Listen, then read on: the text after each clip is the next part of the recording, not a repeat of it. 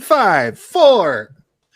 Gather around, freaks. Everyone put on your matching outfits because we're meeting at, hey, did you see this one, Square? All the podcasts in the city are joining to become one. Oh no, a tragedy. I guess the only one left can be this one. Let's get home. Let's let's get home to Toronto Island so we can gather around the internet radio and gather around the internet trash can fire because it's time once again for, hey, did you see this one?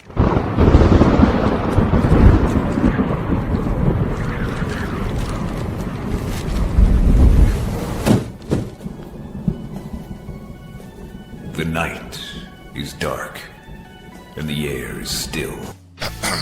That was weird. A human circles the sun likely 80 times in their life, and smack dab in the middle is 40. This month, one co-host of the hit review podcast, Hey, Did You See This One?, turns the big 4-0. There are no themes this time around, as Jason carefully curated a series of films that include horror, comedy, drama, and action to suit the needs of the one true ruler. Praise the ruler! The ruler also demands that Jason invite his best and most famous friends on the show in order to fulfill the wish. The birthday wish. Because this April, Hey, Did You See This One presents no themes, just friends. Jason's 40th birthday extravaganza.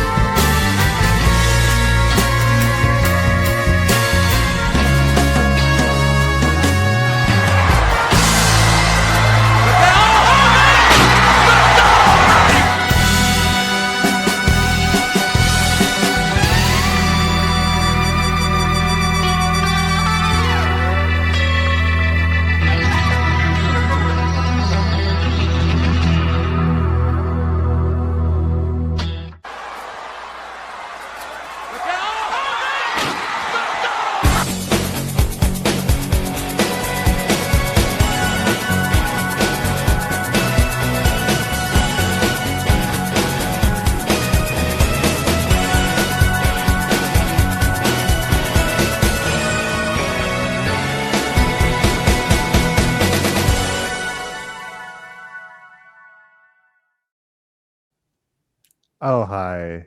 Hello, everybody, and welcome to Hey, Did You See This One? The weekly, what is it?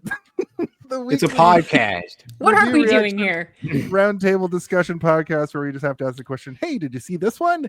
On this show, we take a film and we completely pull it apart and leaving no stone unturned. And I, of course, am Jason R. Phillips. It's my month. It's my birthday month. I made that intro video. It's a parody of my co-host's much better done videos. Stephen R. Waters. Nope. Yours is fine. Yours is good. Yours is fine. I said it's good. I said it's fine and Thank good. you. I appreciate that, Steve. It is a Weird Al style parody of yours, though. I did that purposefully. And as you said a couple weeks ago, yes, I couldn't resist using footage, 20-year-old footage of me at this point from when I was probably 21, and working with our guests this week, Jenny R. Johnson, star of Art. Art star Jenny R. Johnson. Oh, hey. And Thank you for having me. Welcome back to the show. And I the love it first time on the show, coming all the way from somewhere doing some things, a star of making films, Graham. Nothing in particular. Graham R. Pass. Hey. This is also a milestone. It's episode. Get this. Think about this. Try to conceptualize this. It's episode 180 of Hey, Did You See This One? It's season 3, episode 31 if you're playing at home. And just as I said, I used to work with these fine folks a long time ago. It's actually how I would have met Jenny originally at Eastside Mario's about 20 years ago at this point. Like literally, yeah. Jesus Christ. But Graham, actually, technically, we've known each other probably closer to 30 years. Yeah, I'd say so. I didn't know that. Because we grew up you grew up in like White's Lake and I grew up in Shad Bay. I was gonna say we Well, grew up I in the was closer to that. 1950s. I was in Prospect. In Prospect, right? Yeah, so closer to Shad Bay than White's Lake. Right smack dab in the middle. So that's the history. Graham actually is sort of the reason why we're doing this. He's been telling me to watch the Warriors for 30 years. I finally got around to it about 2 months ago, and then I was like, you know what? This is what we're gonna do. We need to have Jenny back on. Jenny's never seen the Warriors or hasn't seen it in a long time or something. 20 years, yeah. It's been a minute. Graham won't shut up about the Warriors. Can't be silenced. And now I thought it'd be a great opportunity to have a reunion with you guys and talk about it. And this is a fairly popular movie, and it is one of those films that kind of fits the vibe of this show, because it is very much one of those movies you're at a party and they're like, have you seen the Warriors? And you're like, I don't know. I saw it in a background at a party one time, or I saw it on TV or whatever. But are you guys also part of this crowd of people that have had like parties where you would just watch movies? Like this is a thing that Jason has said to me. I'm like, what is this world where it's like background party movies? I've never went into one of these. Okay, so it is like a phenomenon that maybe I just wasn't a part of. That's the only time I've seen Jaws was at a party. At a party in the background, Yeah. like everybody was chatting. Background while Jaws party, was on? Oh, yeah. man. That's the kind of thing that would drive me insane. Maybe I just wasn't invited to them because I probably kept telling people to shut the fuck up so I could watch. Everyone stop talking. I know at our apartment we had back in '05, we would put the Warriors on in the background, and sometimes looping all night. There you go. It's some Warriors on mute with Scatman full blast and party Jeez, what a combo!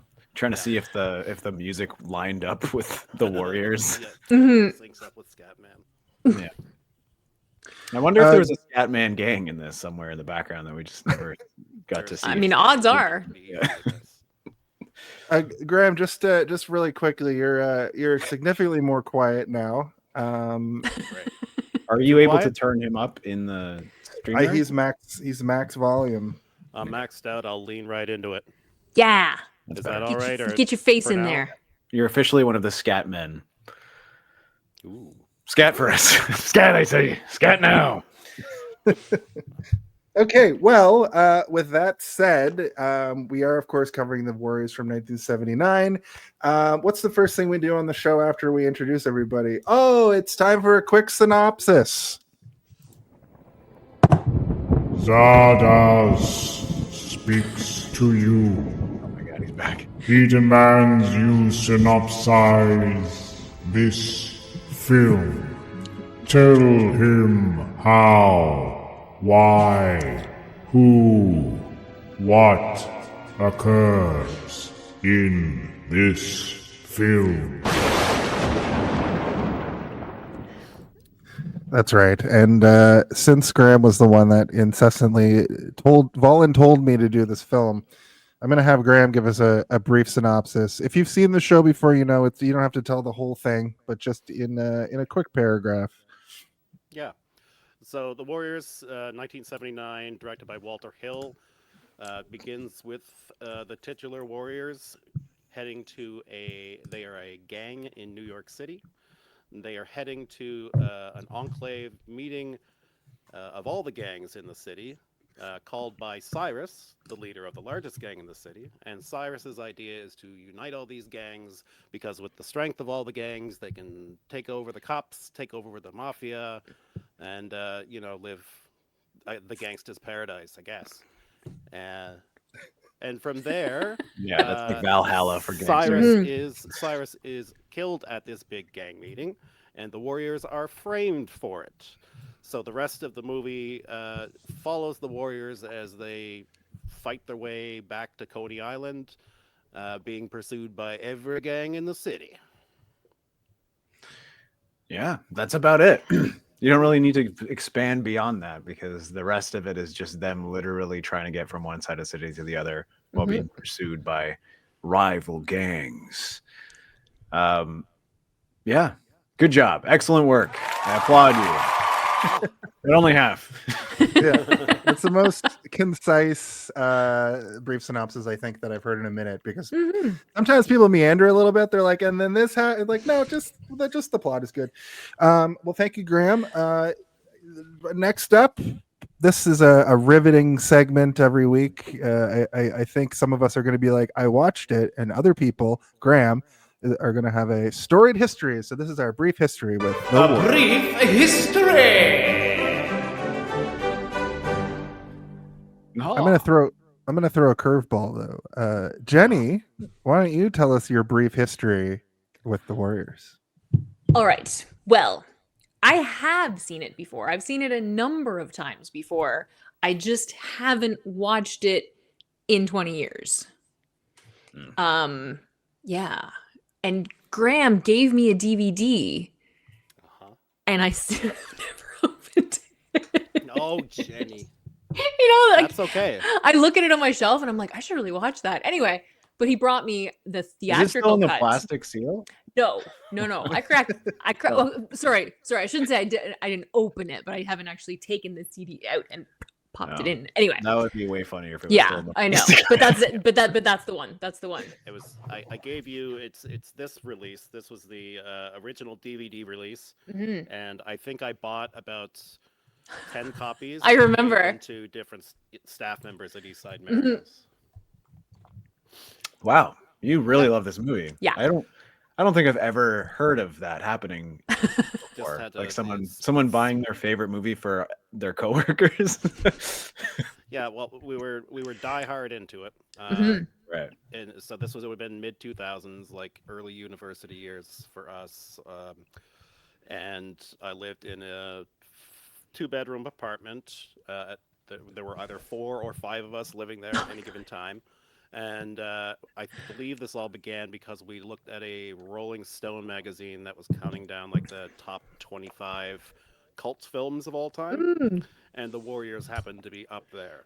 And I think from there we rented it from Video Difference. And watched it. Actually, I don't think there was a DVD release at that point because we started watching the VHS release and then got onto the DVD. But it's something that we watched over and over and over and over again and quoted, to the moon and back. So it's just one of those films that sticks with me because of obviously seeing it a million times, but the association of the friends that I had that we all watched it in that time period, and it was unforgettable, although I can't remember a thing. Yeah. I had sort of a similar thing, but with Evil Dead 2 and the Army of Darkness. Nice. We would do the same sort of thing where it's like the night is winding down, everybody. Most people are gone. Let's put on a movie. It's either going to be Evil Dead 2 or Army of Darkness. Which one do we want? Do we want to chuckle or do we want to gut chuckle? You decide. Cool.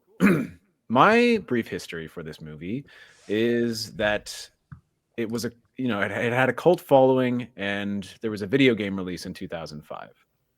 And so I had then sort of like inflated the grandiose nature of this movie, or lack thereof, in my mind, thinking like, oh, I guess this must be one of the best movies ever made if Rockstar is making a video game about it. And it turns out it's just really well suited to make a video game out of. It's not like the movie is, and this is not an opinion of the movie, because we will get into my opinion on the movie. But back then when I first watched it, I was like, I don't get it. I really don't get this. And I found myself drifting in and out while watching it, and it didn't really kind of connect with me in the way that I think it should have. And I never really gave it a shot again after that. And I have played the video game, and the video game was kind of the same, where I'm like, yeah, whatever, this is okay. It's not great. And and that'll bring us to the rewatch, which is then, because I haven't watched it since then, which I really should have at some point, because I've gone through so many different like eras in my life of like appreciating movies for different reasons at different points in my life. So I would be interested to know what a 25-year-old version of me would look like, or a 30-year-old version of me would look like watching this movie, and what the opinion would be. Fortunately, we're only going to get this version of me. But yeah, not a huge history, but it is one that did stick in my mind enough that I remember the first time that I watched it, which a lot of these older movies, I'm like, I know I saw it at some point, but I don't know when, why, or how. I don't have any sort of nostalgic connection to it, where weirdly I do for this, even though my opinion of it wasn't great at the time. That's pretty much exactly the same for me. I remember when the game came out, I hung out with a group of people. It was like late high school, and they were fascinated with the movie because they were punks, and they're the punk warrior crossover. Oh yeah, Jason, your gang was called the Punky Perverts. I remember that. Come here, see. But it was one of those situations where a bunch of Formerly just the perverts. And they changed they added leather and spiky gloves and stuff. Yeah. You're not This is too working far for off. us. We can't just be called the perverts, guys. Yeah. But our friends had this house. They got this house on Windsor Street in Halifax, and it was like 6 dudes living in a house. And back then, it cost basically nothing to rent a whole house in Halifax. And I remember this movie just being on the TV all the time. And then the game came out, and they were playing the game, and they were quoting it and this and that. So, but I'd only really seen it through that lens. I'd only really seen bits and pieces on a TV in the background in these like house parties that Steve is like miffed by. I'm not miffed. I just am like, what? But I do actually think that it is because I probably did get invited to one and told everybody to shut the fuck up. Yeah, I'm trying to watch this. You can't put a movie on and expect me to just not watch it. What the hell's wrong with you? That's why I can't go to sports bars and have conversations with people. Or those Toronto bars that are playing like a movie. Yeah, I'm with like, no shh, sound. Shh. Poltergeist 2 is on, guys. We have to pay it's attention. Ventura Put on the 2. subtitles. Yeah, what the heck? My version of that though was UHF. It would be like end of the night. Let's Nice. put on UHF. But for this film, I actually didn't watch it until basically Graham was like, it's one of my favorite movies. You have to watch it. If you've never seen it, you should cover it on the show. And then I did finally sit down and watch it all the way through. And what I'll say is I basically only got the element of them trying to escape from the assassination. Watching it this week, basically for like the second time all the way through ever, I got so much more out of it. There's so much hidden in this movie, and I think I know why it is. I think there's more sort of discovery outside of what the movie is to be found than there is in the actual movie, because Graham's going to play a little game with us towards the end, and I think we're going to learn a lot more about the characters, because they don't really give you a whole lot to go off of. But it seems like these characters, like, are there books? Are there the Warriors books or something like I Halo? assume that Comic books, you're- like You're the right way- about that, because it's so tight. They don't give you a lot of everything, and especially when you've got a cast this large. I mean, there are 9 warriors, and then you've got all the side characters and things like that. Some of the characters you only get their name once in Yeah. the movie. Yeah. Like I no way you can get everybody's name watching this. Is once Cochise No. ever said in this movie? he's one of those guys. It where it's- is, because Yeah. I was like, did Right? he say goat cheese? Yes. Goat cheese Yeah. was what I said out loud to Yeah, nobody. and then Yeah. like there's Snow. Yeah. His name I think is only said when they're running in the Fury scene. It's like him and Is that like the says, main "Snow bad with guy me." guy? Yeah. Yeah. The clanky bottle guy? That's his name. No, Snow? no. That's Oh. Yeah, that guy. And they Luther. don't say his name through the whole thing. So Yeah. his name is Luther. Ah, Oh, evil name, so makes sense. Yeah. Yeah, and his gang is called the Rogues. Mhm. Yeah. like Jason which you mentioned, do you see can't- on the back of their actually, jackets. yes, you're right. You do see that. There are Except when they lots all of get into gangs that in it. car that has like Yeah. another gang's name all over it, so it confused me. It's like, the hell? What's going on? I referred to him in my notes as Casey Neistat. I don't know if you know who that is. He's a YouTuber from the early 2000s, and they look similar. Anyway, he looks like a lot of people. You're talking about Fingers. Yeah. That guy, Luther. Okay. Yeah. When Before I could remember, yeah. Oh, sorry. Go ahead. I was gonna say when he's doing like his serious sort of like losing his shit mode when he's on the phone and stuff, I'm like, this guy is his face is transforming as he acts into Robert De Niro, back over into that guy from like what's his name, the guy who played like Archangel in the X-Men 3, but he's also in like a bunch of other things. I forget his name. Right, yeah. And then he was also like shifting into like this Canadian actor who was in one of the Freddy Krueger movies and a bunch of TV shows from when I was a kid. And I'm like, this guy's face is like, he's like Jim Carrey over here. He's doing all these facial expressions, and I don't know. Yeah, he's just an AI morph video. Yeah, it was good. It's like Geddy Lee's shitty cousin.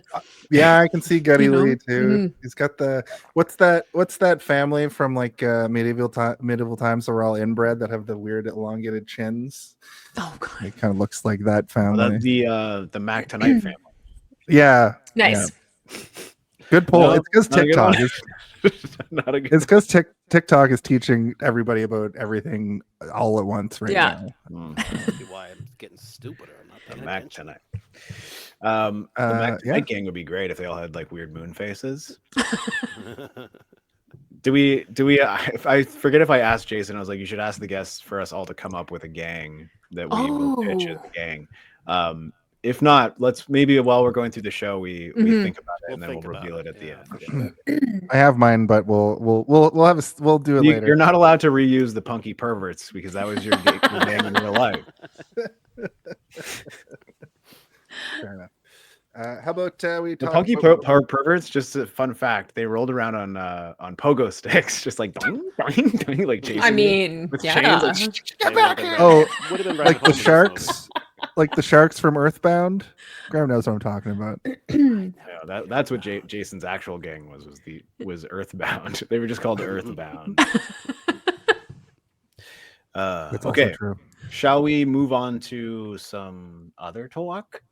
Production talk. All right. Quiet on set. Are we rolling? Okay, let's shoot this piece of shit. Sound. Speed. Action! This is the segment of the show where we talk about the production of the film, which I think Graham once again might have some insight on, but Steve's good at this stuff too, of course. I will say off the get that the budget for this film was $4 million and turned around a box office of 22.5, so should have been a sequel. Yeah. I mean, this probably could have had like a Purge level franchise if they really wanted to. But I don't know. I don't know why. Maybe Graham knows why. I've heard, yeah, sorry to butt in, but they apparently after the movie come out in theaters, a lot of gangs got into it. They were like, "Hey, let's go see this. Get the whole gang together." And then it's rival gangs meeting up at theaters and fighting and things like that. And apparently, that was back when that phrase actually meant get your literal gang together. Yeah. Wear your colors. Wear your flag. The studio got spooked and wanted to, and cut the movie early, so it didn't get as long a run as it perhaps could have. It's crazy. Interesting. But it is also seems like one of those ones where like maybe a remake would be in order, and like why not, and maybe set it in sort of like if you can get a budget high enough, make it sort of like a cyberpunk level of like future, because this is like in the future, but it doesn't tell you how many years or when, and like it looks like it's just the same year. Like there's nothing about it. Just seems like it's nighttime. I'm gonna start to sound like a broken record throughout this because you've both watched the Ultimate Director's Cut, which I demanded Jason not to, and watch the theatrical cut. Yes. But this movie is an example of a movie that gets much worse because of the Ultimate Director's Cut. But all the content is still there, but it doesn't need this animated intro where Walter Hill is telling you about this Greek story it's based upon, and then the comic book frames. All of that is in this Ultimate Director's Edition, and it is pretty much universally reviled by fans. What the hell? Why would they Like, do sort of that? Yeah. Well, I think Walter Hill, he would say, "Oh, it always felt like a comic book movie to me," and Right. fair enough. So it's not even based on a comic book. No, It's No. so Um, this it's based on movie a is- novel. Yeah, this movie's Interesting. So based I on guess a novel by Saul Urich. There are lots of differences we can Mhm. go over Yeah. later, but the sometime in the future was in, I guess, the original script, but I don't know if it was the editor or the studio, but they just decided like that's kind of pointless because when you just say something's a little bit in the future, shouldn't that mean something? Shouldn't it be setting up? you'd think so, anything? yeah. But But Mhm. you're just looking at then current day New York City, except everybody's in costume. the Yeah. way I looked at it was, I was like, are they doing that just so that people aren't like, it's not like that. It's not like that. If we just say in a little bit in the future, people are like, maybe it will be like that. Maybe One in day, the 90s. 5 years from Yeah, right? from now. Yeah. Because that's what I sort of drew from it. I was like, this is a weird, is this a weird dystopian future? But then it specifically isn't, because a regular prom people get onto the subway, Yeah. and then Yeah. you see that there's a divide in Listen, Jason, like, we're the living in a social dystopian levels. future right now. And people Yeah. still go Exactly, prom. right? You Well, can see how at- you can see how that colored both of your sort of experiences of Mhm. it immediately puts in your head the question of like, oh well, what is this future? And if you're not focusing on, if you're looking for little details of like, oh, is that an iPad over there? Yeah. Then Yeah. that's you're already on the wrong path. Give Like, me a Mhm. hover car. or Totally, something. yeah. the theatrical movie starts with the shot of the Wonder Wheel, the big Ferris wheel, with the Warriors. It's a great over it. shot, too, yeah. And then it goes like right at the music starts bumping, dun, dun, dun, dun, dun, dun, dun, Mhm. and then you get the shots of the train interspersed with credits and the guys talking to each other. So I can kind of see when they marketed the game is when the DVD came out, the director's cut. So I think they wanted to really kind of tie those together with a similar art style. And if you remember the ads for the and the cover art, I think even for the game, it was a very comic book style Mhm. that's sort of replicated in these rotoscopy Yeah, I guess there's like things. I can see like how you could take something like this where it's like, this is based on sort of this mythical story that was told in texts long ago. What is the equivalent of these sort of heroic texts now? Comic books, superheroes, that kind of stuff. Like, I can see how that would be kind of interesting to somebody to do, but Jenny, for example, amazing artist. I dabble. I dabble as well. But like, these were not good drawings. They were just frames of the movie that they traced over and put like flat colors on top. Right. And they didn't really have any sort of artistic merit. And I even used the example of Grand Theft Auto 5 and Red Dead Redemption. They have Mhm. the same sort of like traced style with style though. Like, you can tell that they spent hours meticulously making these images look good. But this movie didn't do that. They're like, we're just gonna use. I'm not even gonna use a stylus and a pen. I'm just gonna use my mouse to outline this guy and Mhm. drag and drop a brown. This guy's peach color. And then done. And then like it looks like absolute shit. Yeah. And every single time it happened, I was like, come on, like, hire an artist. You can give them the images, like, take the frame from the movie, give it to an artist, give it to Jenny, and Jenny will spend hours giving you good stuff. And like, Yeah. it's just kind of disappointing, right? Because Yeah. if you're trying to make it look like a comic book, then make it look like a comic book. Don't make it look like you put it in Photoshop and up the contrast and drag dark lines around the edges. Mhm. It actually was making me mad. I was like, and this is the thing, is like, I knew that this was added because I'm like, obviously this is a digital upgrade or add. This wasn't part of the original thing. You can just tell by looking at it. It also there's such a contrast from like this super stylistic and well shot movie from the late 1970s Mhm. with just these gross digital drawings slapped in as transition pieces.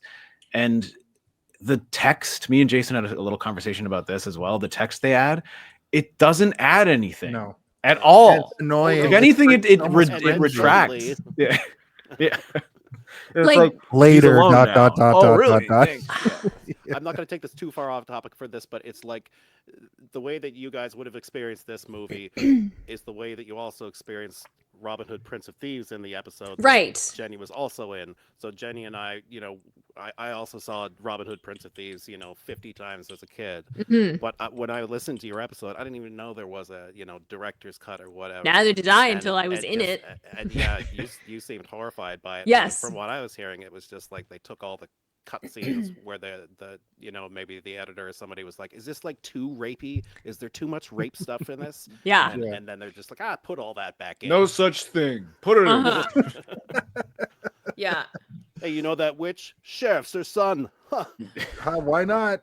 Yeah, just And then things that don't add it, things that detract from the movie that were taken out for a reason. Yeah. And then you jam them back in, and so yeah, that's was your talking first to- experience with it. It totally colors it.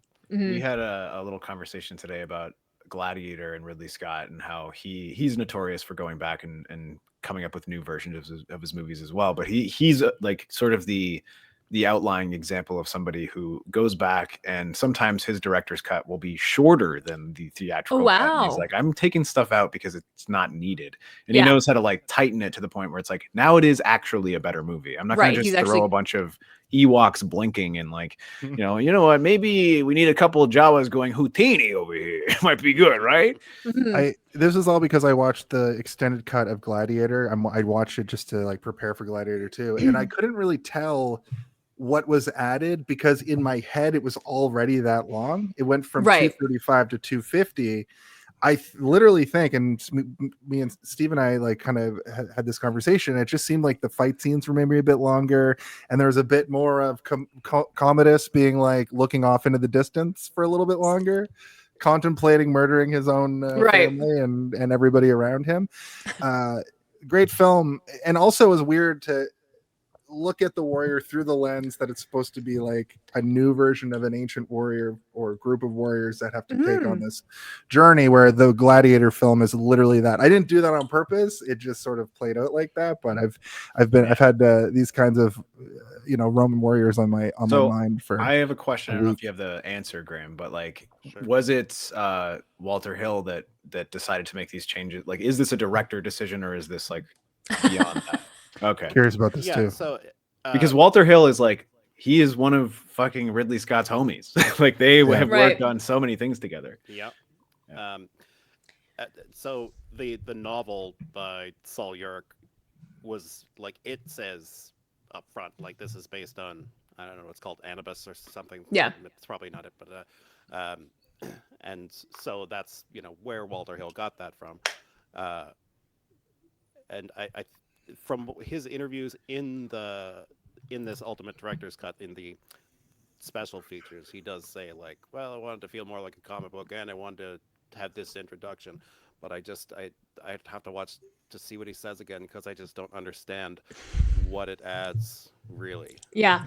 It seems like it's just misguided because it already feels like a comic book. You don't need to add these comic Totally. transitions, like these Totally. I don't know And the- whose idea the transitions were, but The transitions that exist in the movie, like those empty street scenes sort of in between the set pieces, are so good. Yeah. And Yeah. so like they do their job so well. I can't imagine throwing crap in between them. Yeah. That sounds crazy to me. And From even, what I like- read, though, like his original vision was to have it be like that, and there was just like the technology or the time Oh, constraint, the God. budget wasn't there for it.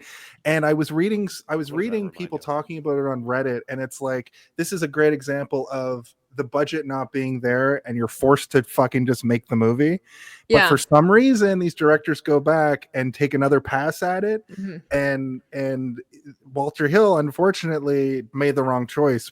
I think I know, but that seems like a fucking bullshit. That seems like it's bullshit to me because, like, I can see Spielberg or Lucas going back and doing that because they're making science fiction movies where the technology is literally not there to add. In Cloud City, they digitally add windows because they were just in a big white room for a lot of it. Right. Now they have cool cities in the background. That's a cool additive thing to do. Mhm.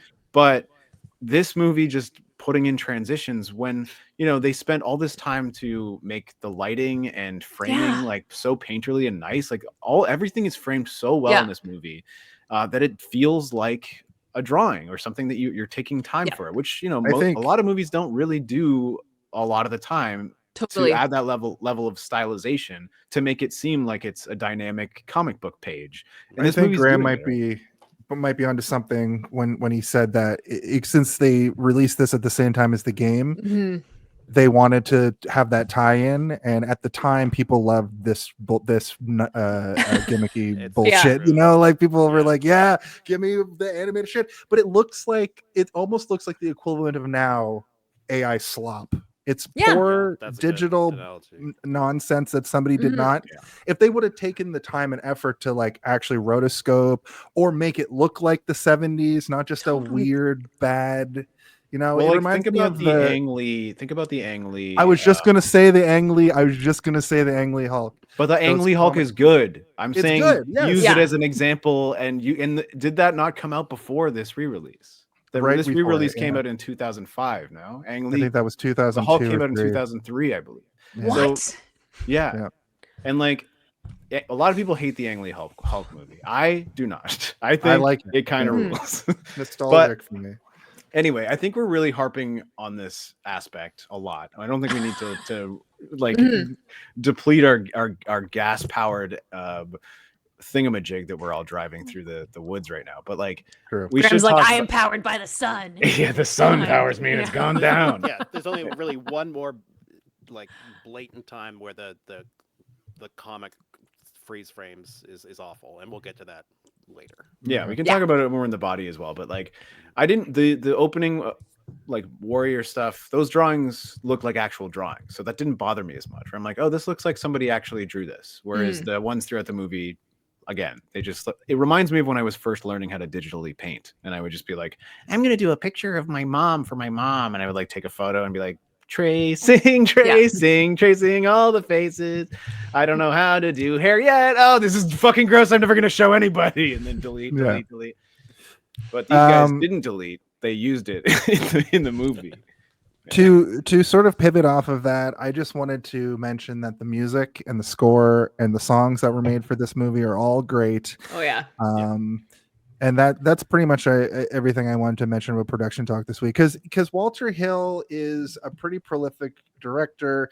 He's a things writer, like director, and producer. He's Yeah. not in any way a bad member of Hollywood, as far as I know, in terms of like the bad stuff that we always talk about. But like in terms of the stuff that he's worked on, freaking dynamo, man. Like he's got a lot of stuff that I'm like, oh, but he's also directed things that I'm like, that sounds like a parody of a movie. It doesn't sound like a real movie. Like my friend Andrew always says, like, have you ever seen that Stallone movie, Bullet in the Brain or whatever? I'm like, and I start laughing because I feel like he's making up like a stupid title. And I'm like, that's a good one, buddy. And he's like, no, it's real. I'm like, what? And then I look it up and it's called Bullet to the head. I'm in a movie called That's Bullet to the amazing. Head. But like Walter Hill's had he directed 48 Hours, which is a pretty good film, and Brewster's Millions, which I really enjoyed. Did he?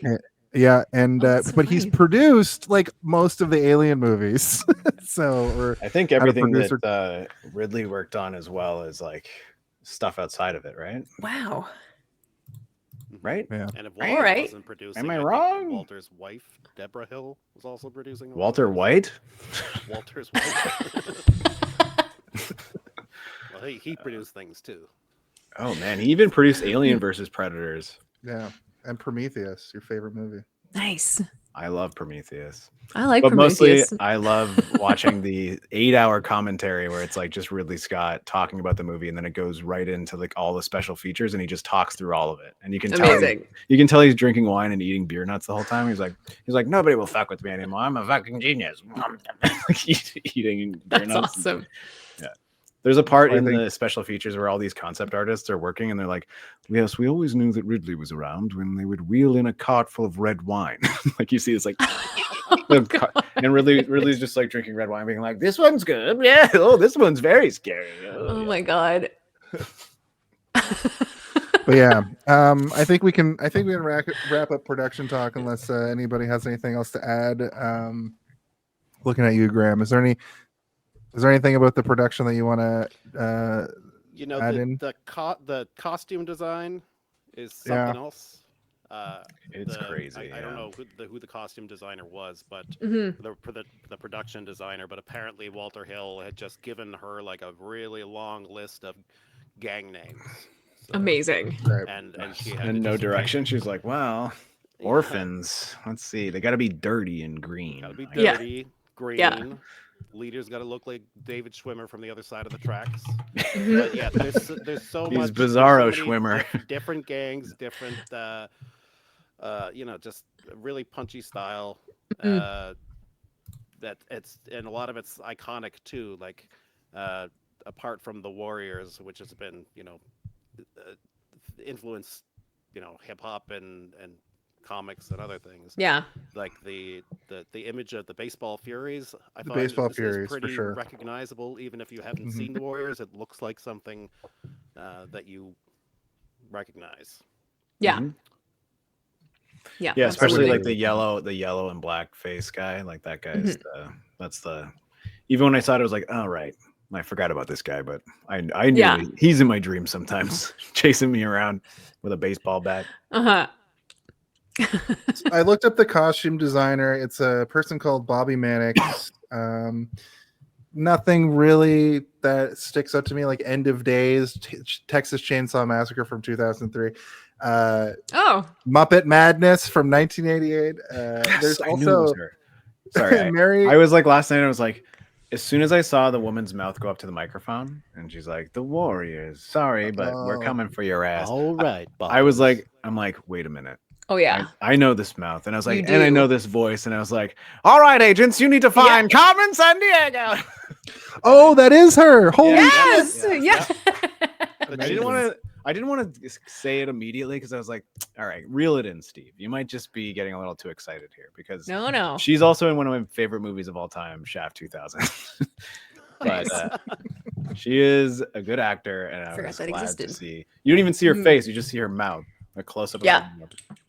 But that voice, I mean, Oh anybody yeah. in our age range would recognize as the chief from Carmen Sandiego, Mhm. and I'm sure other things. Yeah. This movie, Shaft The 2000. Warriors, and Shaft 2000. And that's it. Do we want to talk? We want to get right into it. It's Yeah, I think I'm gonna go with a short body. The body of the episode. So I also want to immediately hit you guys with this. Take it first. That's when they said the name of the movie in the movie. This is one of those movies where the name of the movie is, of course, the thing that they're saying constantly. But this might be a record. 2 minutes and 26 into the movie during that opening segment, he says "the Warriors," which is also more rare than you would think, where they include the. But Right. this is a film that does start out with kind of a stylized intro bit. That Ferris wheel is iconic. I couldn't find the theatrical. I couldn't find it using the ways that I find movies typically. It might be lost to physical media owners only to have really, because from what I read, even if you have the ability to watch this on streaming where it still does exist, I think it is the ultimate director's cut on streaming. Mhm. I did read that elusively you can find situations where like Amazon might have the selection for both, but I think that Right. might be Amazon US. But my version of this movie did open with that bullshit. The Warriors of It's Yore. fine. It's not that part is not that bullshit. bad. But it does. The movie opens with the iconic Ferris wheel, Mhm. and it goes from there with the score over subway trains, sights from around the city. They're talking about going to. It's very, very good. Summit. Yes, All of It this is. very good. There's only one part that I was like, ugh, of course, but that's me. That's a me thing. I'm sure people in the 1970s were fine with it, but I was the whole time thinking like, this is such Then a. I know what it Right. is. Yes. Okay. Just got it. Okay. What did you do, Jason? Did you do did you do this or something? No, I didn't do. I Okay. crossed off one of my notes. All right. I think you just got everybody to figure out. You what all I figured it did out at the with same that. time. Okay, good. Yeah. But the way it's shot, the way we're framing close on everyone's faces, we're giving everybody sort of an identity and sort of a snapshot of these characters and showing just sort of a little tiny slice of their thought processes and their personalities, and more importantly, giving everybody sort of a moment to be framed up so that we'll be able to recognize them throughout the movie a little bit easier, which is like, it's sort of like a better version of, have you ever seen like Suicide Squad, where they spend fucking 25 minutes introducing you to every character and you don't give a shit about any of them? Both movies do it too. It's not like one or the other. They both introduce. But the second one, they do it a little bit faster, quicker, and better. Like it is better. This is like, it's like that, but super condensed. And they're also giving you sort of exposition as to what's going on, but with enough mystery for you to not really know exactly what's going on. I tried to write them out as they appeared, and here's what I wrote: purpley guys, mimes; army guys, thugs, the warriors; Asians, but they're kind of like Genghis Khan. Guys. Yeah, they're like Greasers. Mongolian-ish. You're like they're the Huns. Definitely The Huns. Greasers, electric terminators, Spanish guys, I guess. Most of the gangs were like not homogenous, but every once in a while you'd get one that is like, okay, that's all one race, I guess. Yeah. Like at the same time, I don't know. Even then, you're sort of like, you're peering in the background, you're like, I think there's a black guy there. I think there's a white guy there. I don't think it's all. Yeah. It's a good blend. They didn't want it to be like the race warriors. You know? Yeah. Silver jackets and That tank would've been the tops. sequel. Yes. And tank tops. Yeah, and so they in the book, the gang that the Warriors are based on is a black and Hispanic gang. And Walter Hill wanted it to be a black gang, but it's 79 and the studio's like, I don't know how that's gonna play. So it's a weird thing where it's they like split it in half. Yeah, but the Warriors go. They kind of mixed it up, and it I don't know, as far as movies translating well to a modern day sort of way that we would do movies like this now, it's sort of like it's on par with like how we would do it now. That's actually surprising. Yeah. I was also sort of like, did fucking John Carpenter direct this? Because John Carpenter's always been pretty good at sort of like making sure that there's a lot of representation in his movies, because he walks around the world being like, what are you talking about? Not everybody's white, black, Asian, or anything. We're all mixed up here, folks. We should have representation everywhere. Yeah. So I was kind of pleased that at least the Warriors had that sort of non-homogeny, and we're getting a little bit of everything. And forgive me for saying, but Rembrandt, gay, right? Like he's gay. He's definitely gay. Okay. Yeah. If not very heavily queer coded. Yeah. Yes. 100%. I mean, which makes other guy, Dexter's dad or whatever, that guy needs to chill out, man. Oh my God. So offensive to your good friend Rembrandt. Yes, right? Yeah. Ajax just wants to lay wool, which is the craziest thing I've ever heard, and he drops multiple F slurs through the movie. Yep. Which I hated, but he was an interesting like foil for Swan, I thought. Oh sure, yeah. Swan is very like laser focused on what we have to do, and you have this guy yapping in his ear. It kind of reminded me a little bit of Grand Theft Auto 5 with the two I can't remember their names now, Lamar and no, that's not his name. You know what I'm talking about. The guy that can drive well. Oh. Trevor? No. He blows things up. Franklin and his friend, I think his friend's name is Lamar, isn't it? Yeah. Maybe. You better get rid of that yee ass haircut. But that's what those two reminded me of, where it's like one guy trying to do right and one guy just being like, well, why are we trying to fuck over here? Like, it does have a very Grand Theft Auto energy to it, which is like, again, one of those things where I'm like, am I just sort of connecting it to that because it was a Rockstar video game, or do I actually feel that way, or did they choose it because they're like, this is sort of on brand for us and could exist within our sort of Rockstar world? I wanted to say that about the Warriors game because they also had that other game, State of Emergency and Manhunt, that were all around the same time. Where they were just you really are a member of the punky perverts, aren't you? Jesus Christ. Rockstar was like, Grand Theft Auto, let's use the same engine from from GTA 3 to make these interesting other things. And State of Emergency was like, what if what if a mall was on fire and you had to kill as many people as possible? And that that's kind of like this. And the Warriors is like, I think you're a gang and you fight other gangs and you move through the plot of the movie. And Manhunt, well, we don't talk about Manhunt because it's a snuff film, the video game. Except it got a sequel and those other ones didn't. Yeah, that's true.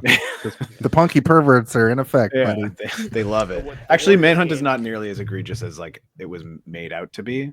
It was just like Saw, except like if Saw made you have to kill prison, because you're killing killers. You're not killing innocent people. You're like killing other perverts and monster That men. was still in the time that video game violence was on. Yeah, I think it got banned in like radar, and then it spirals out of. It was like our satanic panic. There was like this thing in the early 2000s where video games were being so heavily vilified for any type of violence that existed, which is now, I think, been scientifically proven over and over again to not be the case. I think it's like even where it's like, no, it actually reduces people's tendency to be violent because they're able to sort of exercise that part of their brain without committing it in real life. So it's maybe healthy for people to go and run people over in GTA 5 or whatever.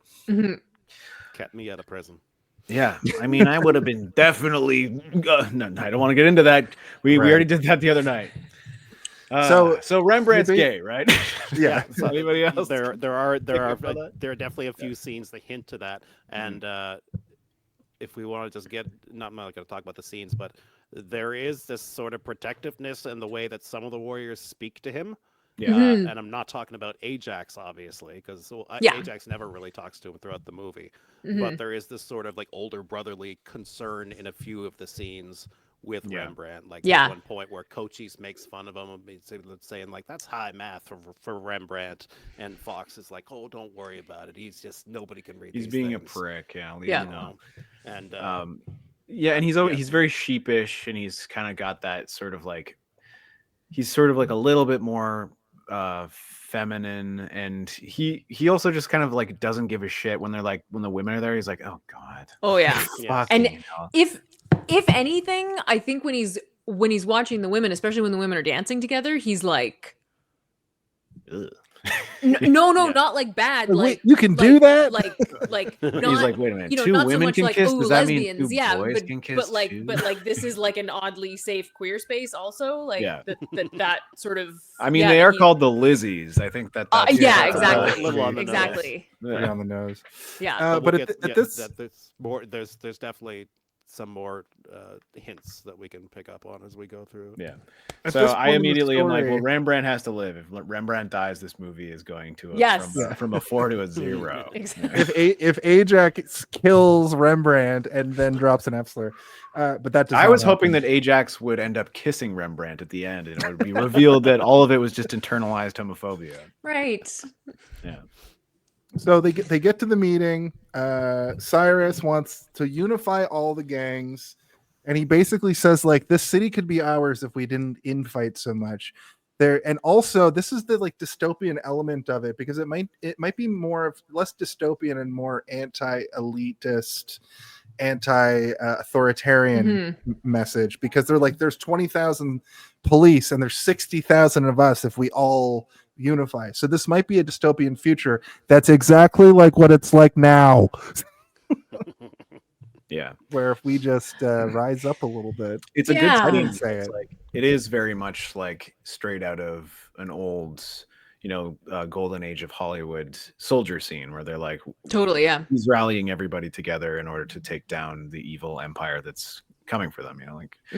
Even like Star Wars or like the Matrix, like they've all emulated this type of scene, and it's rare that you see it in this sort of context, and it's very cool. Like this whole beginning is like so good. I think the movie is like 5 out of 5 amazing right up until after all of it. Like as soon as they leave and like they're just running home, like that's when the stars start to fall off for me. But like this whole beginning chunk is just like Mhm. Awesome. I'm invested. I want to know more. I want to see everything that Yeah. happens. He gets assassinated. Holy shit. This Yeah. is tense. Yeah. Oh my god. This guy's the evil guy. This little fucking goblin man. They're called the goblins probably, right? And he's the goblin king. Yeah, But he does. Luther Cyrus being the uses one that the shoots. iconic line, "Can you dig it? Can you dig it?" Which It's And- been quoted in so many things. Go ahead, Jenny. Sorry. Can we talk about the Dwayne Johnson of it all? Like when I saw this movie, it was right when The Rock was coming up. Like Right. when I first saw this movie, and I was like, oh, this is his character. This is literally where he got this character from. I mean, Even That's even what he's doing with his face, there are like look, a facial bit of the expressions. that- eyebrow. Yeah, oh my I can god! see that. Like it isn't even just that. There's like when he calls them suckers, like there's it's The Rock. It Well, is I don't The wanna Rock. be pedantic. Okay. The wrestler you may be thinking of is Booker T because he says, "Can you dig it, sucker?" Oh no. I'm not talking about can you. Although at that point, The Rock was using "Can you dig it." I had heard him say that at that point. I'm not gonna argue with you. But no. But Jason's also, like, I can don't you want a smell what The Rock is man's cooking? Can you smell what The spread. Rock is cooking? Right? Yes. Yeah. Yeah. I'm just saying. Like The only thing very that I'll say, like, I do see what you're saying. The only thing that the pedanticness of it is that Booker T specifically would say, "Can you dig it?" right. The Sorry. Rock- Yes. The Rock never said, "Can you dig it?" But I do see what you're saying with this character sort of holding that, having the mannerisms and captivating an audience of 60,000 with relative ease. I do get that, and The Rock would have peaked right around this time too. Like So, like when he because I mean it was like post Rocky Maivia, but just like early Rock days when Yeah. I first saw this film, and that was like I can't believe that he used to be Rocky Maivia I before was that. watching Monday Night Raw the first night he came out with his little tassels on. Thank you very much. Yeah, he was the blue chipper, and he Yeah. had the weird tassels, and Yeah. it's interesting now to see how far Samoan wrestlers have gone. They don't have to slap these weird Right? pseudo Samoan gimmicks on them all the time. But when Mhm. they do, it actually pays homage to the actual island of Samoa. Exactly. But I agree and disagree, but I agree. I don't have an opinion because I don't know nothing about wrestling. That's all right. You have more Just brain like The space Rock. for other things. Cyrus True. can really I work have no crowd. brain space. Yeah, for right? anything. This crowd really gets worked up. Mhm. This is one of those scenes that it's really fun to watch the background because Oh, yeah. you're thinking like how they directed these people, like the reactions to some of the things Cyrus says are just like, there's the first ADs over there and be like, yeah, scream as loud as you can and throw your arms up in the air, Yeah. because it just it'll be can you count suckers? And then guys are throwing the arms up in the air, being like like they just won the lottery or their mom beat cancer. I know how to count. I can count. Yeah. Yeah.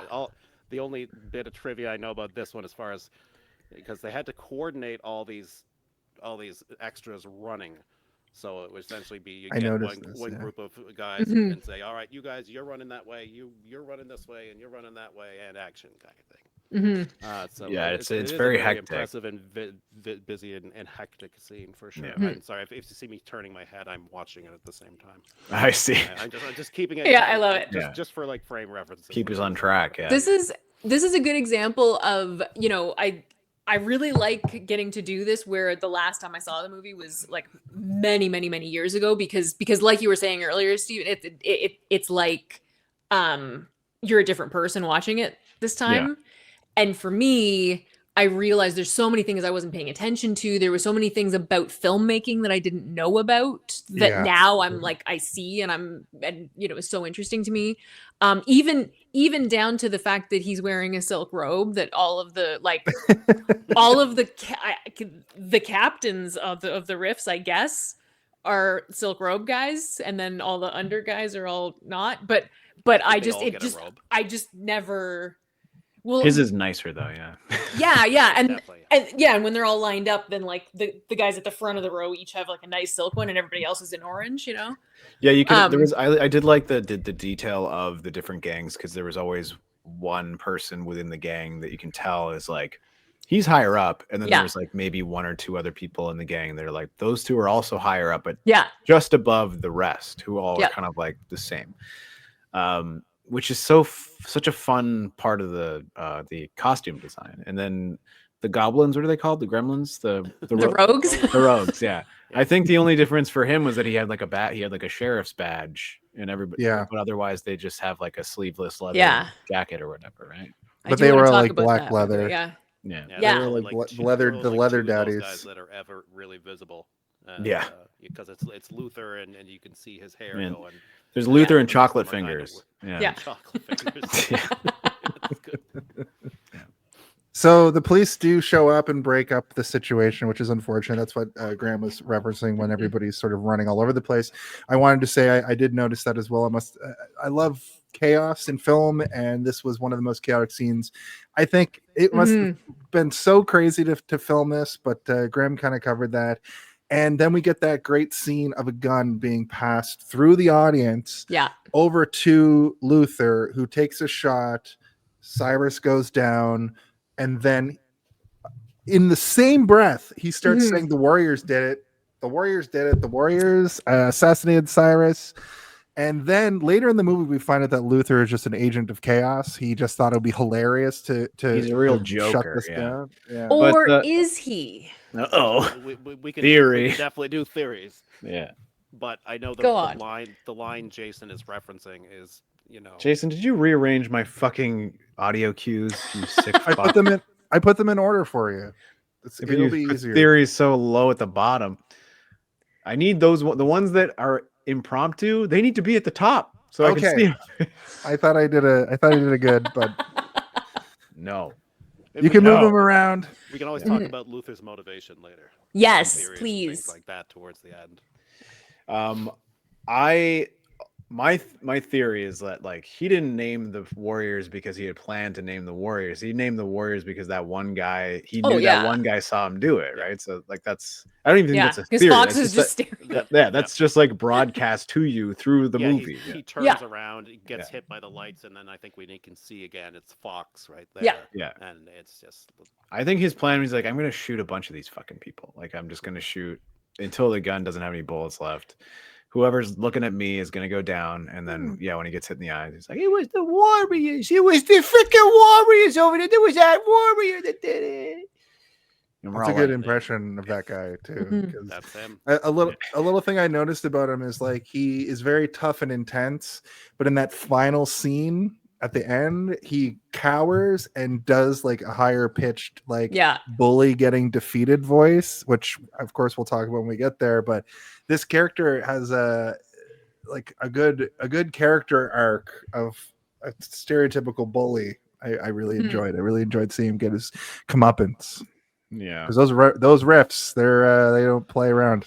Speaking Spoilers. of giving the comeuppance, Cleon is who Cleon's the leader of the Yeah. the Yeah. Warriors. Yeah. And Exactly. After this shooting, after Luther starts shouting, "The Warriors did it! The Warriors did it!" He runs at Cleon, and then the Riffs give Cleon the old Elbow finisher. elbows. Everybody's They're all getting coming there, in with the- driving them in right in. I mean, that would be like getting stabbed with a bunch of blunt. Like that's just bone, getting hit by bone over. and Yeah. over. That would kill you quick. And Yeah. but he also like shit kicks a few people before it like they're Yes, all he coming in does. and he's like Yeah. like I'm like, whoa, this guy. And this kind of got my blood going where I'm like, is this the combat we're gonna get in this movie? This is gonna be great if this is the kind of fight No. scenes we're gonna be getting throughout the whole thing. But no, it turns out there's gonna be 75 foot chases with a couple of moments to break up them running away constantly. Yeah, there's definitely a martial arts element that goes along with those Gramercy riffs. I mean, I think the move Yeah. that kind of knocks Cleon down is a spin kick from one of the dudes. Yeah. And like this is why I'm like, if you remake this movie, you got to set it in like the actual that like give it a cyberpunk treatment and have them like of like this is they Mhm. call them the Blades and they all have like blade legs, like the those like amputee leg things or whatever. Like, It's too much. but No. they have like sword feet. Do you guys know anything? When I looked up the Warriors earlier, apparently they tried to make in 2022, almost the year of our Lord, they tried to make a TV show out of the Warriors. Oh. It looks like they made a pilot, and it's definitely the Warriors because we got Ajax and Cleon, and Right. I wonder if this just like I think this is one of those things never where it's came a out. property that you could make gold Yeah. with it, but you could also try to spin gold and you'd end up with a just big pile of wasted gold that it smells like shit and nobody wants to touch. And they're like, burn it, Yeah. never look at it again. Yeah. just turns green. I think Yeah. that's silver, but This is fool's Yeah. gold. yeah. Yeah. Well, I think this could work as an Apple TV show where they actually kind of take some care. Mhm. It'd be interesting. But the Warriors do flee from the situation, and we now assume the truce is off. That The was situation created also a gang. They're running after them. right. It's the Jersey Shore, yeah. Uh-huh. Come back here. I'm gonna make you do our laundry. And the Warriors are based out of Coney Island. So now the movie becomes they have to get back to Coney Island. Mhm. Yeah. Which is like and- 50 or 100 miles from here. Yeah. They don't know. Could be one, could be the other. Could be less. We Could only be go on more. the It is, subway. it is 27. Yeah, so it's way less. I looked it up.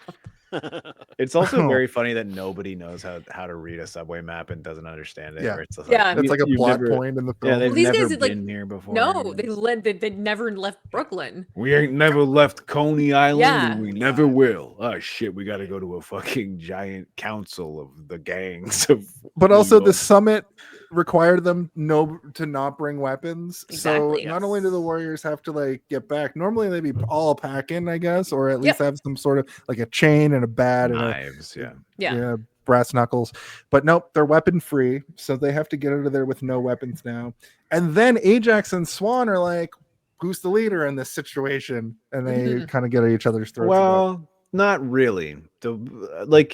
What happens is that Swan just starts being like, we need to do this, this, and this. He takes up the leadership position, not because he wants it, but because he is like, we need to do something. So he starts giving instructions, but he's not really like telling people to do things. He's just saying like, let's go here. And then Ajax in Well, typical, like, I'm a freaking douchebag. I was born a douchebag and I'll die a douchebag.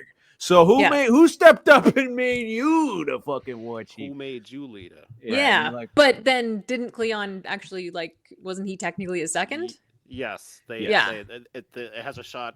I love these shots where it's like a pan along three guys and they all take turns saying something. Yeah, It's yeah. Like easy, Ajax. Yeah, lighten up, big boy. Swan's war chief. We got to stick together. yeah. So yeah, they dropped. Yeah. Swan's title is war chief. Mhm. So, which would make him like, I don't know, what would be the top? Warlord. Warlord. Okay. Mhm. Yeah. So he is Those are the technically only two we second in know of. command, right? Yeah. But he's Yeah. not even like falling into the position of it. He's just sort of like taking charge to make a plan. And this dildo who cannot stop saying the F slur is like, maybe I'm gonna challenge you right here, right now. We don't know where we are. We're in a graveyard. We're all sweaty. And I need to fucking fight somebody, so I'm gonna fight. And you. also, you guys go ahead. I gotta tag this up with a W. No, I they think tell now- him to No, do they that. told him to Rembrandt, do that. Rembrandt. Oh yeah, you Yeah, stay yeah. back here and tag this W. Yeah, Swan stay does back it, and then you practice. see their wicked tag. That's Yeah. what. That's why he's So called slow. Rembrandt, Jason. Yeah. He's the one with the Very spray slow. paint. Yeah. Because of the artists, they're known as Rembrandt. I feel like when which- he was prepping for the role, he was like, no, this is fine. I got this. I don't need to practice this. And then when he actually went to film it, he was like, oh, this is actually like hard. Yeah, he's does a like, W look like? he does an M by accident. And he's like, fuck the Warriors. We need more tombstones over here. We don't got the budget. Listen, we only paid one family to deface their ancestors' tombstone. But we get our next comic book cut. over to the riffs. Every time they cut back to the riffs, it's the same every time. They cut to the leader of the riffs being mad about having, he's angry. We got to get the warriors, or this gang failed, and then it cuts immediately to the woman on the radio who is updating us in real time while we're watching the movie. Just recapping like a sitcom or a streaming series drama, recapping what's happened in the last 10 minutes, or a which Greek is fine. chorus. Or a Greek chorus. She's sending the word. She works Right. for the Riffs, or the Riffs have a connection with her. You see the leader of the Riffs at this point, after Cyrus dies, is named Masai. Another thing you wouldn't know. It is in the credits, but they never say his name. Right. Yeah. So like Jason said, there are a number of these scenes where it's just Masai, like just standing as if he's lost in thought, and then some guy's head comes into the frame and is like, "Hey, they blew it." Yeah. And Masai will say, like, The baseball word. Furies failed again. Mhm. Well, that doesn't it doesn't surprise me. They're dressed as baseballs. Anyway, You give the audio listeners the wrong impression. Sorry, Cam just asked me a Star Wars baseball, question, and I had to answer it. Yeah, so he's like, you don't even know where the train is or whatever, and then he's like, Rembrandt is like, hey, the train's over there. It's right over there. Let's go. And then we get our first foot chase, right? Or did they just Well, leave the well, train? just I can't before- remember. There's just so many before that, goddamn foot chases. I thought it was interesting that when she's like, the riffs tell the woman on the radio to play a song, and she plays the song that's, says nowhere to run, nowhere to hide, which I thought was an interesting thing. Because in my head, my theory, let me just find that wherever I put it. You have exactly There it is. 8 seconds. My theory is that everybody in the whole city has radios everywhere, and this is their way of communicating. You just tell the radio lady to say what you want. I'll get out there, but obviously, I do like that as like a coded message, where it's not even really that coded, but it's like they message her, and then she puts on a specific record to give a message to whatever gang. That's such a cool way to do it, and such an interesting way in a film to like, we have a specific song to play here for this thing, because a lot of writers and stuff, like when they're writing a movie, or even editors, they'll like edit to specific music, and a lot of the time it will be something like that, where like the words spoken let's take the words that are spoken lyrically in a song and take it actually literally, where it's like, you can't hide, we're coming for you, and like, and then you use it to literally tell a story, which like can be very corny in a lot of things, but in the context of this movie, I think it's like, that's such a funny way to go about it, and a fun way to have a song play almost to its entirety within a movie, and have people just like running away in fear, having the song being like, we're gonna fucking find you, we're gonna fucking kill you. I like it. And I like it a lot. It adds as a nice little interlude where we get to introduce to some more of the gangs around the city. That's the first time we see the Baseball Furies warming up. We see the group called the Punks that they'll fight later. The guy with the roller skates. I have to be honest. Like some guy with just pinstripe shirts and like fedoras. That's their gang. So many. The Boppers. Hawaiian shirt gang with the ghetto blaster. I 100% read it as baseball furries like 40 times. Oh no. In my head, and I thought that could be another gang. That would just be a bunch of mascots, like they're in mascot costumes, like the baseball furries.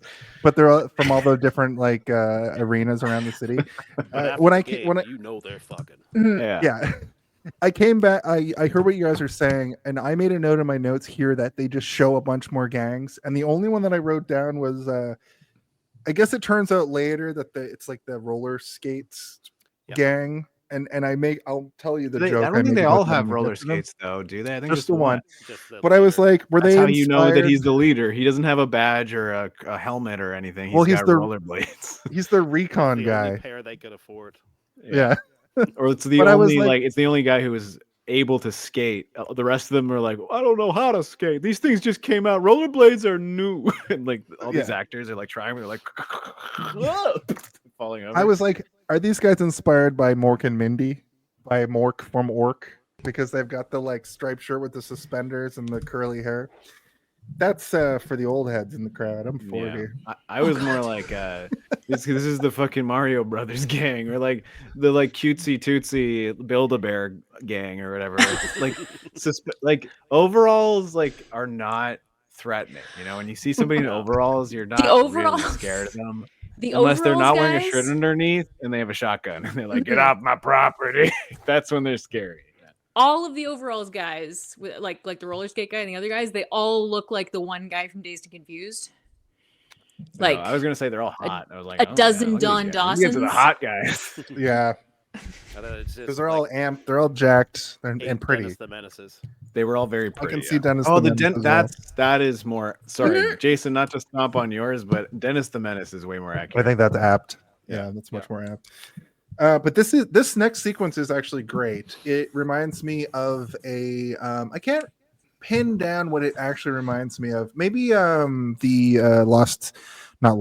Escape from LA movies, Escape from LA and Escape from New York.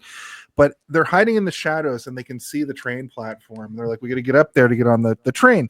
And this fucking bus rolls through with guys in the bus and on top of the bus. And they're basically just like ACs. the Turnbull ACs. I wrote that down. Have we looked into that name at all? Well, they're skinheads apparently, even though they're except there's black guys. Yeah, multiracial skinhead gang. Yeah. But also they're the Turnbulls, like as in John Turnbull. Doesn't that word mean? No, it was turn balls, like a ball sack. I don't think it was. Oh, I thought it was turn I bell. don't know. I was just trying to be like, what could it be? And why ACs? What would AC mean? Jenny, could you say more? Who's John Turnbull? I don't know. John Turnbull is one of the I think he signed the Declaration of Independence, but let me I know this because of Hamilton, to be fair. Alexander Hamilton. Turnbull. My name is hang on. Alexander Hamilton. Turnbull. I don't know. While you think about that, this might be a perfect time to say that on the Hamilton tip, Lin-Manuel Miranda wrote a Warriors musical, and I'm not sure if it was ever performed. He might have done it a long, long time ago, and it was performed, on stage.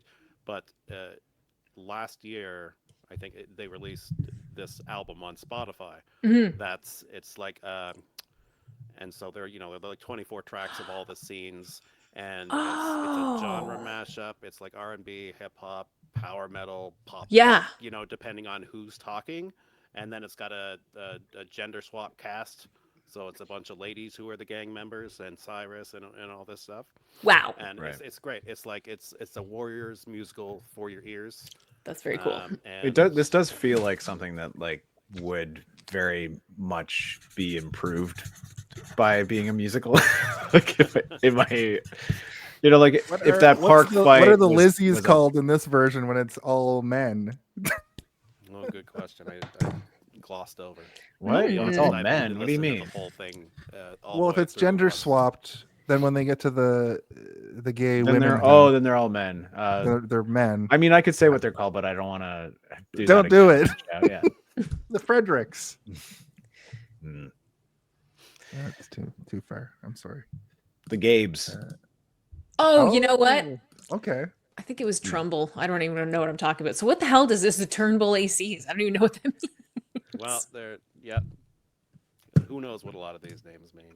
But we do know they've got a big van, and it's like a school bus almost, right? Like one of those like bus, sort of like shuttle buses or whatever. Yeah. I mean, that's like buses. That's the It's weird because they all look like they're staring out into space too. Like they're being very contemplative to something. Yeah. I'm seeing this shot right now. I think maybe the idea is that they're listening to the radio broadcast or something, but they are all just like not moving. It's almost like they're listening instead of his mind, seeing the fourth dimension. Yeah, it's almost like they're listening to the same song we're listening to, and in their minds, they're seeing the movie that we're seeing as well. Like they're seeing the same montage that we're seeing, and they're like, "Holy fuck!" And then they're seeing themselves in the montage, being like, "We're in this montage too! Holy shit, this is crazy!" But what's interesting is like as the train comes, they just do a Yui and come back, and they're just Mhm. kind of like, we got to go. So they run out, they give chase, and they just make it onto the train. Which I like these moments. You ever? It reminds me of in Seinfeld where Jerry takes that woman out on a date, and he gets home, and he's like, "You ever pretend you're being pursued, and you got to get the key in the hole as fast as possible?" Yeah. This movie evokes that like several times when they have to get to the. Mhm. They're waiting on the platform, and it's like we got to get on this train, and then like doors still have to close. Like these trains are running like the Toronto subway Yeah. system. Where I was in Chicago last weekend, and it literally is like looks the same. Like the L train is Mhm. above ground in a lot of places, and it feels it's very similar vibe to this. And I really enjoyed, really appreciated that, and I really like that. I really like the suspense that's given to us. Mhm. Because it is that feeling of like when I was a kid, I had this thing where he had to go upstairs to go to bed, and I thought skeletons were chasing me up the stairs. Yeah. And if I I used looked to do the same- down, yeah. Specifically skeletons? yeah, it was skeletons. Oh. Mhm. I mean, everybody has that, but it's funny that yours is specifically skeletons. It was Mine was just like, skeletons. Yeah, a I've got a creeping bone to dread, pick yeah. with you, Jason. Oh yeah, yes. Were you there? Yeah, it was me. I was there. I was the skeleton.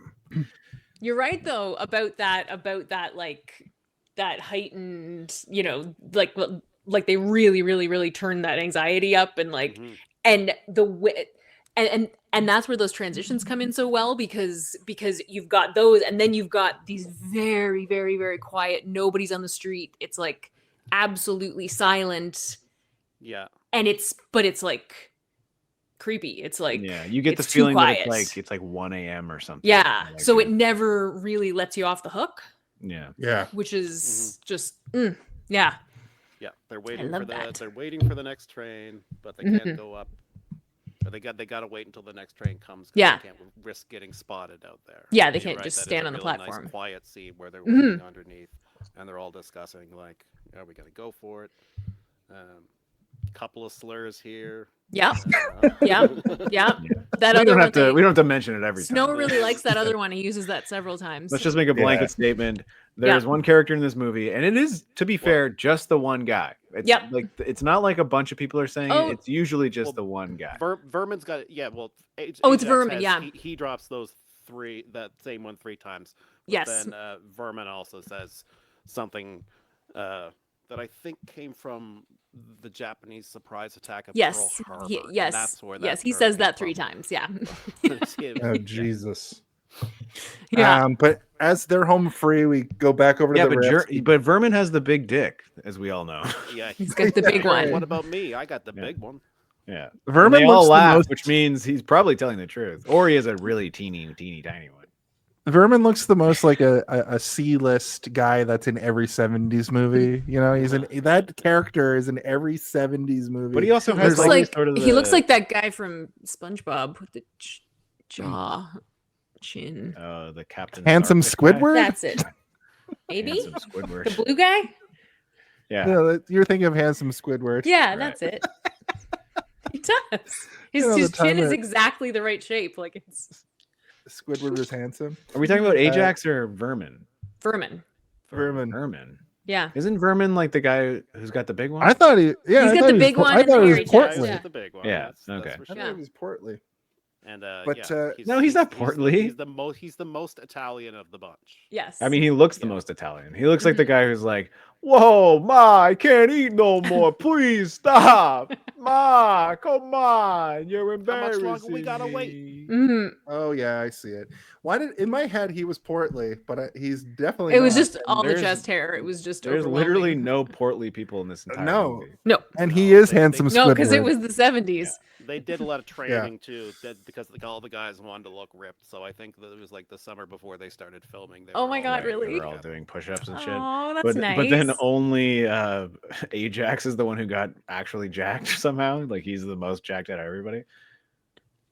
I wonder if that was by design. Maybe they made him train earlier just to like be like, no, you have to be the one who's like people actually believe that you can fuck them up. Because he is like he looks scary. Like he's muscular enough that I'm like, I don't want this guy to fuck with me because he might actually break my legs for fun and be like, God, now I'm taking your girl home with me. That was part of how we got the part. I think is that in the audition he was doing the scene where he's on the bench later and gets handcuffed to the bench. Yeah. So he was so animated in that he was like handcuffing himself to the table, lifting up the table, and they were like, "That's our guy. That's the guy. This guy. This looks like a guy who's capable of some things." That's the guy that Jenny's not getting in the elevator with. Yeah. Yeah, we'll get to that when we get to it, but like that, that's not the comeuppance I was hoping for that particular character. We all Yeah. kind of hoped that there would be some sort of redemption for him, but no, he just became worse. He might go to jail forever and get Yeah. sent to El Salvador, but it remains to be seen. I maintain that he's still redeemable, or he's still a valuable member of the group. Yeah, when he goes to prison and gets butt fucked over and over again, maybe he'll come out and be a changed Your man. Racist uncle who's still going to come over and fix your plumbing, and Nice. he knows. Yeah. He knows But he'll still call you a queer and mean it wrong. And you're like, no, stop. What? No, I heard you were queer, and I'm like, no, I am queer, Uncle. Stop. Yeah, stop saying that, please.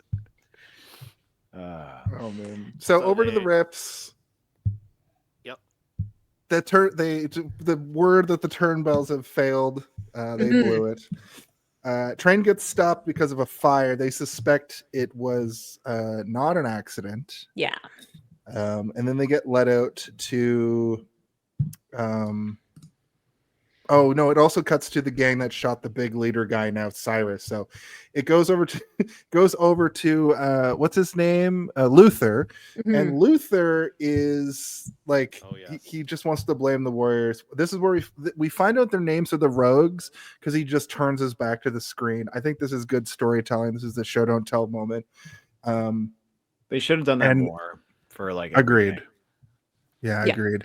But I do like this where he like freaks out on the person at the store. Or, 'cause hold he's on, like, hold we on. don't Or- pay for our stuff. You know what would have been good too is like anytime they showed a new gang, they're throwing all these stupid fucking comic book transitions and like little blurbs and everything all over the goddamn movie, making me lose my Ugh. mind. Make it be like a fucking like a brand. You know, they all have their own logo, and anytime they show a new one, just make it be like an animated like now they're getting into it with the rollerblade boys. Ooh. That's kind of how the video games work. They Right, yeah. All the way to that conclusion. 'Cause, I where they mean, win you know, it, like, when they're- somebody's introduced, it's a freeze frame and their name flashes up stylized. Yeah.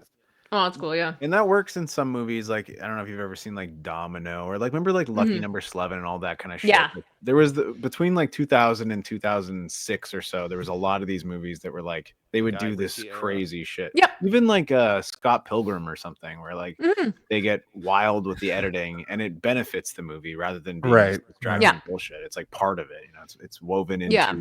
the making of the movie. They didn't add it afterwards. It was like, no, we went in with the intention to have this stuff be weird the entire time. Mhm. Yeah, I don't know, just to at least let me know, like, because I'm now making up names for these guys in my head. So I'm like, what are these guys called? Like, what are these Yeah, guys if you're gonna say called? the name of one of them, it's almost like you got to say the name of all of them. Yeah. Yeah, In the movie proper, not this horseshit version. That's like. Well, that's when the it that's the goes to Exactly. to the Furies transition. It's like, oh no, it's the baseball Furies. that's why I understand that this movie is such a cult classic, because you kind of have to like read the book to get it almost, or you have to like just read the credits after. You have to stay for the credits and be like, oh, that was that person saying that was up. Yeah. And Mhm. also 50 years of the movie existing to get the lore from watching the movie 100 It's times. not to pick 50 out years. Thank you very much. It's 1979? barely Okay. 46. Not even. Barely. Okay. Thank Josh, you might have given I'll away. tell when you were what, this born. movie that was up with made something, 46 years ago. This Okay. movie and I are both spring chickens. Thank you Yeah. very much. There's- Don't you there's get it something- twisted. There's something not to overlook about this scene before we go away. Obviously, it ends Mm. with him throwing something at the girl who's running the shop, but it opens with Luther on the phone with somebody. Yes. And this has been prime for theories, like who's he talking to? That's where my Yeah. theory 'Cause is. it just Yeah. it just starts with him going, Oh, that's going on, eh? Mhm. Yeah, great. So, Yeah. Well, what did you guys think when you were seeing this? The Like, way who was he I talking thought to? about it, because he's on the phone a couple times Yeah. throughout the movie, and so I always thought that he was trying to look aloof or clueless in terms of what was going on to make it seem like his gang is uninvolved in the shooting of Cyrus, but he's dropping hints that the Warriors are the ones that did it so that the other gangs will get riled up. So the way I that's thought why it I was read that too. he was talking to the heads of other gangs that maybe they have sort of like Mm. shaky alliances with. He's just making calls to Yeah, just But they drop they would have tidbits. already gotten the message through the through the airwaves. radio, yeah. Mm. Like everybody already knows it's the Warriors at this point. But maybe it's just to like keep them off hit, because like he knows that at least one of those warriors knows that he shot the guy, right? So Yeah. he's trying to make sure that nobody else knows that. Mhm. So I figured it was just him trying to make sure that he's not going to get hunted. So he's talking to other people and perpetuating it more. Mhm. But the real answer is I don't know, and I think that's the point, right? Because you're not supposed to know. I think that he was a CI. And I think that the cops showing up at the same time that he shot Cyrus was not an accident. So this was And- all It's an all inside on. job. And the fact that they all are wearing like black leather and he's wearing a sheriff's badge, wearing a sheriff's is badge. a stylistic choice that Mm. They're all dressed like He's Rob like- Halford. They deputized me. Yeah. yeah. I've had that. They a said all similar- I gotta do is shoot Cyrus, but I wanted to shoot everybody. Yeah. Because then he's like, I just like doing stuff like this. I'm a crazy guy. Whoa. You know? Yeah, Yeah. I never thought too much about it like Mm. when I saw it years and years ago. But I like, never even trying to- considered that as a reality, is that he Yeah, could be like, a I- psychopath that they're like, here, take this badge, you're deputized now. Go. I mean, end I'm this not saying gun. I'm not saying Yeah. they gave him the badge. I just Maybe like, he's the so whole- deep undercover that he actually went nuts. You know, he's like, right? And which happens. Fucking crazy now. Yeah, I used to be a really good cop, but now I'm fucking nuts. I used to be a good cop, and now I'm above the law. Now I'm a bad cop. Call me bad cop. and so it is very convenient that the cops roll up quiet on that whole thing, right? Uh-huh. And how doesn't anybody notice that they're surrounded by cops ready to Mhm. roll in? And so yeah, this I would say if you're gonna form a theory about that phone call, Mhm. the like a CI or I was thinking that maybe it was he was talking to Masai, the new leader. sorry, of the what Rifts. does CI stand For for? Oh, some that he reason, like that he like that he would, it was that an Masai might have assassination, been like, behind it, that yeah. they wanted to get rid of Cyrus maybe because his idea was crazy, yeah. Or it he'd was gone too good. But far, what does or CI the mean? Police were working. Confidential Like- informant. hmm Oh, okay, Yeah. informant. Yeah. Undercover. Informant, or he was just working with the cops for some reason. But yeah. Right. Yeah. Anyway, Anyway, I like but that theory. it's- That's a cool theory, and Yeah. it makes sense. Yeah, I it's would got have liked. legs. It's got It legs, has but legs. Yeah. Thank you. I can Did they also expand put- on that in the video game? Like they realized they pulled the badge off him and it's attached to like an actual identification. It's like, oh my god, there's pictures of his kids and he's like It's stuck happy to and like, yeah. It's got a wire on it. Yeah.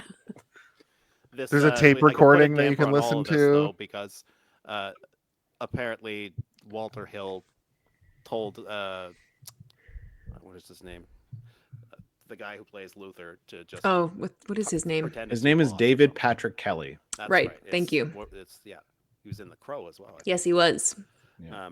playing but- arguably the same guy. Oh, yeah, that's where I fucking this guy's face. I Yeah. was like, I know this guy. yeah, well, you see him and everything. Yeah. Anyway, David Patrick Kelly, I think, has said that he did. Walter Hill told him that he was talking to his boss or like a mob, and so David Patrick Kelly made this character up of like a mob boss. Right. That he was trying to get in the good graces of or something like that. Right. Yeah. Sure. That makes sense. but Sure. yeah, I guess like at the same time though, like in this world that we're supposed to believe in, like these are all the gangs. I guess the mafia would still exist in this world in his mind.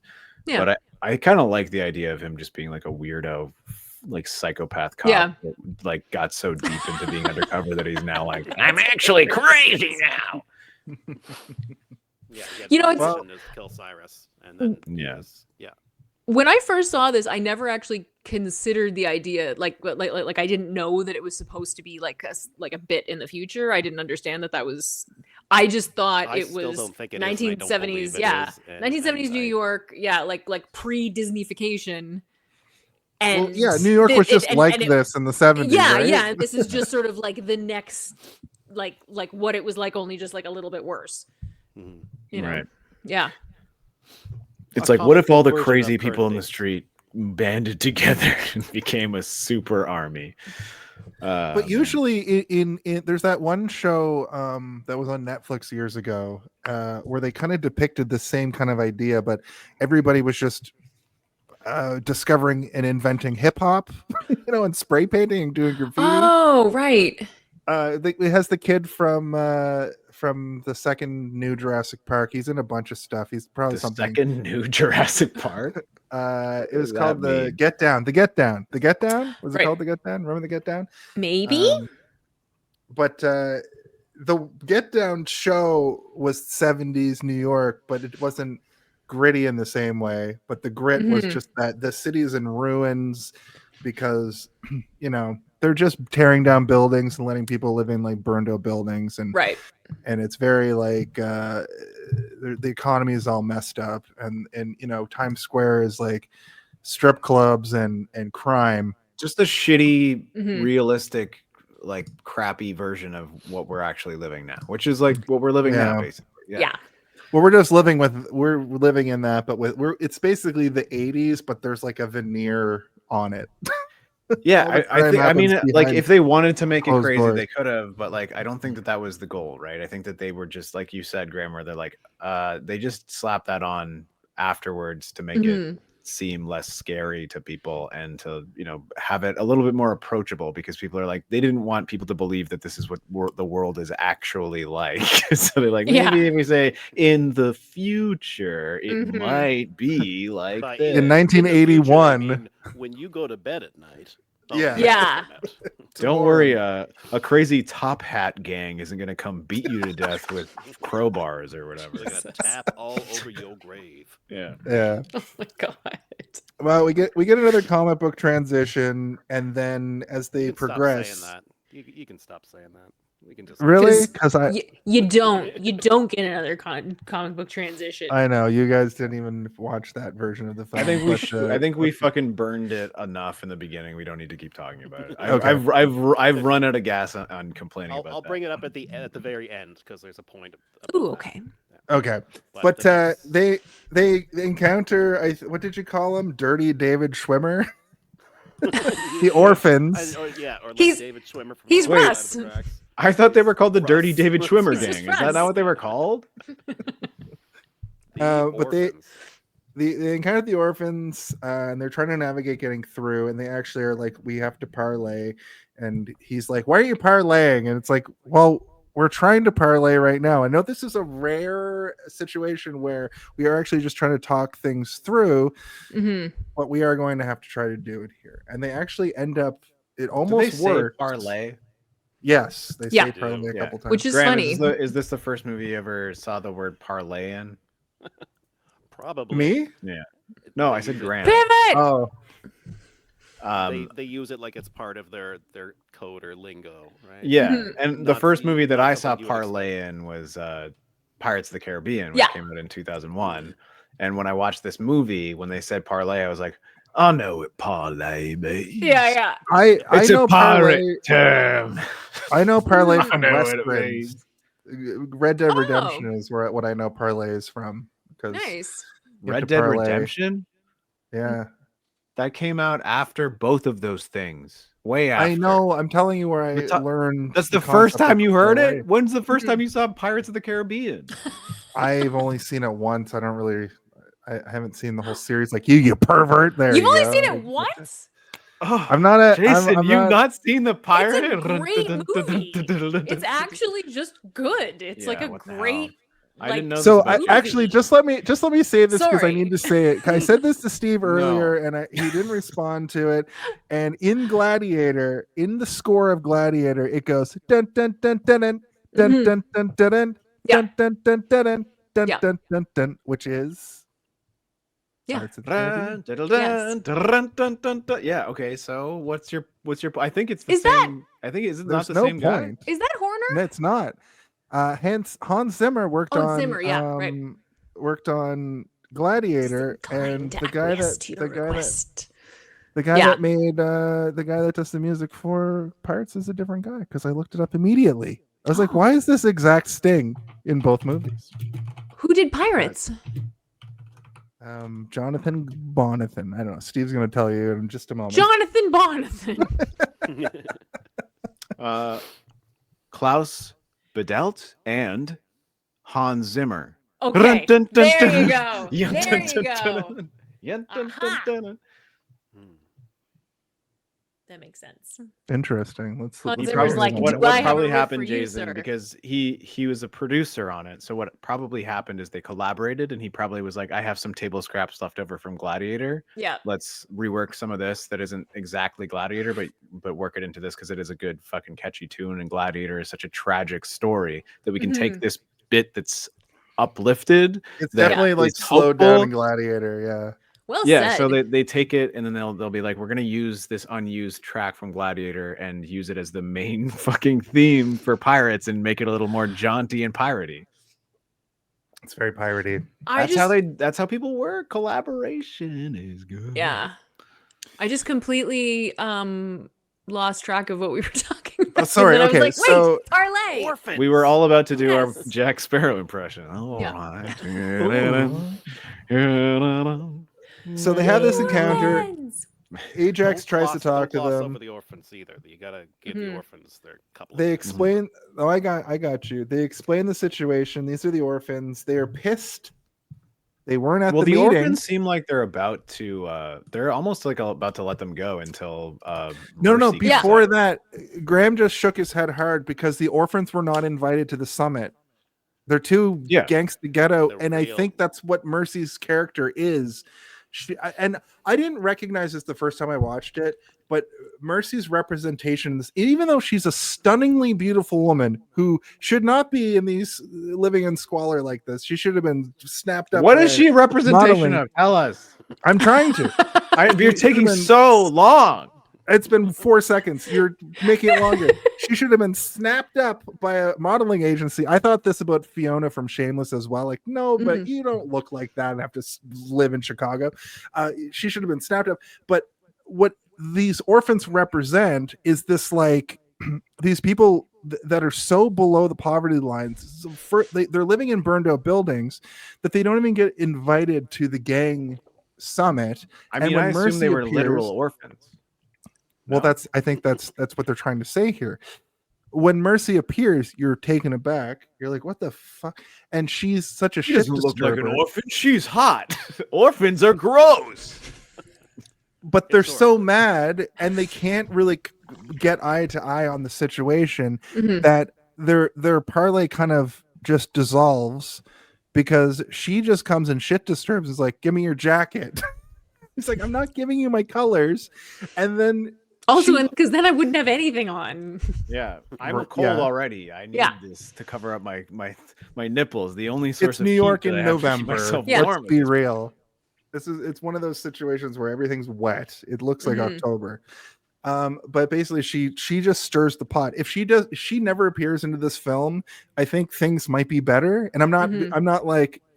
I'm not saying that like she ruins things, but she is actively trying to like fuck with these guys because she knows that she could fuck with them.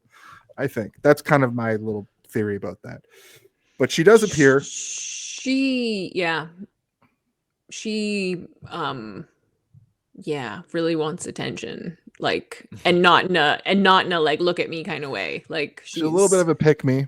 She loves gang boys. Oh, she's Little hang bit. on. Yeah, 'Cause Jason, you're jumping the she gun. is She a- has agency. I'm not saying that she's a bad character. No. I'm just saying that like she No, she's actually one of the deepest characters in Yeah.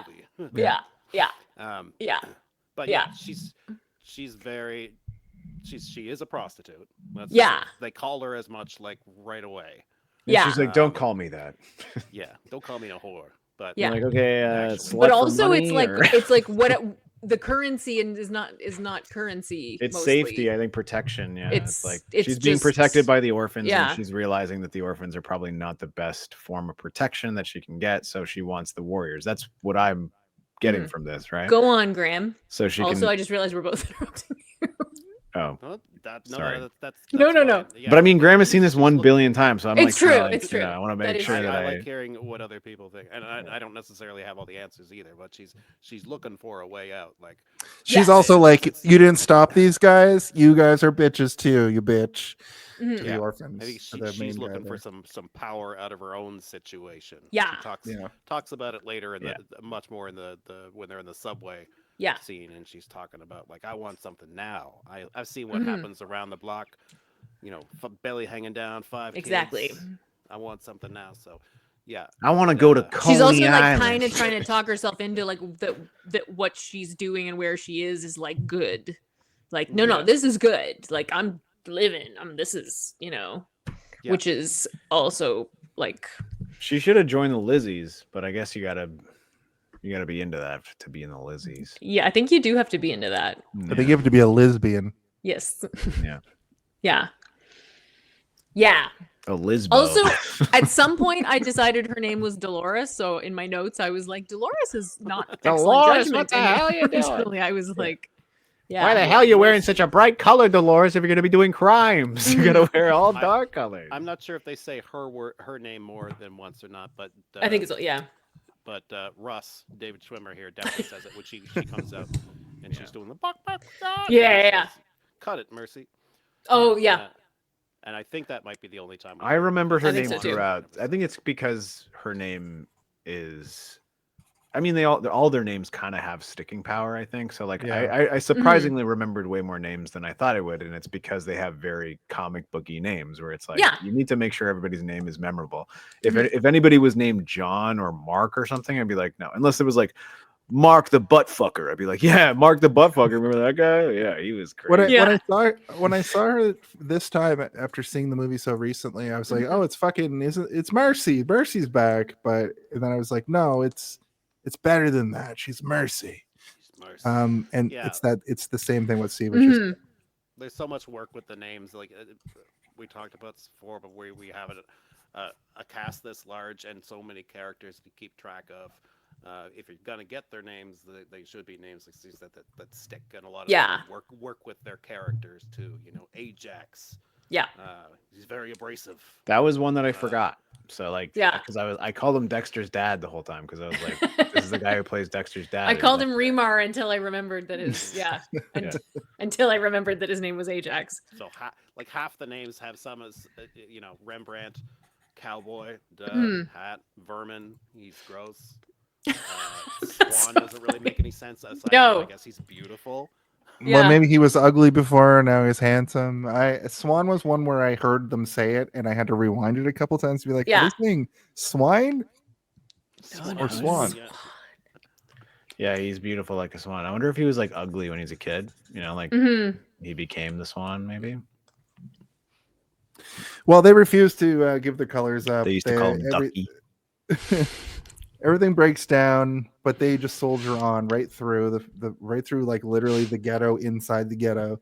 Mhm. And Mercy follows them. And then we get a thing where the orphans are like, hey, you can't come through here.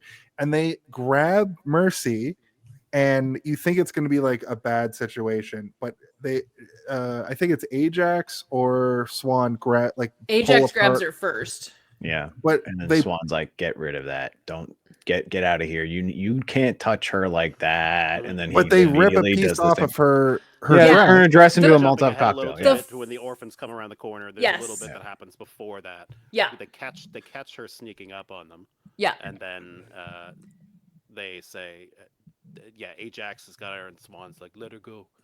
And Yeah. then he comes Let up her to go. her, and she says, "You gonna jump me?" And he says, "Maybe we ought to pull a train on you. You might even like it." Fuck Which is you. gross. Gross. So Yeah. If you don't want that to get any grosser, don't read what happens in the book. Oh, they do no. it? Just say, because it's one of the book.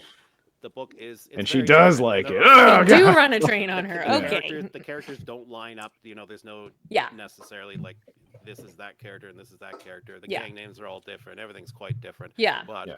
that is the end of Mercy in the book, because they do gang rape her Nice. and then just leave. Yeah. So, Well, I'm glad that they left that out. Wow, of the that would be really easy to still connect and relate to the characters in the movie if that happened, right, if guys? that happened. Yeah. When it turns into Right. Clockwork Orange, where you're like, I feel so uncomfortable and nauseous the whole time. Yeah. Yeah. why do people keep dressing up as these Clockwork Orange guys? They're not good guys. Yeah, they're terrible guys. The Clockwork Orange guys, like even like at the summit, they're like, no, you're not welcome here. Yeah. you need to leave. Yeah. Like, but we got need to milk with leave. PCP in it and acid. We saw what you did to that woman. Mhm. Yeah. But we get a big action set piece here where they pull out the piece off her skirt, turn it into a Molotov cocktail. Which I And 100% thought was her underwear at first. But where did they produce the Molotov cocktail from? Like, I thought- their I his thought he butt. was- He has Before he it. just, like, No, put it no, on he her hasn't. face. Listen, this is very well done. It's part of the guy's fucking costume the whole time, and he Okay. unclips it, Yeah. hands it over, and I'm like, oh, because I thought it was supposed to be sort of like a water, because they sort of have like this indigenous vibe to them, and like it looked like it was supposed to be a water skin or something, and like he pulls it off and hands it over, and they just turn into it, and I'm like, that's pretty Yeah. cool. That he, even though they were supposed to be at a no weapon summit, he still snuck in. Yeah. It's just booze. I'm just gonna drink it, but Yeah, no, exactly. it doubles as a fucking Molotov. Mhm. Pretty good. Yeah, that's rad. Pretty good.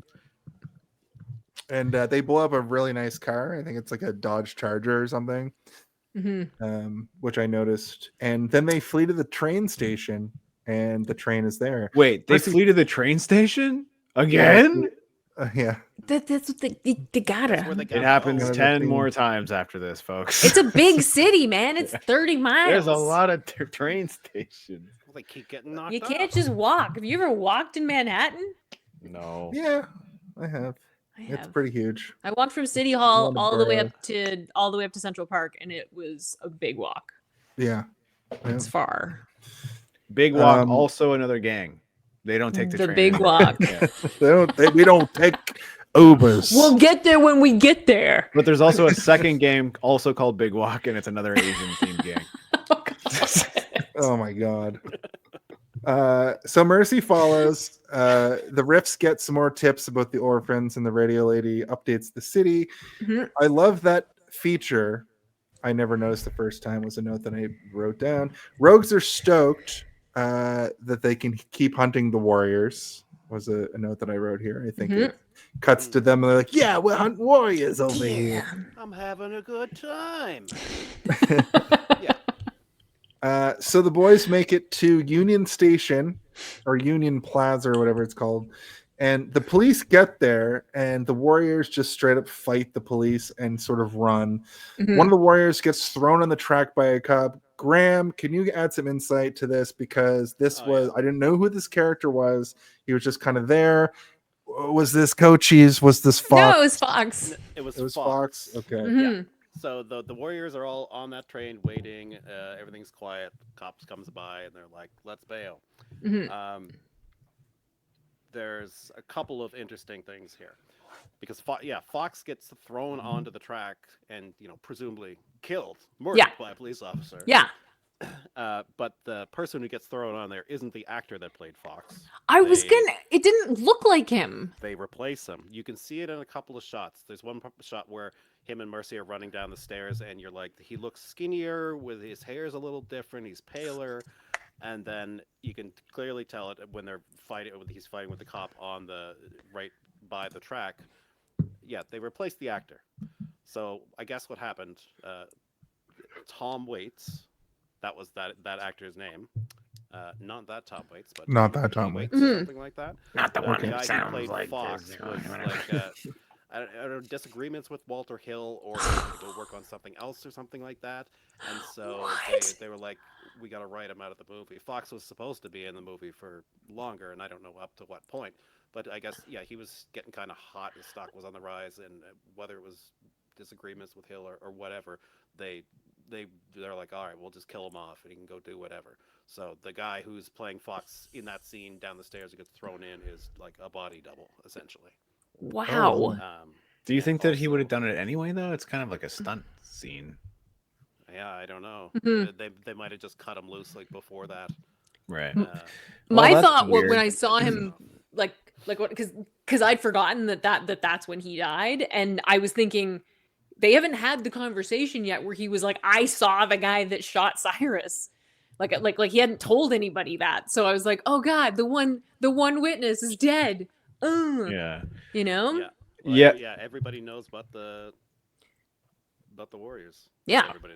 Yeah. Everybody's after them. They still don't know at this point that. I guess it kind of Exactly. works. They did. I also this moment kind of made me think that the rest of the movie was going to be the Warriors slowly getting whittled down unsanctimoniously, you know, like Yeah, that's because what it is such a like a cop just throws him in front of a train and that's how he dies. Like, holy Yeah. fuck. Mhm. That means people are just going to be getting like killed in like the worst unexpected ways, you know, 'cause the train's I thought coming. it was- You're like, they're both gonna roll on. He's gonna throw the cop and get Mhm. away. And I'm like, which one's it gonna be? And then it's just the cop being like, "Fuck you, you scum!" Yeah. Like, you know, you're like, "Whoa, the cop survived even." I thought Yeah. it was going to have like almost a horror movie element Right. of them getting picked off in Yeah. that same way. No, I mean, that's not what it happens. still Most of at them least survive. raises the stakes because you Yes. don't know that, right? Like, Yeah. so you see that happen and you're like, oh shit, this is actually like But then they don't because really do that, because though. Cleon gets killed right off the bat too, right? Yeah. Yeah, You know, And- so but I mean, that's one of those ones where you're like, Cleon is clearly the leader, and he's Well, such sure, yeah. he's such a good leader. He's got like a very strong presence, and Yeah. then as soon as he's like, "Everybody go against the fucking storm," and I'm Yeah, like, yeah, yeah. "Oh my god, this is a Mufasa level. Like this Yeah. guy's gonna fucking get trampled by the stampede, or something's yeah. crazy's gonna happen to him," and he does. And that is like a good death. And you Mhm. know he's dead. Like the way they're elbowing him. Oh, we already God, yeah. talked about it, but like that's like your spine is broken, your legs are broken, your skull is pounded in. Yeah. It's like 25 guys and they're each taking at least Yeah. like 3 turns with an Like there was elbow. like a part of me Yeah. where I'm like, are we gonna get like a splinter like him like Oh, God. like we're gonna get that at some point? Like, is it gonna happen? No, maybe Yeah. not. Okay. And so I'm now thinking when he gets thrown in, like, oh man, we're gonna get like really shitty, sad, unexpected deaths for everybody. Mhm. But not really. It doesn't really happen after no, this. Nah.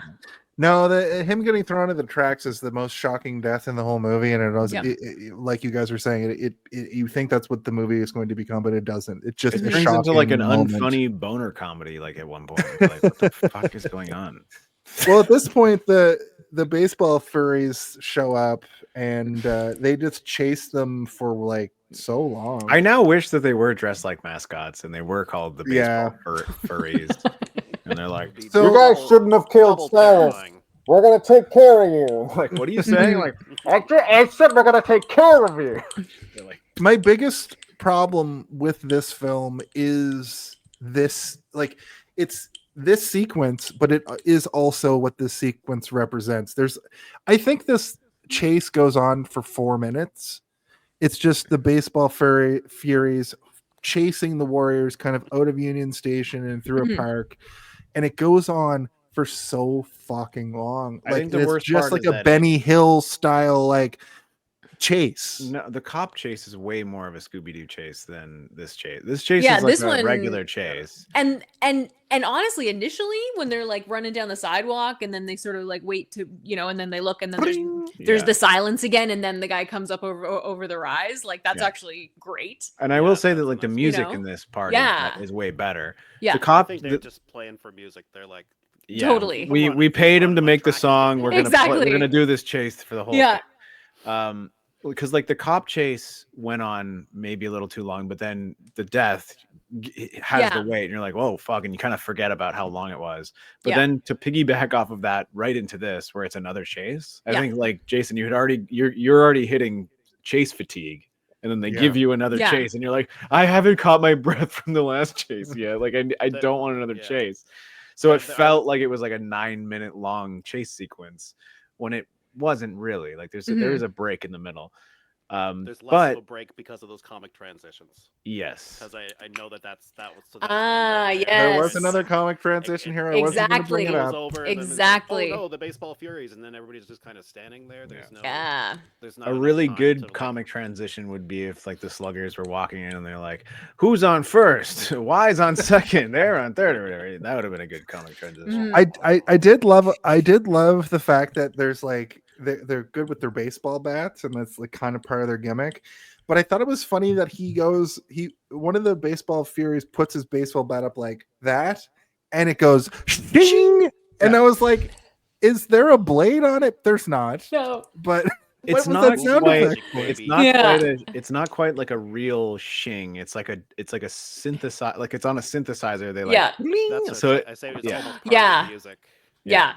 And that's why at that moment I was like, I forgive you, movie, for making me watch Okay. that really long chase because Yeah. you did that. Like I was like, this, you have won me back, and I'm Yeah. now One of excited the for this. Most Yeah. iconic lines of the old "I'll shove that bat up your ass and turn you into a popsicle." Oh yeah. Yeah, which makes me yeah. be like, If oh, you that's think why about it this too guy much, keeps. doesn't make a lick of sense. But Yeah. For me, I was like, I also- oh, he is gay. He's definitely gay. Yeah, exactly. First I also That's have not a the note only time here. he says that about like shoving No, he something up loves somebody's talking about ass, right? shoving things up dudes' Yeah. butts. Yeah. I also have a note here that is the Warriors take them out with their own bats, which Yes. really shows Oh, you should yeah. put a sock on your bat if you're going to use a bat, because you can't grab a bat if there's a sock on it. You can just pull the bat away. It's a technique that you can utilize. Okay. All Um, right. And did you come up with this?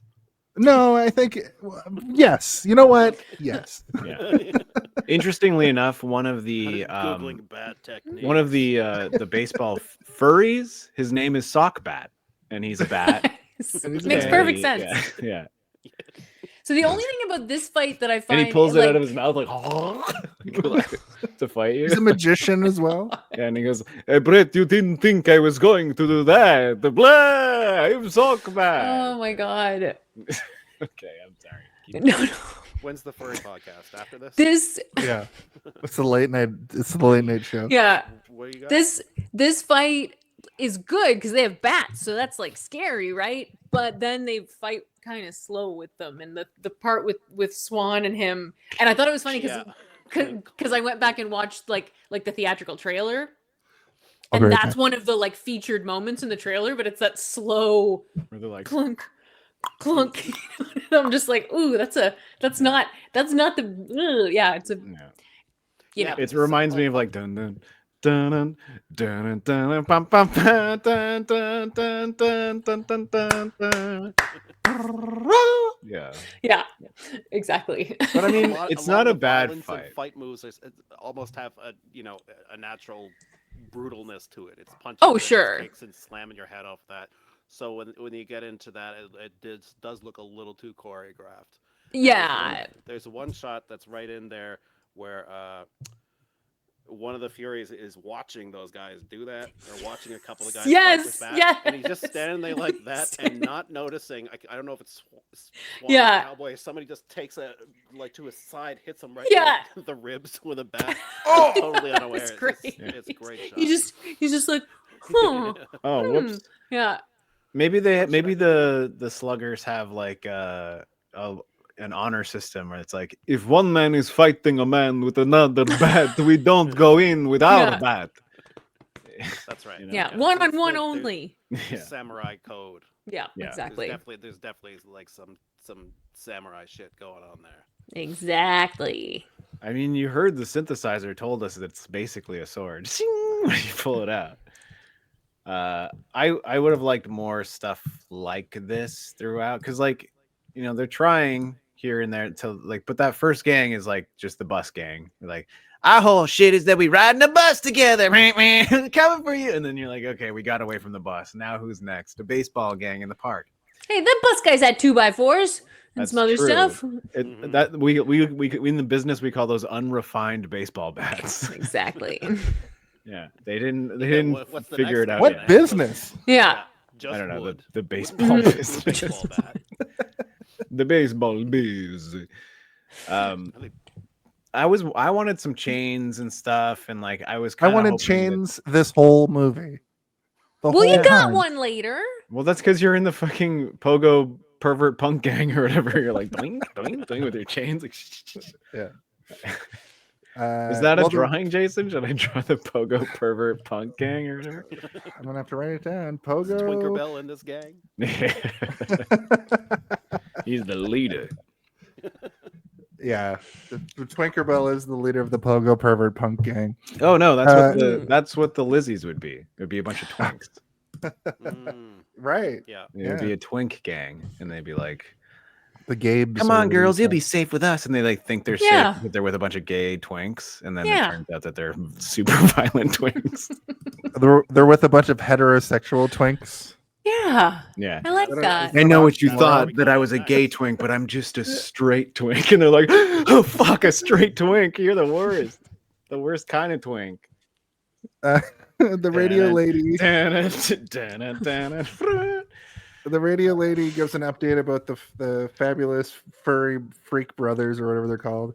Yeah. Jesus. Also, And I the- saw that there were supposed to be deleted scenes with her where she's also giving updates about Carmen Sandiego's location on Nice. planet Earth. Mhm. They got a twofer when they were recording her that day. Exactly. We heard that Need she's these in lines for the next Dubai. episode. Yeah. But She we also stole have the heard that Eiffel she might- Tower yeah, again. Yeah, she might be in Bonjour. Brussels. So the group is split up now.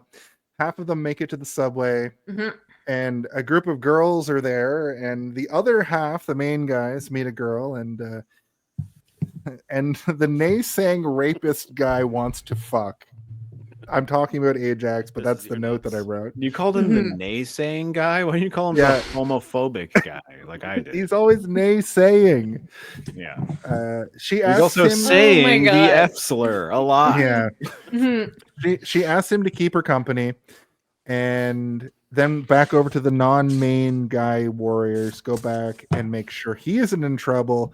And at this Well, moment, there's sort of a back and forth thing where it's like, yeah, Yeah. they're seeing this like gang of girls in the subway, and he's also like, they're doing this sort of like cutting thing back and forth. There's a moment that I am guilty of. I feel like maybe I shouldn't say this, but I'm going to say it. And like, he sits down and she keeps saying like, is this how you talk to chicks? But she's not saying like all the chicks, or like including herself in chicks. And I'm like, okay, this is weird. And I'm like, oh no, is it going to be like a weird thing where it's like a gang of like transgender people, and we're like, and it's going to be like a horrible like joke? Like, that's what my brain was doing, because I'm like, it's the 1970s, and but I'm like, but maybe the 1970s was too early for them to get into this kind of thing, where like, you know, are they going to be in this hotel room, and then all of a sudden it's a bunch of ADR voices, them being like, you came to the wrong place, bitch, or something, and like start fighting them. But no, they took the good road, which is they're just lesbians. yeah, I feel like we're. But I mean, conflating like, a couple bef- of scenes here. Yeah. Yes. yeah. Yes, Before we Well, get I was to that, merging them Exactly. together. I thought Yeah. that she was going to be part of that gang because Oh, they're I doing see. it at the same time. Yeah. Gotcha. also, Ark Scott is laughing at this comment. This is fucking funny. Straight Twink sounds like a candy bar from the 40s. I'd eat it. Oh my god. Pixelated. Can you dig it? Can you dig it? Dig it. Yeah. Yeah. And then in the Okay, man, 1960s, they're like, and now straight twink 2. You get 2 straight twinks for the price So of 1. good. Just Twix. Oh my god, that's amazing. That's where Twix. All right. Right. So they Mhm. fool around a little bit until it turns into Ajax getting a little bit too intense, and turns out she's a police officer. She handcuffs him to the seat part. Nope. The park bench, and then he freaks out, and the cops show up, and this is his comeuppance for all of the terrible things he said. Mhm. I think he goes to jail forever, and that's the comeuppance. But I also feel like the language of this movie is like it isn't intense enough. I think this guy should have died for saying the F slur personally. Mhm. Maybe that's because I'm a woke lib, but I mean, as a person who has been called that word a lot of times in my life, I don't think he should die for it. But I do think that he should have been like, you know, he should have had a better redemption arc. yeah, He didn't have that's what I'm one, trying to say. and then he just disappears, you know? Yeah. Maybe he dies, yeah. But he also clearly is like maybe a rapist. Like he was gonna just Oh, rape her. he's definitely Yeah. a rapist. He's definitely a So- rapist, and they don't really care that he's gone. They see him get arrested, and they're like, "He got Yeah. arrested." He Anyway, was the what worst are you one. up They to? told him, That they was tried to warn inevitable. him. Yeah. There's like a visual relief on Rembrandt's face where he's Absolutely. like, Yes, yes. finally. Yeah, Just exactly. waiting for him. I was hoping he'd get fucked over. Exactly. Um, Yeah. Rembrandt's in the other group. This is because Yeah. we keep calling Oh, them, like, sorry, the it's- main warrior it's- guys yeah. and the other warrior guys. This is Ajax. No, yeah, I don't know. I was saying Yeah. like in general. Like I know he wasn't there. He wasn't part of the two guys that come, but like The he's two guys. yeah, two guys that He wasn't come part of is them. also a gang, but it's only two guys. Yeah. they're in the park Ralph and together. Merle. They're Yeah. they're here every morning. It's Cowboy and Snow. Cowboy and Snow. Yeah. Yeah. That's right. Okay. Yeah. I wrote Funny, he's going to dystopian jail forever. I think that's He's the- going to jail, and terrible things that happen in jail are going to happen to him, and I think Yeah. he'll be appropriately. Listen, guys, Chastened we all know for his he's secretly behavior. Gay. He's definitely Yes, gay as fuck. absolutely. Nobody says the don't F get word that many that times mad. for no reason. Anytime Exactly. anybody like even remotely doesn't show interest in women, he says like, "What are you going F slur on me over here?" And you're like, Yeah. "Dude, which is a crazy thing to say. relax." Yes. Like, you chill out. Yes, it is. Are you going F slur? Is the it was That's like the- who wrote this down on paper? 3 times? Maybe all y'all going. Yeah. Yeah. I mean, the fact that he believes you can go, which means he probably has those thoughts, you know, and he's just trying to Exactly. Maybe repress I'll them. go F slur. Exactly. Yeah. Listen, once you go F slur, you can't go regular slur. I'll tell you that much. What is regular? Once you go- Yeah. H slur? I don't know. Once you go F slur, Oh you my wanna go God. Jeff slur. Holy shit! This is an intense thing to say directly to Graham. We have tracked down the original liker. I think. Wow. I mean, maybe. We're gonna No, call but- Graham well, Commander anyway. Liker from now on. Commander Liker, what do you think? I do genuinely like this movie. To be fair. I do genuinely I like this do. movie as well. I There's a lot to genuinely talk don't about. like this Yeah. movie, but I did like the first maybe 15 minutes of it. I thought it was Nice. great. But Yeah. like the rest of it, I also am like I'm kind of on board with that guy. Yeah. But you know, It's, well, it's the kind of movie if you like, you can't really hold it against somebody for not liking it. exactly. Yeah. I Exactly, understand yes. why it's liked. There's Or a lot maybe to you like. can. But And there's, it's, you know, it does tons and tons and tons of things well. Yeah. But Absolutely. Yeah. Just in different I mean, ways and in a cinematography slightly alone, the uneven movie is fashion. really great. I've never seen Yeah. a subway shot so well for Oh my God, right? 90% of a movie. Right. That's that is one of the glowing things of this movie is like a street, a subway platform, an elevated subway platform. I've never seen it done better in any other movie. So good. Yeah. With people filled with anxiety to like get on the subway. Sorry, I Danny, was go ahead. joking. No. I was thinking about the lady cop who is Mercedes Rule, by the way. Who Mercedes was Rule, who's from yeah, Mercedes? who was for example, Tom Hanks's mom in Big. Oh, wow. Big. Wow. Among other things. I think you were the first person to point that out to me when I Really? saw it Oh, way that's back in the right, day, I yeah. didn't know, and you had told me that. I'm not. That's because we were I've playing seen De Niro Big, back but I then. don't know. That's Yeah, I right. don't remember Yeah. the mom I role. was- I remember him getting big, Mhm. but I don't remember his mom being like, "Oh my God, you're big now." Yeah, or because whatever. he was big and she freaked out and Okay. threw him out of the house. You're too big for this house now. Get out. You need to rewatch Which was that the movie. working title for I that think I movie. do because I've seen that movie once when I was a little kid. I think I was like 5 years old when I watched that for the first time, and like he says the word "fuck" in it, and I Mhm. remember being like scared, like, Yeah. he said "fuck," and my mom was like, "You need to grow up." Like she said that to me when I was 5 years old. What? Yeah, Good heavens. and then I started using the F slur around the Nice. house. I called your mom the upslur. No, I kept calling my dad the F slur, and he didn't like it. So Just We one thing transit- in this scene. I gotta point out there's a shot of the cop. So Mhm. when Ajax hits with the baton, it cuts to a close up of the cop, which is kind of unnecessary. Yeah. But and you look at this guy's face, his jaw is huge. Yeah. just got this He's got like a mask that looks Zadar, the like a Elephant Robert Man. Zadar level Mhm. face. Yeah. Yeah. Where you're Is like, that the "What's cherub going on?" face guy? He looks would like say- he's part of the baseball furries. He looks like quite the unit. Yes. He's got a big old head and a big old chin. He looks like Mhm. a Minecraft character. Yeah. Yeah. Yeah.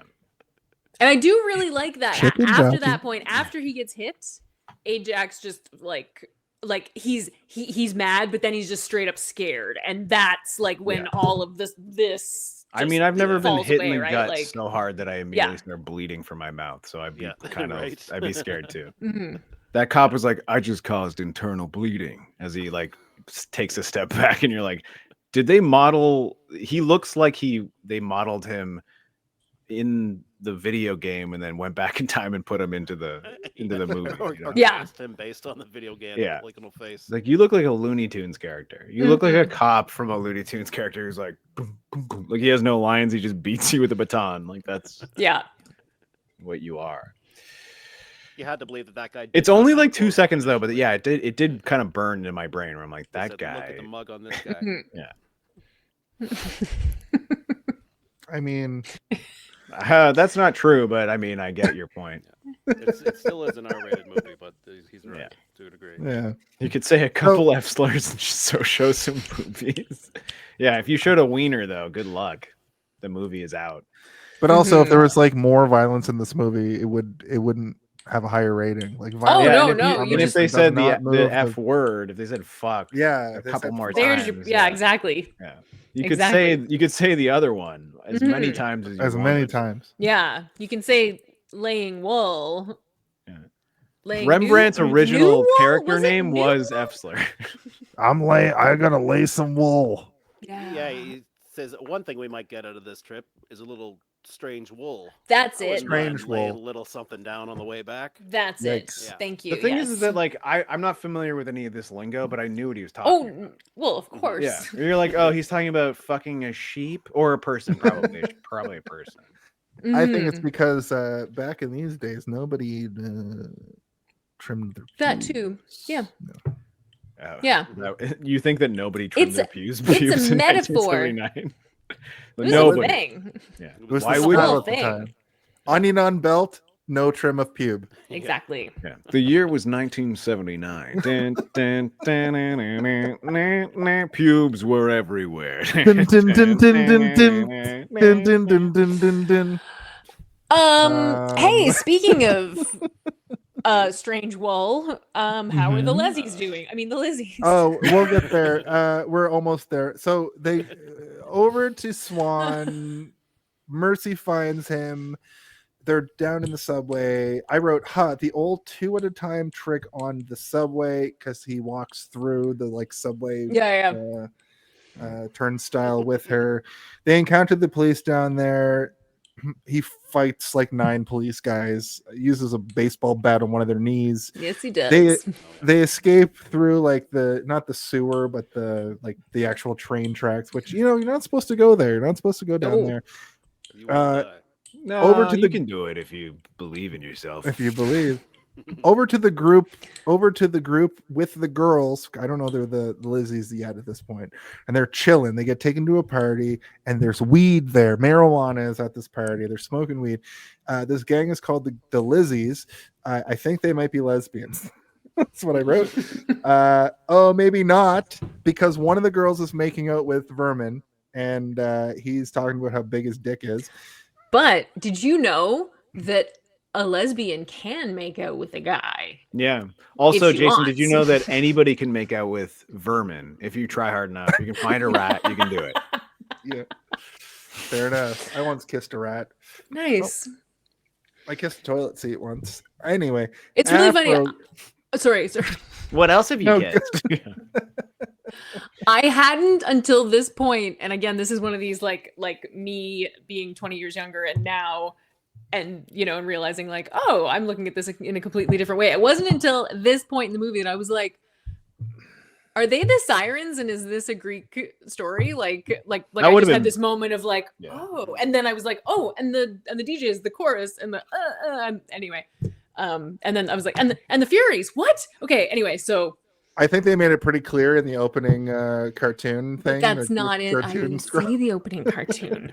Right. I was just flying by the seat of my pants over here, you know? It's crazy in the beginning cartoon when it's like dun, dun, dun, dun, dun, dun, dun, dun, dun, dun, dun, and that like little dog is jumping around the other big dog, and it's like, yeah, that was my favorite Hey, part. hey, Junior, or whatever. Anyway, Afro guy, I think that's Rembrandt. Coat. No, there's two Afro guys. There's two Afro guys. Bigger Rembrandt Afro is guys, Rembrandt. smaller. He's got paler skin, and he's a little bit more pretty in terms of Yeah. his face. Like he he's just looks Puerto smart. Rican.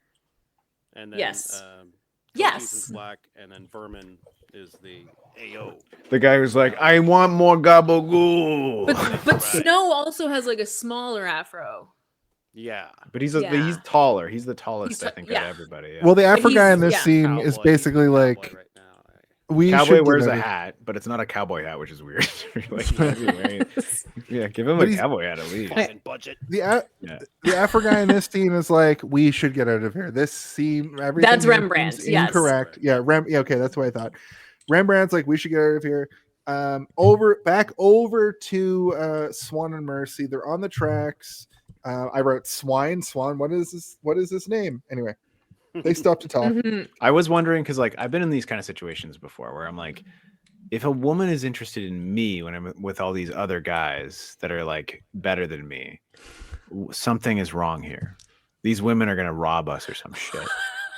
Yeah.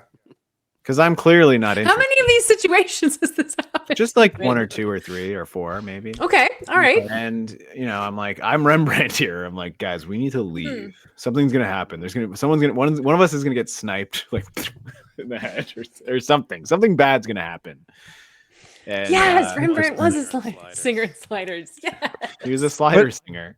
When we go back Slinger, over as to we call him.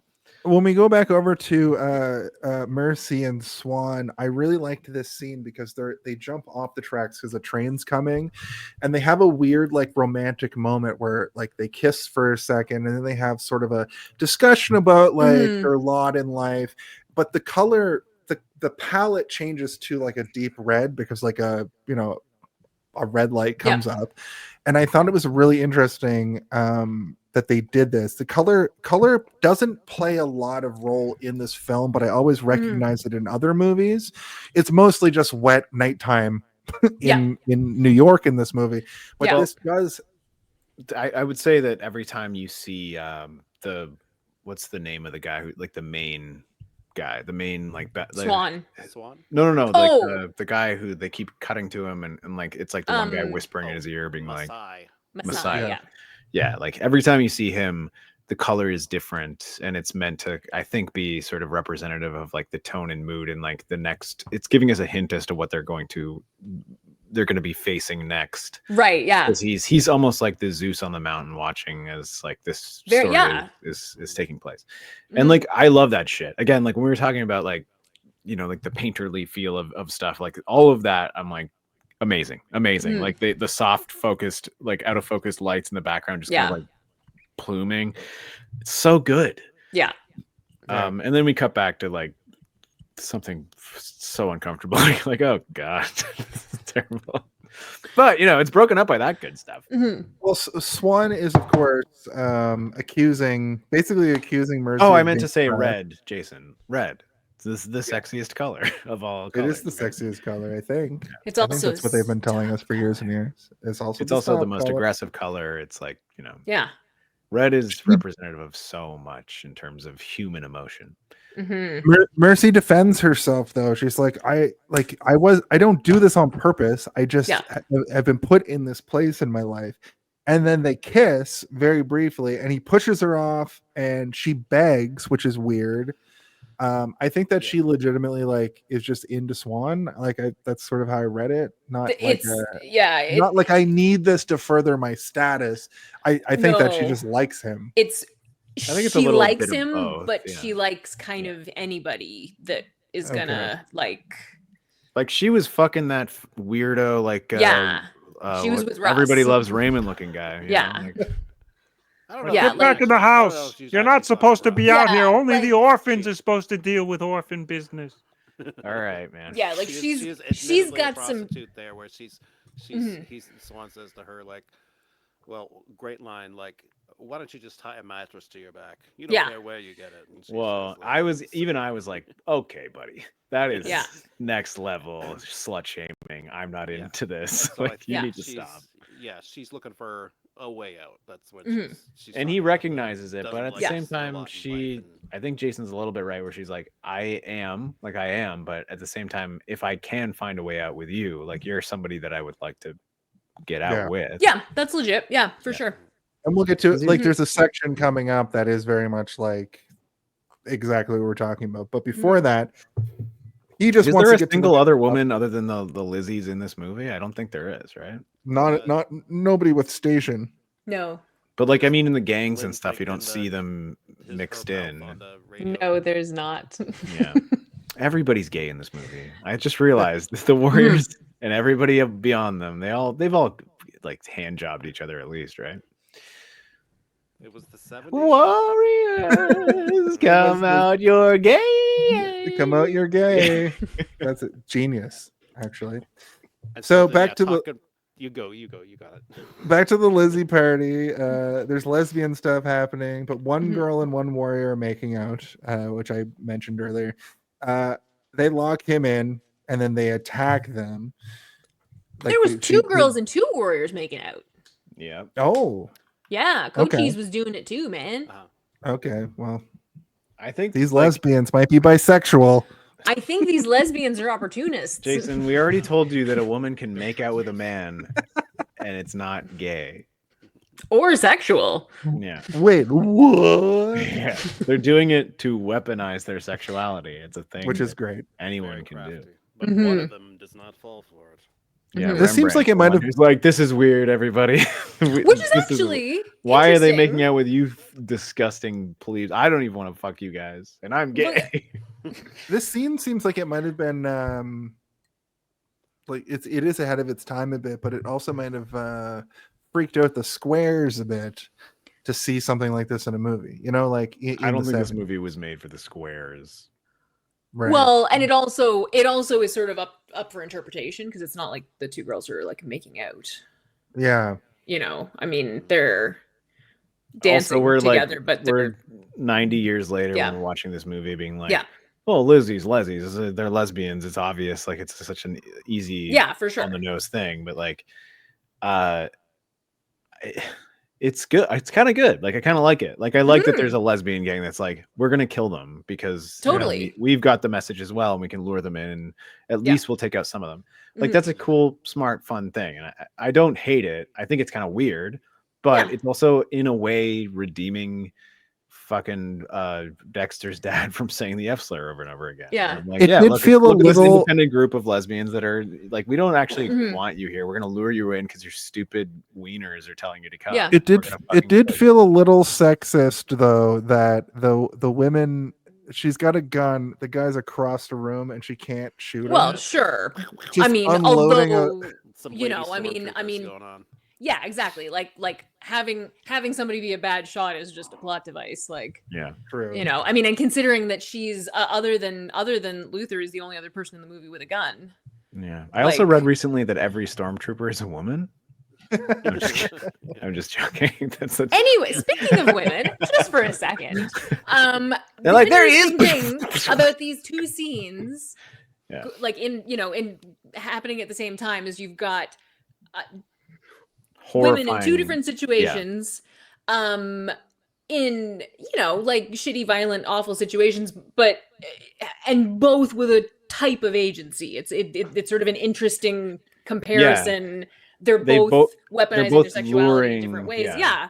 Yeah, they're but luring sort of for somebody different in. purposes, and And so it's, and it's working on both of them, which is like, oh, yeah, if this movie was to come out today, the incel mafia would be like, this is woke. It's Oh, showing yes. that men are stupid. It's Yeah. like, no, we've been Yes. showing that men are stupid by our behavior for Because I even years. took it the other way. I was like, the director of this film is making it seem like women are terrible at like Guns. locking these guys in a room and shooting them. Like, No, but they I- got them in there. well, and they 3D. also didn't take into account the fact that Rembrandt wasn't interested. yeah, that's a You good know, point. Yeah. Like if he had just if he was just dumb and horny like the other guys, then You wouldn't they have would got have them been out of able to there. just straight up kill them. Yeah. They would have been able to just like They're stab dumb. them and They're- go on. I do Yeah. think that it would have been Presumably maybe better Yeah. if they didn't have guns, Jason. I think you're right, but like at the same time, the idea still stands is that every single one of these men, except for Rembrandt, the gay man, we all agree he's gay. We have already from the beginning. It's this scene Is that tricked by really them. They're Yeah. makes it stupid. Clear. Yeah. And it also, I mean, if she didn't have a gun, then they would have had to actually like have a fist fight, and that Yeah. would have That been wouldn't have been great for the distasteful. movie. Yeah. Yeah, It would have been a they would bunch have of had to men beat up beating all up women. women Yeah. and then run. Yeah. I mean, know? there are a few good shots. I think Vermin Coal Clock's one of them. Yeah, for And sure. then, Yeah. There's a great shot of Cochise swinging the chair that breaks over Yeah. one of them. Just Yeah. explode So, But like- the women, like, More- because more they fun, have the gun, actually. they have the upper hand, so it's less Yeah. of a. This it's also like would have not been a good beat down. moment built up from watching the warlord die and then watching Buddy get thrown into the railway. If one of these guys died in an idiot way too, like, Oh, yeah. I thought that was going to happen. Yeah. Mhm. it would have been such a good opportunity, like something so like what would be like she just stabs him in the eye or in the ear or something, like like while she's making out with him, and then like turns around like kill him, and then they all are like what the Yeah. fuck, and then they get out, like just kill him. Oh my god. Yeah. I'm pitching Zack Snyder's The Warriors. Vermin's Kill 'em all. bleeding out on the couch. Yeah. It would have been Vermin, right? It Yeah, oh, must yeah, have for been. sure. This is where Yeah. Vermin Yeah. gets Oh, yeah. killed. He gets rat poisoned. Yeah. They poison his tea or some shit. Yeah. He's got the big one. He's We way got the down. big one, Yeah. the calzone, as they call it. They do realize here too that they're being blamed by Cyrus, and I thought that they already knew this, but No. kind of revealed to them here. No, because their buddy got thrown under the railroad tracks. I Yeah. also thought why would he have not revealed that in the graveyard immediately? Like is where my brain's at, where I'm like, what is, maybe he's too freaked out. I don't know. Because have you ever been in a position where you've had to like run away from something like horrifying? Sometimes your brain doesn't work properly, but I think in this situation, your brain would want to give as much information as possible. But So I don't Yeah. know. I don't think Fox knew. So Fox is the guy that Luther points the gun at. Yeah, But I don't think he knew that he shot him. Luther was blaming the Warriors. Because Didn't he then go, goes it's to the a- Warriors? he- Man. he And Fox aims is it- still he- standing there like, he aims the gun at Fox, yeah. and then the lights floodlights come go on, yeah. off, Yeah. and then I think Fox gets out of there, and then it's Cleon. That's who. He shot points him. it. Yeah. Oh, I don't think okay. Fox Gotcha. sees Yeah. that. Okay. And Gotcha. That's But he would at I least know. know that the little goblin man was the one that shot him. Like, did he he would say definitely that? know that. Oh, Yeah. yeah. Yeah. That's what I would be like. It was the goblin man. You guys Yeah. know the goblin gang from the north side or whatever, or the Goblin sewers. Man? The Goblin They Man. hang out in the sewers, don't they? Mhm. Like, we love So- shooting people. over to It's my favorite thing to Swine. do. Yeah. Over to Swine. He makes it to Union Square. Yeah. He encounters what I colloquially call him as the roller skate weirdo. He's The being hottest guy in the whole followed. movie. Yeah. Maybe you're hottest guy in the movie. In my opinion, the rollerblade guy is the hottest guy in the movie, and also I kept I was narrating this moment out loud when he's like following him, because like he goes like up and down these ramps through the subway system, Yeah. and like out loud when he goes up a ramp, I'm like, oh no, a ramp. His only weakness. That's gonna slow him down so much, that ramp. And then when he goes to another, and then it cuts to him coming around a corner, I'm like, ooh, a downward sloping leg. That is his strength. It's gonna buffer him. It's gonna Yeah. give him extra power. Uh-huh. But then he goes down it serpentine. I'm like, oh my god, he's using the serpentine technique. He's getting like every an bit of intimidation extra factor. power from that Yep. fucking ramp that he can possibly build up. It's like Like a- Mario Kart where he's building Yeah, exactly. sparks on his If you wheels. stay Yeah. on it, if you stay on it for long enough, you're like. Zzz. I was getting really into this rollerblade lore that I was building in my head, where it's an upward facing slope is like it fucks him up, but a downward one like gives him like Super Saiyan powers. So all the Keep calling it boys. rollerblades, but I know. I was thinking. I that, know was they're thinking the called same roller skates. I thing. know. Yes. but like, who has ever called it that since the blade was invented? Everyone. Well, before rollerblades Everybody prior existed, to about everybody. 1990. Yeah. I got to tell you, I have been always alive since rollerblades were a thing. So I've also been always alive since I've always rollerblades. been alive. no, but I mean, like, they were already invented before I was born. Oh, I see. I see. Yeah. So to me, they're the Plausible same thing. deniability. They're one I've and never the same. seen a Yeah. different kind. Yeah. So all the Oh my boys, god. Yeah. all the boys meet up at Union except for Swan. They tell them about Ajax getting arrested and look for Swan. Mercy encounters oh god, I can't believe I wrote this. The special needs Mario brothers. And Oh my God, Jason. I know that was a terrible thing to say. I'm sorry. That's like Oh, almost we- as we bad as can't- saying the F slur 7 We times. can't drop F I don't- slurs over here. Yeah. But they also find Swan. She warns Swan about them because they're a particularly plucky group of individuals. And the rest of the warriors show up at this moment. They all go into the men's room and they have a brawl. And Yeah. mostly normal brawl stuff in here. I think this is when the chain gets brought out. But what I thought was great is somebody picks another person up and throws them into the mirror. Yeah. And what that reminds me of is we've watched we're up to like Friday the 13th part 8 in October. We've watched Nice. 7 Friday the 13th movies on this show. And one of my favorite things that Jason does in I think 2 movies is he picks a guy up like that and throws him through a window. Yeah. And that's what that reminded me That's of. awesome. My favorite Yeah, part was it when was Rembrandt awesome. used his spray paint into someone's face. Yeah, like immediately. Yeah, and it was the hot Yeah. guy, the main guy, the only rollerblader out of the rollerblader boys. That's right. I mean, sorry, the skate skanks or whatever you guys want to call them. Overall what roller is- skates. Overall That's roller a pretty skates. good name. Yeah. What They are have the their- Mork and Orcs called? Their actual name is the Punks. Ah. Oh jeez. God, Not very creative. they don't even look like Right. punks. But I guess maybe punks was still kind of like a 79. a, Yeah, a different thing. blanket term. Yeah. Yeah. All they had for punk at this point in history for music is like I think the Ramones might have Right. started to exist. Maybe God Save the Queen Mhm. exists. But you like know? punks You know, they and punk which- were still Yeah, at this Yeah. point, Yeah. you're just like calling kids on the Yeah. driveway. Like, get out of my driveway, you punks. exactly. Right. It was just Yeah. sort of a Not blanket associated term. with the Yeah. music, Yeah, but- They should have Exactly. called the orphans the Ramones because that guy looked like Ray Ramono, and he was like, Get off my fucking property. You can't rain all the time. Jesus. They write about our Deborah! raids in the paper. she comes out and she's like, my name's Mercy, and he's like, Oh, thought your name was Deborah. I All got a right, these small guys brother. are okay. Anyway, I- Did you Ray Romano ever, Deborah always ever go into like a Fred Flintstone, like Wilma, but Deborah? All the time. Oh wait, that's Frasier. Whoopsie. Where are we going? That's weird. Yeah. Everybody Uh, loves Frasier. So they win. Adios!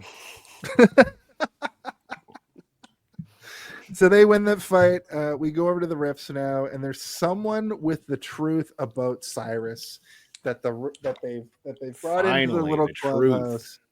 Yeah. And I like then this like on- random guy too, eh? He Yeah. looks like he's one of like the rogues or something, right? He looks like he's close to their I mean, I would believe that. You know, he's another he's the CI within the Rogues, Right? telling on the CI. So double within the agent. police. He's a I mean, Riffs if this- Rogues rat. Gallery. Yeah. Riffs It's a Rogues Riff Rat. Roads Rat. Yeah. Okay. I like that. Thank you. I think if there was if this many gangs existed in the city, the cops would be fucking hiring teenagers straight out of high Yeah. school. Would be like, all right, we're gonna give you 4 weeks of police training, and then we're gonna send you back out there to become one of the pinky punk pervert pogo gang, and you're gonna go. And then they go and they're like, hey, and Jason's like, so you think you could be a pinky punk pogo punk, huh? All right, let me see you on the pogo stick. And they're like, doink, doink, doink. He's like, all right, you're pretty good. They're in. All right, can you rob a bank? Whatever. And you're like, This movie needs more bank robberies, I think. Mm, Right. there wasn't even a single one. Not we even a don't have any one. money to get home. exactly. Train's so expensive. Let's go On to the, Salt Lake Bank. Yeah. It's hard to rob a bank when you don't have a getaway car. You have to use the Mhm. train all the time. You gotta get away subway train. Yeah.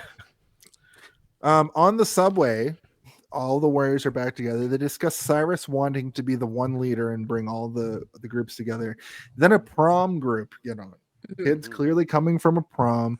The warriors wonder what normal life is like, and the prom people see how dirty and beat up they are, which was an intense thing to see because they get on with their like nice whites and their fucking cummerbunds and their corsages, and they're just looking at Swan and Mercy up and down, and they're all bruised and beaten and literally physically dirty. Yeah, which like her feet are filthy. Yeah. Which is funny because actually I walked like 16 kilometers up and down the strip in Vegas a couple of years ago It happens. in Birkenstocks, and by the time I got back to my hotel, that's what my feet looked like. It was Like, crazy. how are the bottoms of my feet dirty? Yeah, I yeah, got Birkenstocks. exactly. Yeah. These are now Dartenstocks Yeah. over here. Hey. Yeah. But yeah, that's a great scene. That's a really great scene because it really like There's no especially for real like Mercy. words spoken during that, right? No, They're just kind of no. like the only words you hear is just like the chatter of the prom Yeah. kids. and they say kind of prom get kids, more and but more they look quiet like as they're they're like also 40 years examining old. them, right? Which Yeah. is it's powerful. Yeah.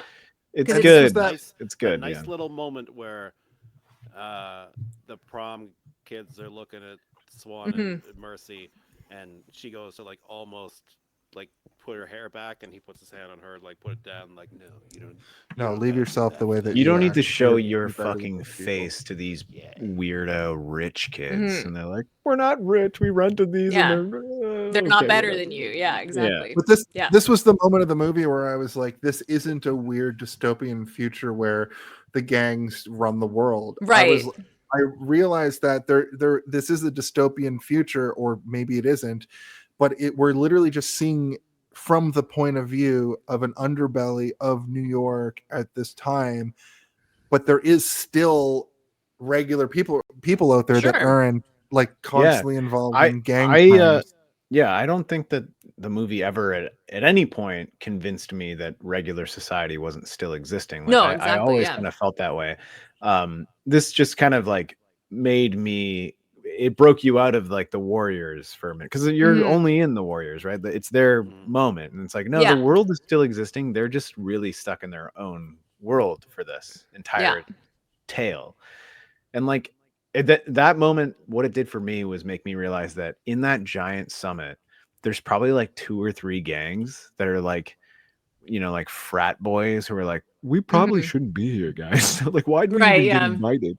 Like they're Mhm. they're like unofficially part of the summit because they beat up another gang one time. Like it's like Michael Bay and like his graduating class from 1982 Right. or whatever. Like they're all there. Like Yeah. it made me feel like there's probably like this huge number of people that would absolutely become warriors for Silas, but there's probably like a ton of outliers that like the orphans, for example, like they're not cool enough to be, or not. It's not that they're not cool enough. It's just they weren't like They strong. don't have enough cred. to Yeah. get brought in. Yeah. But like, Yeah.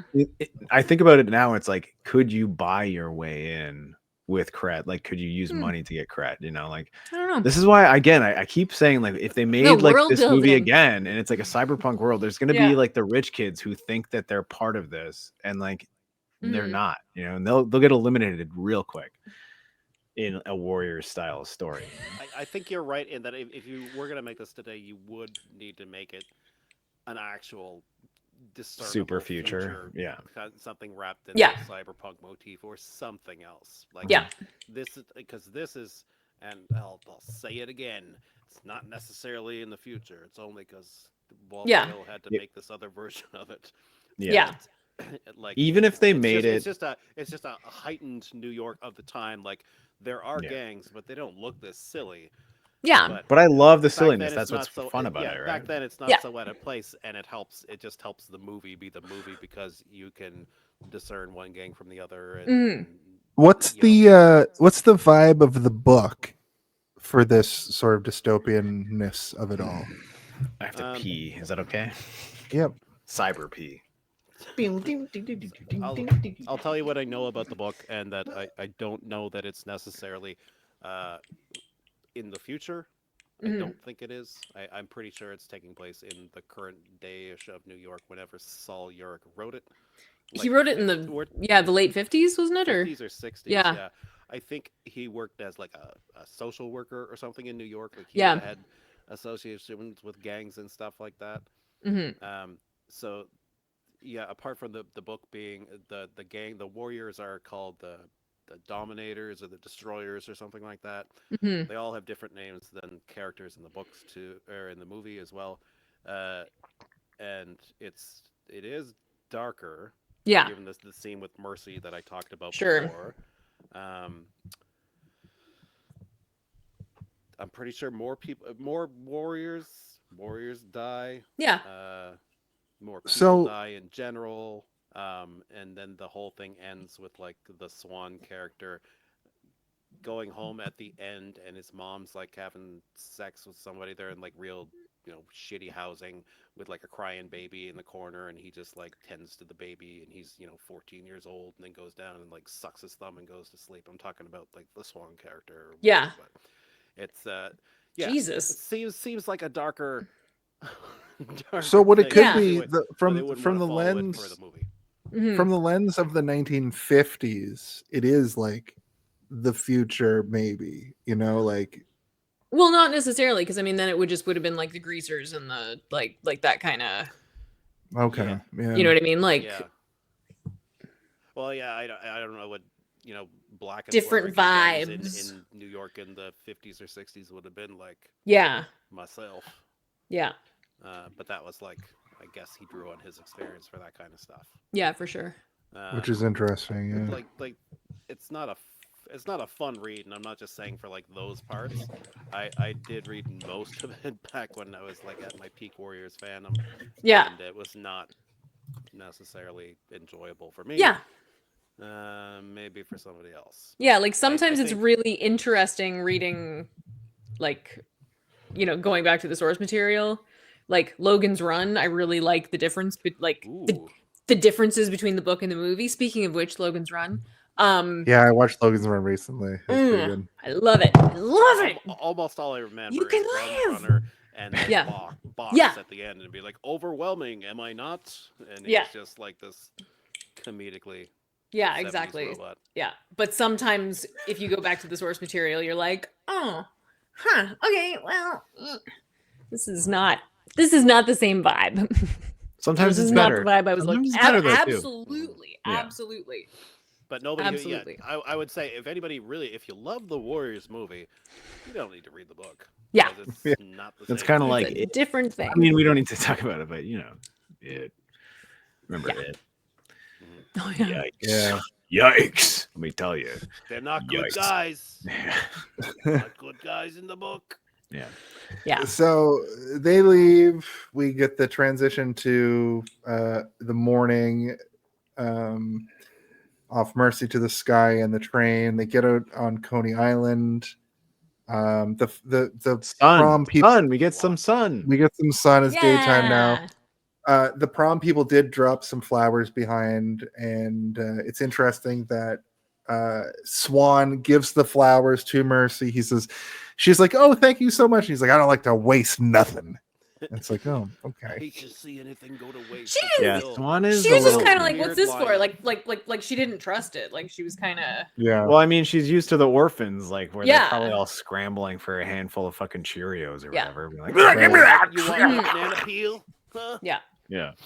Yeah, but And they it also have a felt like, not an out of place line, but yeah, when Swan says, "Oh, I just hate seeing anything go to waste," I feel like there's some there wants to be weight there, or it's supposed to Yeah. point to something. Well, I else, think but I'm that. like, what Well, is I mean, this? it's meant to be. I think it's meant to be like he's talking about her. Like he doesn't want her to I go to don't want you waste. to go to waste. Yeah, well, I mean, like, cause like Yeah. he's like, I brought you along as well. Like, you are like these flowers. Someone Right, is you leaving were behind, and like, left on the floor. Of I the think subway, yeah. it makes sense, Yep. but at the same time, like, it's not. It's an awkward line. It is awkward, and it's also like an awkward thing where she's like, "You calling me a fucking banana peel?" Like, Yeah. that is, pretty right. Mhm. Like, I'm not a fucking banana peel. I'm a banana peel if the banana was still in it on the tree, and I'm running. Yeah. And I'm gonna figure out how to be a better banana peel in a different city. you asshole. But Yeah, I this think is- that's what it's meant to be. Is like I don't Mhm. want to see anything Yeah, get that left makes sense. behind. She is the thing that he doesn't want to see get left behind. Yeah. And he's Going saying at back this point, to like, those- this is, oh, sorry. We fought all night to get back to here. Yeah. Maybe I'll just take off. Yeah. It is The, crazy that they live at the beach and like they live by like the carnival, and their theme is like But- indigenous appropriation. I or Yeah. would say, only Cochise, I would say, is the indigenous appropriation guy. Yeah. 'cause he's got like feathers or something coming down. And he's he's got got like feathers, the yeah. the beaded necklace and everything, Yeah, but like that's right. that to me that sort of infects everybody. So like you know, like if I was like in the Warriors gang and I was just wearing this like leather vest, and then some other guy came and we all were wearing this leather vest thing, and then one guy came and he was just wearing this sort of appropriative headwear, I'd be like, Yeah. hey man, maybe, you know, roll it back. You can't. Mhm. I know we're the Warriors, but we're not like the Warriors, the fucking football team or whatever. Like, Yeah. just relax. That thing where you're like, you know, if you're in a group and one Nazi joins your group, then it's a table of Nazis. Exactly. So one guy comes up and he's dressed inappropriately. Yeah. Yeah. We're all culturally Yeah. appropriate. Exactly. That's how I would tell him to take it off. I'd be like, take it off. Yeah. Take it off, man. Stop. Because Yeah. now because we're wearing leather vests, and that can be seen as some sort of, you know, like animal product that, you know, they're, you know, it's all gonna get blended into one thing, and people are gonna think we're like the appropriation gang. We Mhm. might as well be called the appropriators. That would be a great alternate name. Yeah. That probably would mean nothing to anybody in 1979. But now that's accurate because every single gang Sure. is kind of an Let's- appropriate. Oh, absolutely. Let's remake it. It'll be Mhm. the wokiers. No, woke we mobs. just call it the appropriators, and then Mhm. there'll be a The woke appropriate- gang, like a gang Mhm. that's like, you know, super And every anti-woke. gang they beat, they get to take something from them and be like, "This is ours now." And there's the gang at the very top, and they're wearing like so much shit. It's like they don't even know what to do with it. They're like, oh, they're like Jabba the Hutt. Like, oh, I have so many gangs appropriated. But I thought it was think great. You can threaten me. You're like, oh fuck. I thought it was great in this moment too, where Swan and Mercy discussed just leaving Mhm. all of it behind and taking off. And Swan is like, "Have you ever even been out of here?" And she's like, "No, but I could kind of imagine what it'd be like Yeah. to like go to a different place." And I can, like, I've been to places, but I Yeah. also am from Halifax originally. And when I was a teenager and in my 20s, I could never even really fathom what it'd be like to go to other places. But I always sort of thought, man, going Mhm. somewhere else will be cool as hell. Sure. You know? Yeah. And they did a good job. I mean, bringing them back to Coney Island, and you know, you've got the sun. There's sort of the hope of them arriving safely, more or less. But they still have that transition of it's just quiet. Like, yeah, you can hear the seagulls. But it's not like, there's no like uplifting music. Like, we made it, guys! No, it's Whoa! quiet, yeah. You And know, such so an they incredible still, juxtaposition to what we've just seen for the Mhm. last 70 minutes of the film, right? yeah. And Yeah, then but what do you but do, it keeps the tone, right? Like it keeps that. Yeah, exactly. Clink, clink, clink, clink. Yeah. I Yeah, love the little montage of they see the rogue's car, Mhm. and then they're all like underneath the boardwalk, just making whatever weapon they can, like ripping pieces of wood, Yeah. shingles or whatever shit off. Yeah. and then it turns out he had a weapon the whole time, right? Well, Swan has a switchblade. Yeah. But But he had he it took that whole off the time? punks. Did he take it off the punks? Yeah, Oh, Yeah, and they got baseball bats at one point too. Yeah, from the Furies, Okay, right? but Yeah. no, but Furies. so I thought this was meant to reveal, which I'm now wrong, is that he had a knife on him the whole time. Like Oh, he no, took yeah. it to which changes your like brain a little bit. This- but now this is like I'm where the okay, video but- game part of it comes in, 9 right? Because guys, they no literally, weapons. as they're going along, they're picking up things from people. No, but yeah, Yeah, I thought through the fight. That I reminds thought me it- of Grand Theft Auto too. I thought it was like he disobeyed could've the said rules. Mega Man. you know, like, Gotcha, yeah. Oh, Yeah. he so Reminds he me of wasn't Mega as Man. he wasn't as pure. He wasn't the pure swan that we all thought Right. he was. He had a knife on him the whole time. But if he took that from the punks, then he is still the pure Yeah. swan, and now he's out for. He's just here to practice his knife throwing, which Yeah. apparently he's amazing at. Uh-huh. Because the main punk, the roller skate punk, had the switchblade, and he like popped it out, and we You're get a right. close up on it, and like Yeah, They Chekhoved gun that one. I will admit, when this rollerblade part was happening, I was making dinner and I was watching the movie at like a poor angle. And I was trying as hard as I could to like stir noodles and pasta and be like, I think I know what's happening. Yeah, they're in a okay, they're gonna fight these rollerblade boys. Man, that one rollerblade guy's really hot. I hope that he doesn't get spray paint in his eyes. Oh god, he gets spray paint in his eyes. Crazy. Oh my god. Just before we get back to where we are, because we're going back there, I was gonna say that fight in the bathroom is wonderful. Mhm. It is So good. many Yeah. nice We kind of skipped over it because actions. Jason only There's talked its about the mirror ends with smashing, the but like flipping a guy over your back through the stall. Oh yeah, There's and one then guy and who the shot from out, like from inside Yeah. the stall out. Yeah. There's one guy who totally slapsticks it, like he gets punched in the face. He's one of the punks. Yeah. And he gets punched in the face, and then he's like, "Ooh!" and then smashes his head off the wall. It's like, Yeah. it's a whole. have you guys thing. ever seen Yeah. The World's End? Like the Yes. yeah, where like Dun dun dun dun dun dun the- dun dun dun dun. not that No, one. no. The Cornetto trilogy. The Cornetto, yeah. Yeah, Yeah. right. Sorry. In those movies, they always like they have these sort of like almost like wrestling-esque fight Yeah. sequences where Mhm. every single person gets a moment in Yeah. them, and they're like so beautifully shot where you're like they're highlighting just like the ideals and sort of like the persona of these characters Yeah. in the fight, and they kind of do that here, and I appreciated it where I'm like Mhm. they gave everybody a moment in the fight to like make us like these guys, the warriors, a little bit more. Yeah. And this is where I'm like, you know, the movie kind of dipped hard and then it's like coming back up for me at the end. Where I'm like, Right. okay, I'm back on board over He's here. like, those I- Furies took me out, but I'm Yeah. back now, guys. Yeah.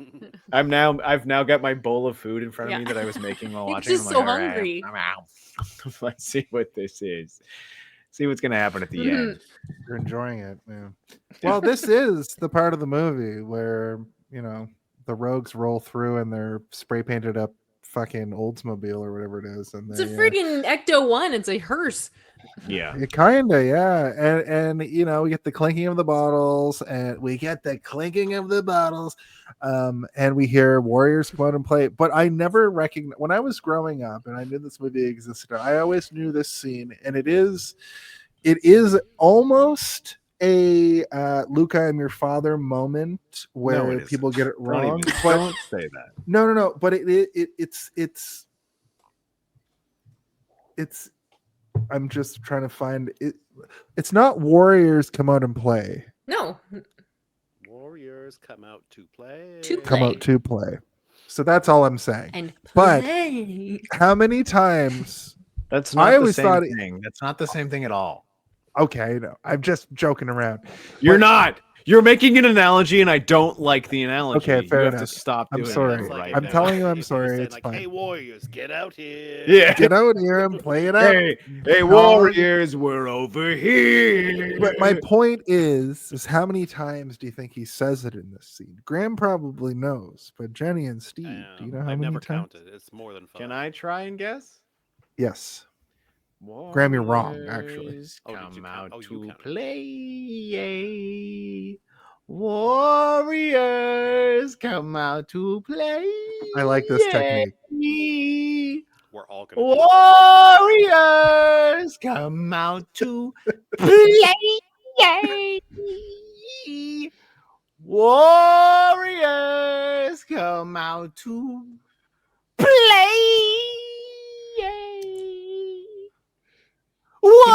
Warriors. You're slowing down. To play. And then it's in the car.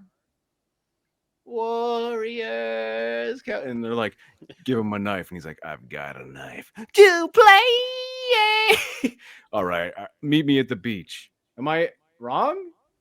It's 5. 5 times. It's 5 times Yeah, exactly. I don't know if you're counting That's the what I ones that are in the background because I was counting the ones that he's on No, screen that's- for. I think you're it's counting. You're included. not counting the It's ones where it's still in the off-screen. background. I counted the amount of times that I heard it said in the track of like the vocal track.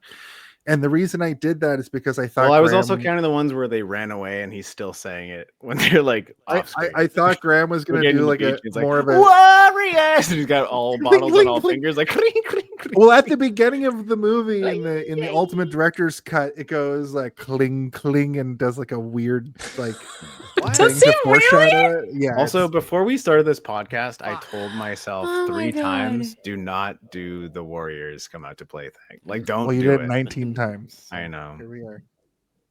I shouldn't have done it. Anyway, Mm. the Warriors lure the Rogues to the beach. We get our final battle happening at this point.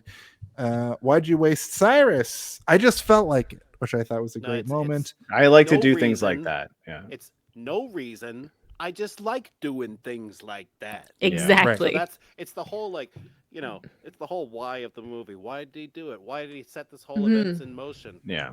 No reason. I just like doing things like that. I just like doing things like that. It's the Yeah. Also, I'm an op, a CI, and an undercover operative. It's like the old like, well, Master Wayne, some people just like to watch the world burn. Exactly. I saw a guy These are throw a chaos. jewel the size of an apricot in the fucking river. Crazy, right? Burn a pile of money, Master Bruce. Yeah.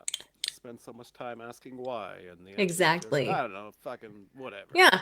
We always ask ourselves why, and then but we should be asking ourselves why the fuck not? Am I right, Master Wayne? yeah. Pow! knife to the arm. Yeah. Yeah. Would it be power? Or would it be? It'd be like S More of a- L L K.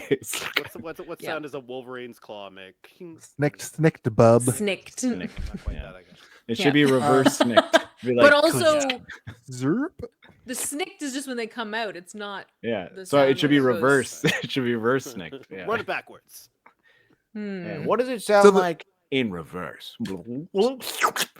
Oh. Well, we can talk about all that and more once we get through this.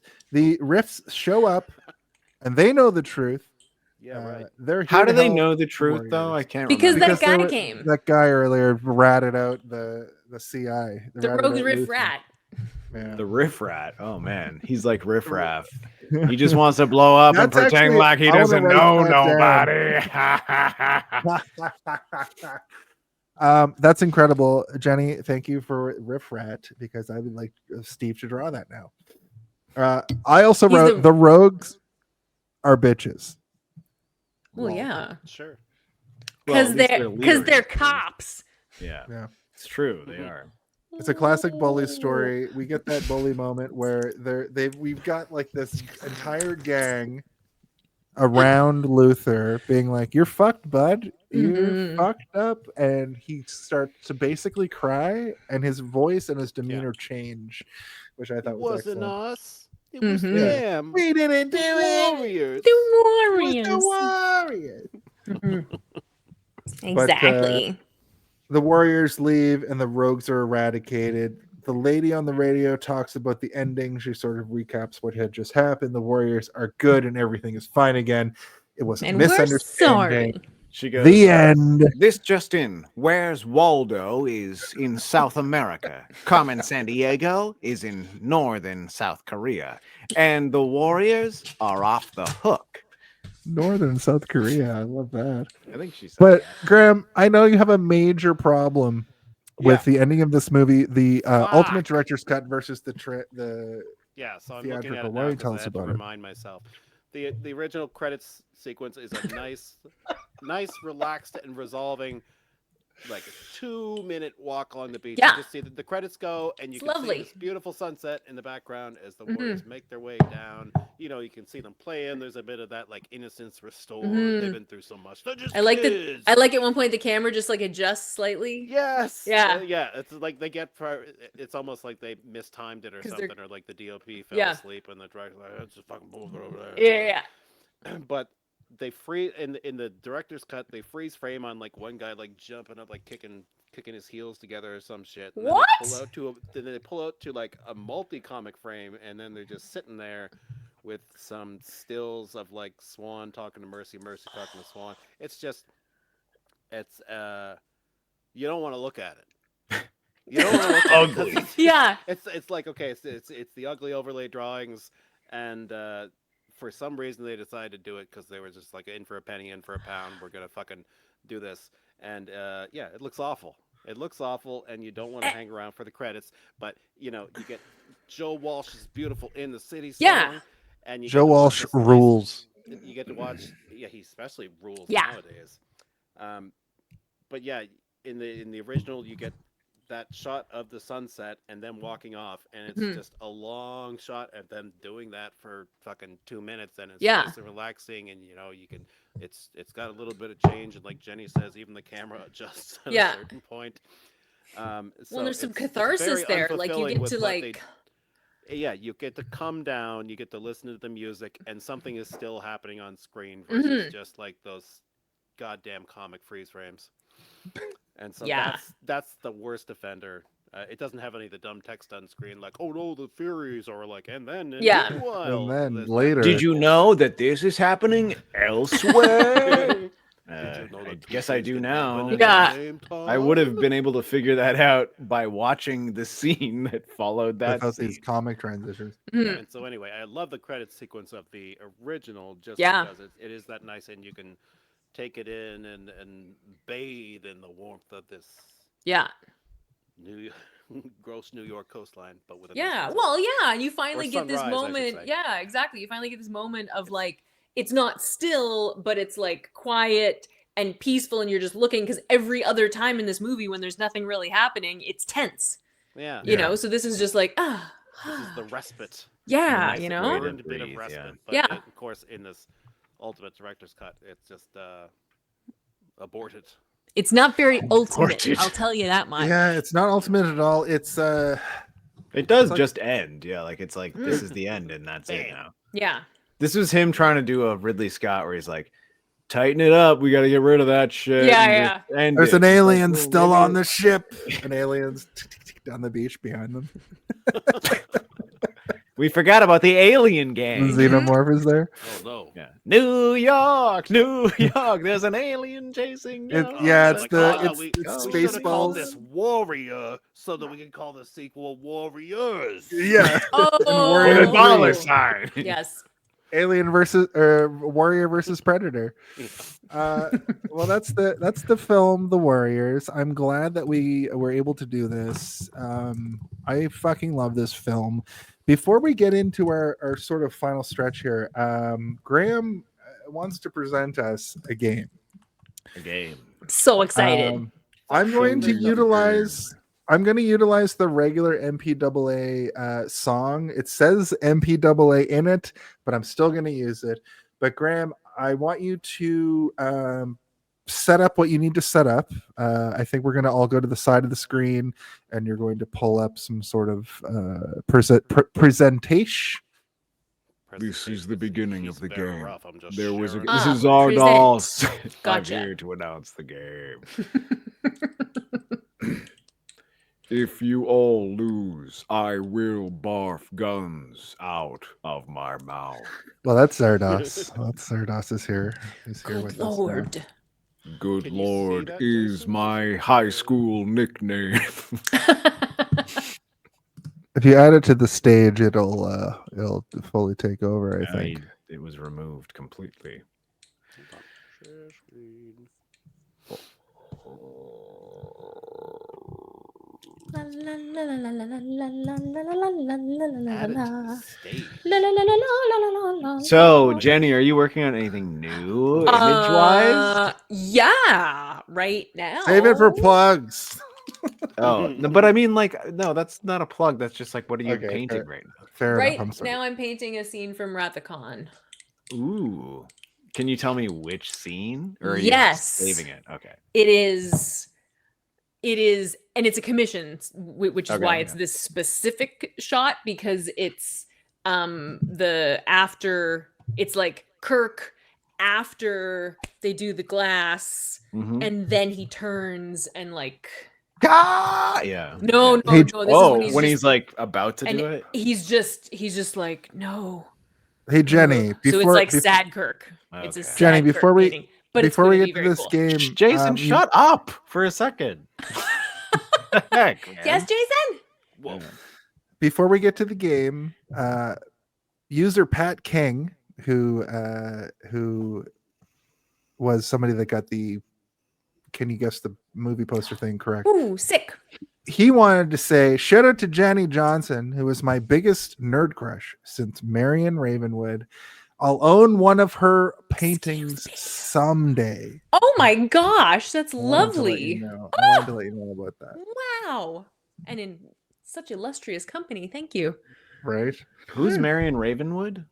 Indiana Jones. Oh, Raiders. Indiana Jones. Yeah, Mhm. I should know that immediately. I was like, which Harry Potter teacher is that for a second? Good heavens. I mean, Ravenwood sounds like a Harry Potter teacher. Is that the fucking broad from Robin Hood? Sorry. No. Okay. No. No. I never want to hear about Robin Hood again on this podcast. No. What about the animated one where we can all discuss our Yes. sexual awakenings and be like, No, why are we all furries now? Yeah, da, da, da, da, da, da, da, da, da, da. Wait till I tell you about what I thought about Robbie the dinosaur. Oh my goodness. Let's go. He had a Letterman jacket. Hello. He's got a Letterman jacket on. I mean, you can't put Do that I- in the cock and Do tell I me need it's to hit not the sexy. music to get? Do I need to hit the music to get to this next thing? I don't know. I got my screen up. I think. There you go. Hey, yeah, there you it got is. It's okay. It's time to play. Yes, the MPAA. Okay, No. Graham, tell us. You're the host now. Welcome to Warriors Dead or Alive. All right. It's a very simple game. I'm going to bring up somebody, and you are going to tell me if the character is alive at the end of the movie, and guess if the actor is still alive. Oh, Wow. interesting. Okay. All right. This is And interesting. You Are you get going to one give it point- to a? Sorry, go ahead. I'm You get interrupting. 1 point. 1 point for the character is still alive, Mhm. or not, if you guess right, and then if you guess correct on the actor being alive or not, you get another point. But if you don't, then somebody can steal. Whoop! I just hit my mic. All right. I'm gonna do my best to keep track of this. This is a real half-baked piece of shit. This is a good game that you've made. All right. Amazing. And so, just one thing I'll talk about before that. So I have like different copies of this movie. Obviously, Uh-huh. I got and I'm always searching for more formats as well. Amazing. There's, like the original DVD release, like the shitty DVD release, Mhm. the shitty Blu-ray, and then the newer Blu-ray that Jenny. That's at my has house. now. Yes. And I have also made my own, because I can't find VHS or Betamax copies. I've made my own VHS and Nice. Betamax copy. No. Oh my no goodness. screen yet. Very nice. Or no cover yet. So I've made these from like the most recent theatrical version, with restored picture and. Nice. All right, Jason, we got to get Tim and this guy on an episode together. Yeah, we do. Sorry, Tim go Allen? ahead. Tim Allen, yeah, he's gonna be like, He's a good friend of ours. Yeah. Friend of the show. no, Graham's back. Uh-oh. Yeah. I was gonna say, and whoever wins gets the VHS copy of the Warriors. Oh man, I hope I win. I'm gonna win. I'm winning now. Okay. We're gonna start off with. I didn't know there was a And- prize. You can't just give me a prize and tell me that I have to win because I will. If there's a prize involved. Well, we shall see. Yeah. So we'll do games with segments. Doughboys rules. Just I'll read it out, and then you have to say your name to buzz in. Okay. And Okay. then I'll say it's you or not. Steven, this one. But if you say it, then somebody else can get an easy steal off of you. Right. And just to not make things too easy, we're gonna jump one right now. So, Cleon, Dorsey, right? Jason, Jason, go. Is Cleon Alive? alive or dead at the end of the movie? alive and alive. No, he's Steal. probably dead. He's probably dead. So you don't get a point there. Okay. And I'm gonna allow a steal. Steal. Yes, Steve. Character dead. Actor alive. That's correct. I'm going to give you 2 points for that. Nice. Nice. And All right. We're going to jump back to James Remar Ajax. Go. Jason. Jenny. Jason. Alive. Ajax alive. James Actor Remar. alive. Okay, that's 2 for Jason. It's all tied up. Oh, I got to keep score and make noise on my keyboard every time, baby. Next up, it's Cochise, David Harris. Jenny. Jenny. Cochise alive or dead at the end of the movie? Alive. And David Harris, David Harris. I'm gonna say dead. you're right. Thank He you. is dead. He is dead. He died in 2024. And for a bonus point, how do you think he died? Oh. It was 46 years. Let's say, God, I don't know, diabetes. No, that's wrong. It was cancer. Oh, I'm sorry. Yes. This is a sorry, weird game. I mean, well, yeah. I didn't need to do that bonus point bit. You know yeah. what? If Bonus I wanna- point. How did he die? And you're like, how do I make this not sound racist? Oh my gosh. Cancer's racist. No, but you know, if you said Lupus some other would be disease, racist. Oh. All right, Cowboy, Jason. Jason. Dead. And dead. You are incorrect. Just guess the first one, then Dead. you can guess the second one if you're correct. You're Oh. incorrect. Okay. Steele, Jenny or Steven? he's alive. Still. Steven, you got that. He's alive. What about the actor? The actor is also alive. Oh, you got it. He's still alive. He's Nice. still kicking. That's 2 more. And I'm points gonna for guess you. that he's alive because he lived a healthy life so far. Yeah. Do I get a bonus point or no? out No, on the okay. ranch. No, Mhm. you don't get a bonus point for talking about how they lived a healthy life. All right, next up is our boy, the Fox, Tom Waits. Me, Steven. His character died, Yep, and his actor is also alive, I think. that's correct. Nice. His actor is still alive.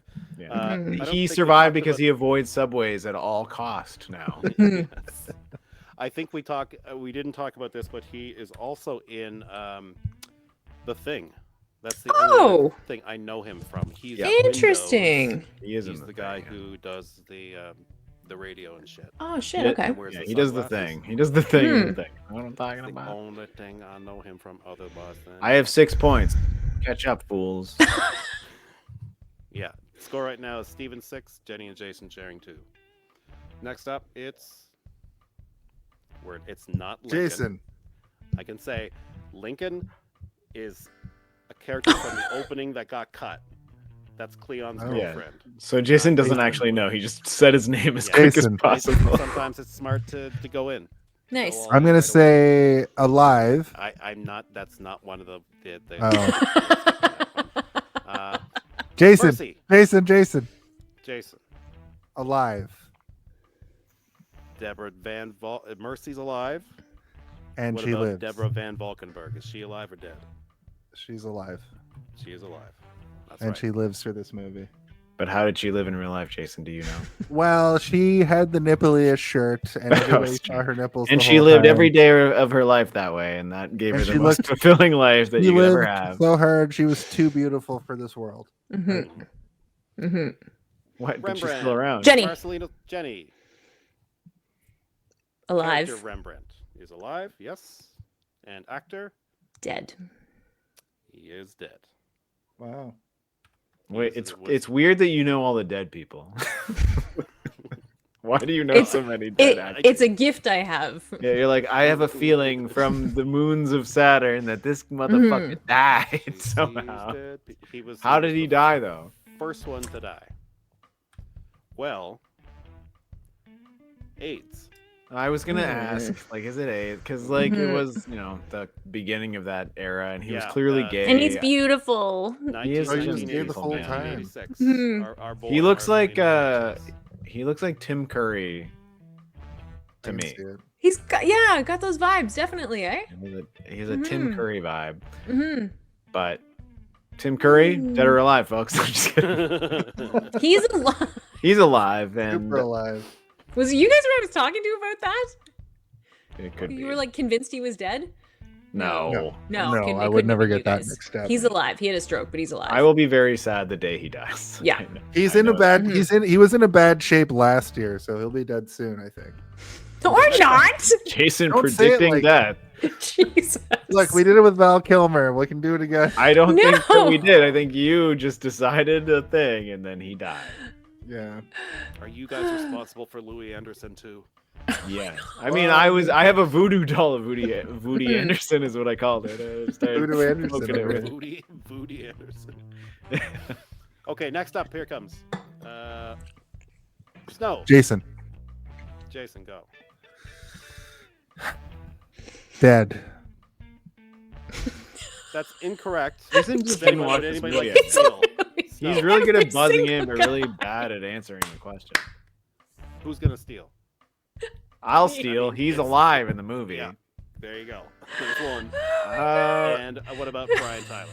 I have no idea if Brian Tyler is alive or dead, but I'm going to say alive because I want him to be.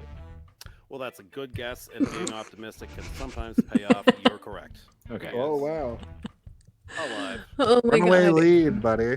And I'm going to say that he lived because he's handsome and he probably had a good Mhm. life. He's probably got a couple kids, and his kids look up to him and say like, "Dad, have you ever been famous?" And he's like, "I was once, kids, in the movie Nice. The Warriors, and I will Nice. never show it to you until you're old enough to watch it." Mm-hmm. But also, if he was in a movie in 1979, his kids are probably like in their fucking 30s now. Yeah, they know how to Yes. get their own. They've seen it, yeah. Mm-hmm. They're telling him how to find movies now. 'Cause Yeah. He's in a home. Mm-hmm. Next up, Jenny, Jenny, go. alive. Uh huh. And Michael Beck is. I'm gonna say he's dead. I'm going with dead. Sorry, Jenny. He's That's actually okay. alive. I'm delighted to hear that actually Yeah. because I was thinking Yeah. I was like cursed Silver or lining, something. he's still yes. alive. Yes. He's Good. I'm still alive. very happy for him. This is the first time Jenny has ever guessed that someone was alive, I know. and she was wrong. Wishing death on our boy. Okay, next up it is the big one himself. Vermin. Me. Don't think that was Jason. Well, he survived the movie. Hey, But he should have died. He should have got killed by the fucking lesbian. you got gang. one. Terry fucking I'm gonna- Mikos. I'm gonna say Terry Mikos is dead. Look at that Squidward face. Come on, you cannot tell me that guy doesn't look like Squidward. He had a good this kind of where he Like the he keeps his head up tilted the whole time, Yeah. and he was doing it the whole time. And I'm like, yeah. I think it's because he's probably short, right? So he's like trying Yeah. to make himself look taller by looking up. Mhm. He never looks but he's that, like, stoic and committed in the movie. He's always Yeah. complaining about something. but Yeah, he's it's also true. kind of like he's got like sort of a goofy, like I'm about to start laughing kind of vibe about him, which I liked. Yeah. I liked Yeah. him. I liked Vermin. Yeah. Vermin was Yeah. okay, and he wasn't rapey like most of the other No. gang. Vermin, I wrote down whiny, hairy chest, big one, and chin. But also like I'll only kiss a girl if she wants to kiss me first. Yeah. You know? Yeah. Vermin's also has the distinction of being in two goofs on screen. So in the very opening of the movie, Cleon is talking to Ajax, and he says like, "You just keep soldier and keep your mouth shut." Yeah. And when it cuts back to Ajax, the back of Cleon's head is the back of Vermin's head, I think. Oh. It's like he goes from being a black guy talking to a white guy, and then it cuts to Ajax's reaction, and it's two Right. guys. Yeah. Alright. In the Okay. Lizzie scene- Everybody calm down. We don't need to get into that kind of stuff. Have you ever seen a Steven Spielberg movie? Nothing makes sense in terms No, of continuity. It's fun to find just continuity stuff. Yeah, I know. And in the Lizzie's scene, Furman's making out with one of the Lizzies on the couch, Mhm. and then it cuts to like Rembrandt watching them, Yeah. and then you see Vermin walking by in the foreground. So it's like Yeah, and then it cuts back and he's making out with Rembrandt. And then it cuts to another one and he's making it with a completely different Lizzie. And you're like, what the hell is going on in this movie? Make up your mind, Obi. it's just Rembrandt's looking for the big one. Okay. Wait, did we say if he's alive? Was or he dead? alive or dead? Do we get the point? I said he's dead. You said he's dead. He's dead. He's alive. Oh. So you got 1 point out of that one. Nice. I'm gonna jump to a few more, just like the main-ish characters here. There's 2 more. Okay. So in theory, I'm not even gonna read the scores. Ding. I have the highest I've got score. the scores. Yeah. Cyrus. Me, Me. Wait. Roger Hill. His character obviously dies in the movie. He's the first character to fucking die in this movie. And Roger Hill, I believe, is dead in real life, but I don't know. Well, that is correct. He Yeah. is in fact dead. And he was actually killed in this movie. That's how he died. He got Yeah, shot he- for real. He fell They off were his they, ladder. Yeah. they didn't actually want his character to die in the movie, but someone shot him for real. Little during known the fact, scene. The Warriors is a snuff film. Yeah. This is the Mhm. precursor to Jason Lee. No, not Jason Lee. Jason Lee's Lee. son. Jason Lee's like, jeez, he was in a Brandon, Kevin Smith Brandon. movie and he got I was shot by Kevin skateboarding in Smith there by and I got accident. shot with Yeah. something. Oh. So I get 2 more points. And the last one. Is that Wesley as I Snipes? Scroll Oh, no. down is Jenny. buddy Ace. Jenny. David Patrick Kelly. Luther is I'm going to surmise that he's dead at the I'd end of say this so. movie. And I'm going to say that he's alive in real You're life. correct. He is still alive and kicking. Not Yeah. acting so much anymore, but as far as we know, Doesn't he look like the Still penguin alive. from the Penguin Show a little bit too? He does that. Yeah. It's a very pointy, angular face, but Yeah. not an unattractive face, just kind of like a weird face where you're like, you probably photograph well, but Yeah. I don't You wanna probably do fuck some high fashion modeling, you Yeah. know? mhm. I think he put was a a boxy stage- suit I on think he this was a guy stage and he'll boy look like before he's this. made to wear it. What was that, Is Graham? that the end? I Is think that he the was a end? stage actor before this. Oh, I didn't know That was the end, Jason. That was the end. That was the end, and the tallies are in third place. NPAA, everyone. The NPAA. Wow. In third place with 5 points is Jason. And the winner with 8 points is Steven. Hey, people, I know my corpses.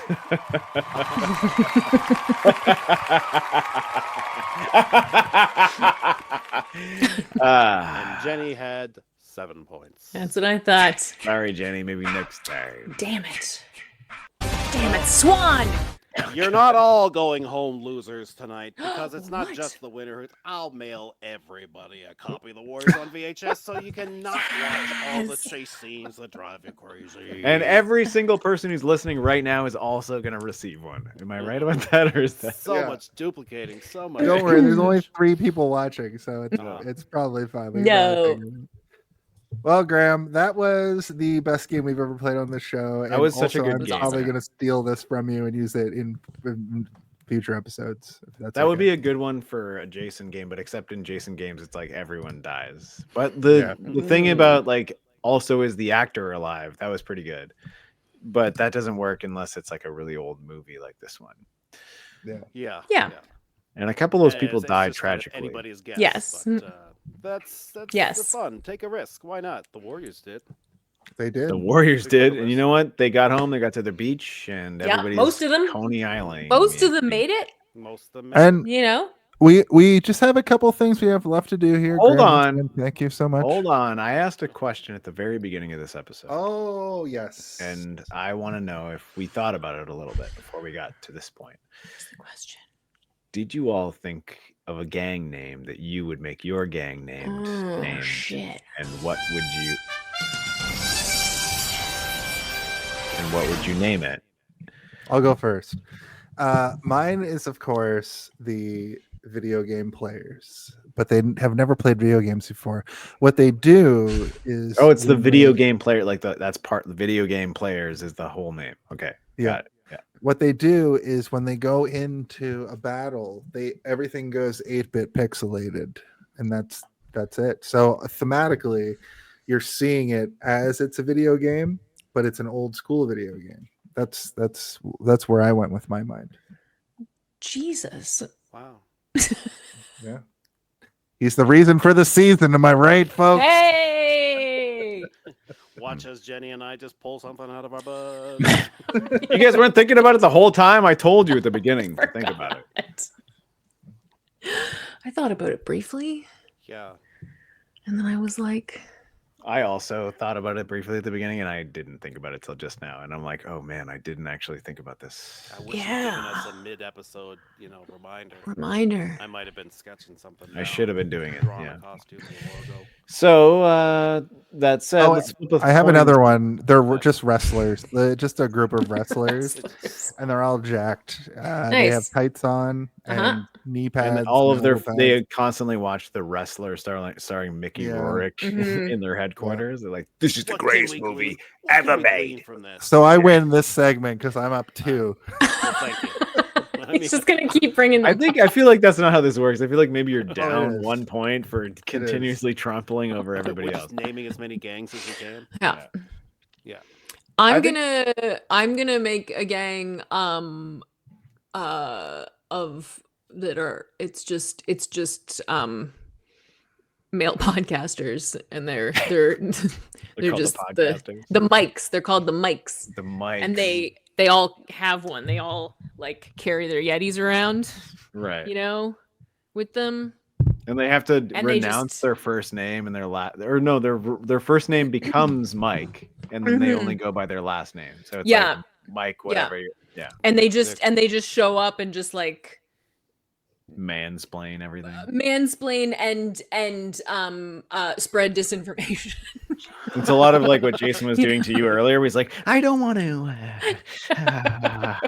tell you that The Rock No, wasn't no, no. ever there, but The Rock wasn't there. The Rock was never there. I was just watching. It was the Booker Oh, T, yeah. all right? Mark fair. Carney That's said fair. he hated orphans. yeah. Okay. So what Exactly. is yours? Yeah. Exactly. My gang is called the Traumatized Toddlers. Nice. That's like They're- almost like the they're- orphans, but different. Shit. I was gonna say they all wear green shirts. Yeah. They don't get invited to things. Yeah. They got lots of problems. They're always talking about their moms and the hitting. Mhm. Maybe it was like a No prequel dads. to the orphans. Oh, actually, the orphans. The name of the group is No Dads. That's it. None of them have No dads. Yeah. It's all moms. Apologies. Oh my to god. Anybody who doesn't have a dad. Yeah. But, I, you know, it's a I gang think for that you. the traumatized Yeah, orphans exactly. is like a prequel to the orphans. The Yeah. traumatized toddlers is a prequel to the orphans. Yeah, because when the traumatized toddlers, they're really actively, Mhm. and they won't stop talking about it. Yeah. And when Yeah. the orphans, they kind of chilled out and they've really just repressed it. And My dad went out for a pack of cigarettes, but he could beat up your dad. Yeah, well, my dad also went out for a pack of cigarettes, and I bet he could beat up your dad. Whenever they get back, we'll find out. And they just Uh-huh. like, cross their arms and they never come back. The dads never return. cut to it's just a couple skeletons of kids. Yeah. Or it's like them growing up slowly, like they're still alive, but they grow up. Mine is called the Red Light Trackers. Nice. There's hookers in the city. They're under duress, and we make sure that anybody who fucks with those hookers gets the red light tracker treatment. We hunt you down, we beat you up, and then we expose upon you the same treatment that you may have to those red light hookers. You're gonna get fucked up, bud. Red light trackers. Is it just that they were fucking the hookers, or they were fucking with the hookers and doing something bad? You're not gonna know until you find out, Graham R. Pass. Oh no, my storied history. Ding, ding, ding, ding, ding, ding, ding, ding, ding, ding, ding, ding. Oh, don't you start. Graham's running through an alley. It's raining. He's like, there's red lights like going over the alleys, and he like a little invisible noose goes around his neck. And he's like, like it's like lift up an alley, like, and then that's the last we heard of Graham R. Pass. I should have tipped her 20%. Mm-hmm. Yeah, 20. All your money is falling out of your pockets. I don't know if prostitutes accept tips. I think prostitutes would accept tips. Yeah, they got them. They got Sometimes I think Not they the same do tip. only the tip. All right. Well, Yeah. that was two great segments that we did one after another. How about we get into our Home Alone It All, our final thoughts, and our ratings? If you had to pick one, What do you think the Home when Alone of it is all? the Home Alone of it all? Can someone please tell me when the Home Alone? I really gotta When's the know. Home Alone? When is the Home Alone What is the Home Alone of it all? Now that's the Home Alone of it all.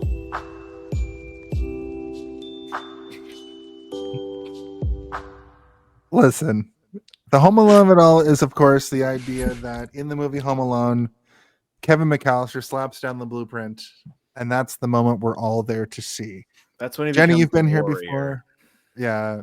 Yeah. Graham, you've seen the show. I explained it to you also prior to this. I know it's kind of a dumb. Nope, it's not dumb. It's a It's not complicated concept. It's a complicated concept, but it's basically It's kind of your actually, like, when best the thing movie. about our show, I think. I It think really it's truly like is. It's, when the movie starts for you. What I want to do here is, Jenny, you get to go first this week, but it is your Home Alone of it all, your final thought, and your rating for the movie, whether it be out of 5 or out of 10 or some stars or some popcorn. The floor is yours to tell us all about everything I just said. Okay. The Home Alone of it all. The Home Alone of it all. The Home Alone of it all. I would argue is maybe when like Cleon goes down and the boys have to run on their own. Yeah. I mean, that's one of mine. I have several Home Alones of it all in this one. But yeah, that's one. Yeah. Yeah. It's the elbows for me where I'm Yeah, like, right? finality. Yeah. Yeah, and That it's is just you're death. just like, Yeah. whoa. That is an execution shit I just- never yeah. thought I'd ever see. Yeah. Yeah, right? Yeah, exactly. Elbows up, folks. Right? So, yeah, so what's next? The rating? The end? Last thoughts? Your final thought. Yeah. Final thoughts. I am so glad I got to watch this movie again as an adult with a functioning brain, frontal cortex and all that.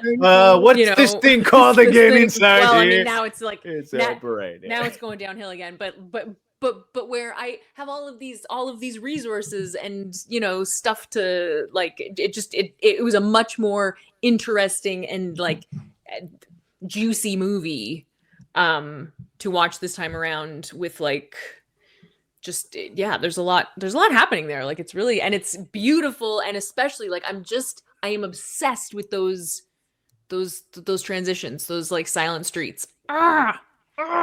So good. So good. I'm gonna rating. I mean, like, is it a 10?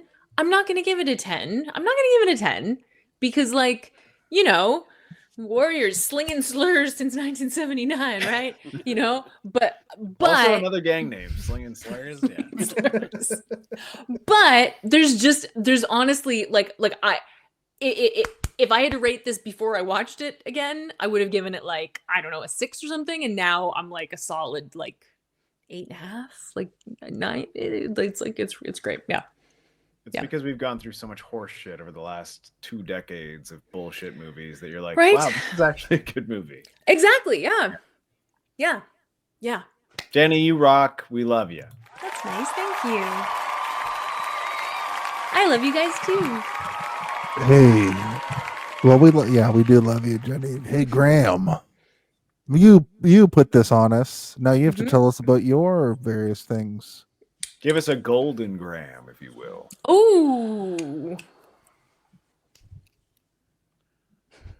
He's So, like, I don't have golden ones in me. So, having listened to a few episodes, my takeaway of the Home Alone of it all is kind of open to interpretation, obviously. Yeah. Yeah. And it can mean whatever the fuck you want it to mean. Your favorite part of the movie. Yes. Yeah.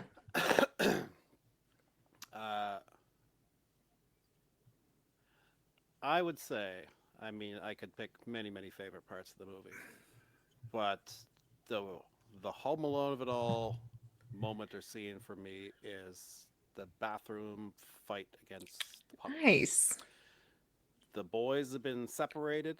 They've gone through their own Mhm. trials, and this is the opportunity where they could come back and reestablish the team, take on a gang that's got roughly the same number of members in a very memorable fight scene for me that sort of encapsulates the real fun of the movie.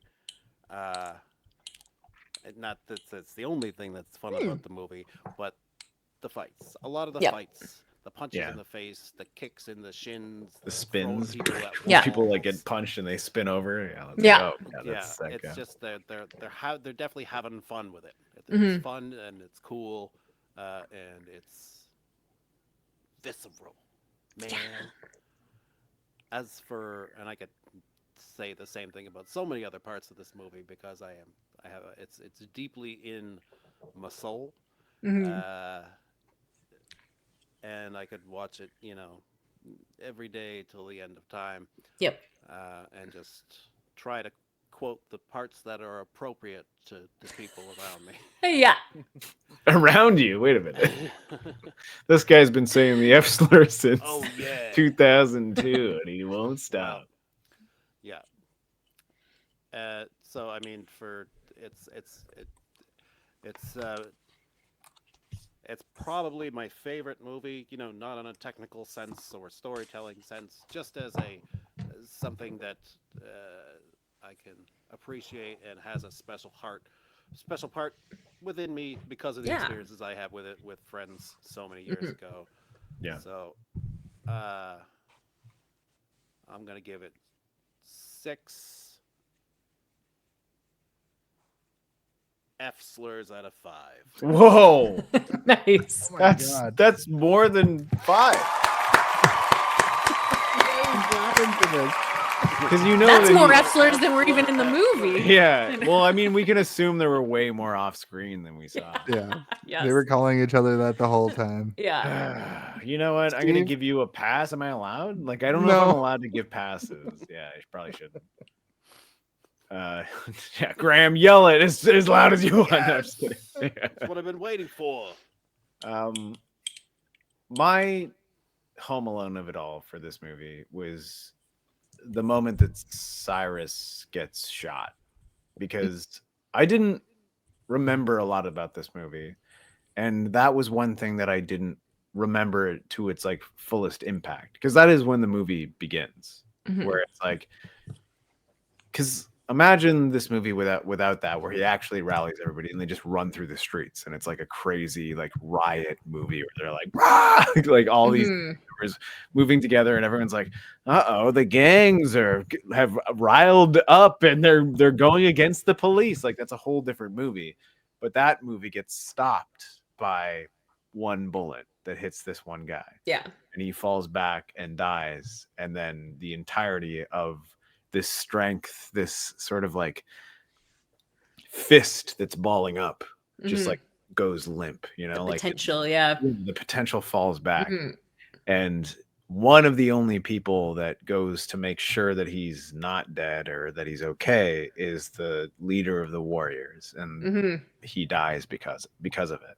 Yeah. It's such a good moment, and it truly makes him seem like a warrior, right? Like, Yeah. the title of the Warriors is not just their gangs. It's like, no, they are warriors. They're there to fight. And like, it is good. Like, the movie is good. There may be a lot of things that I don't like about it, and there may be a certain drop off point where I'm like, I'm bored, but then I get back into it by the end. But like, The movie is good. It's not a bad movie. Yeah. When I think about it in totality, I wish that there was more of a structured narrative throughout, and not just like, let's see what these guys are up to during this escape. You know, like I'd like to see more. And like maybe that's why they made the video game, to be able to flesh that out. Maybe that's why they wanted to make the TV show, to flesh that out. And I do think that there is an interesting story there, but like we didn't really get it in this movie. Imagine if they made it like Pit style. They did like 15 episodes of like 15 hours, like however many hours. Every like, real single time. episode is a different character, like a Yeah. different, I would love with a that. different gang. Yeah. Like it would have been cool. I would love that so much. There's a lot of potential within this.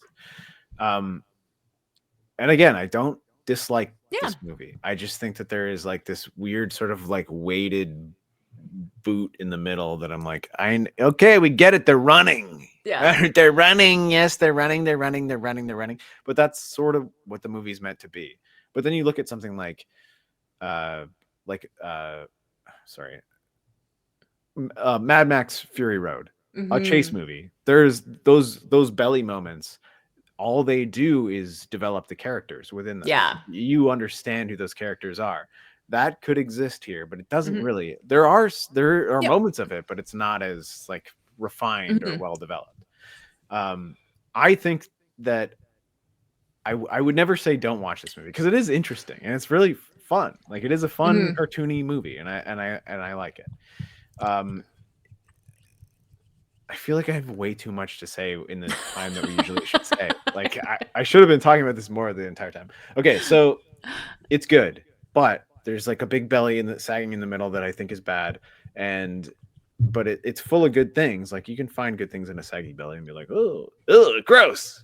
Oh, that's nice. I'll take that. Oh, that's gross too. And then you get to the end and it's good again. If I had to rate this movie, Which you do. I do have to rate this movie. You're right. I would give this. What would I give this? Oh, you know what? Like a gang of Spielbergs. Like we're all dressed up as Steven Spielberg, and we're like, gee whiz. And then we all leave, but like one stays, and he gets murdered by the rest of the gang. That's what my rating is.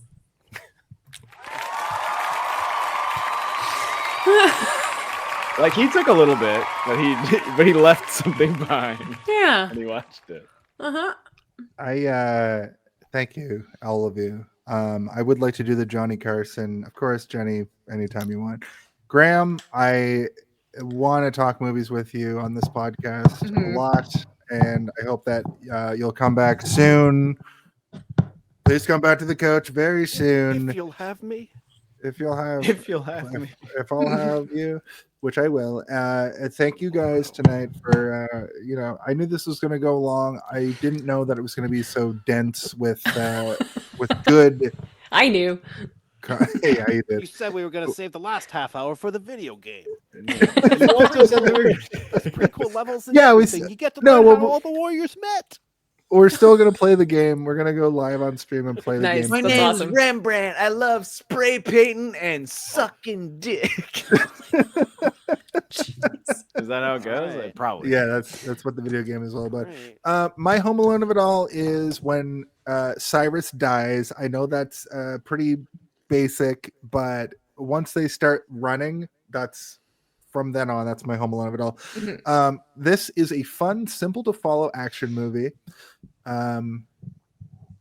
that I think relies on you to find the lore for yourself, is what I'll say. Which requires repeat watches, which I did. I watched it twice in the last couple months, which like not a lot of people do that when it comes to movies. Steve is a freak and a pervert. He watches 100 movies all the time, constantly. I don't know about freak, but pervert. Yeah. But pervert.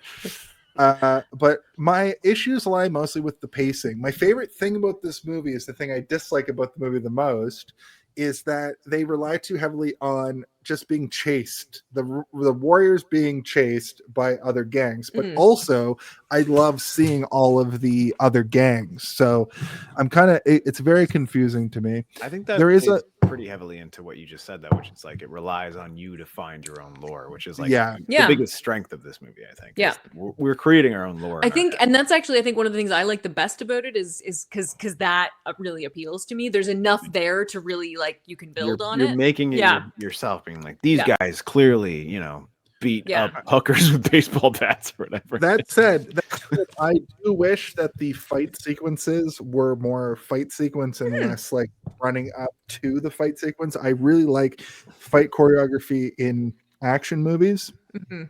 And this movie at its heart is an action movie, but this movie also at its heart is kind of like a road trip movie a little bit, where like let's go to the like in comedy road trip movies like the movie Road Trip, we're Yeah. going to the thing, we're being All right. presented with Like the I mean, different, on like, set paper, pieces, yeah. yeah. Come on. Yep. that's what I'm saying. Mhm. I give this movie an overall 3.7 out of 5. And through this conversation, I will bump that up to a 4.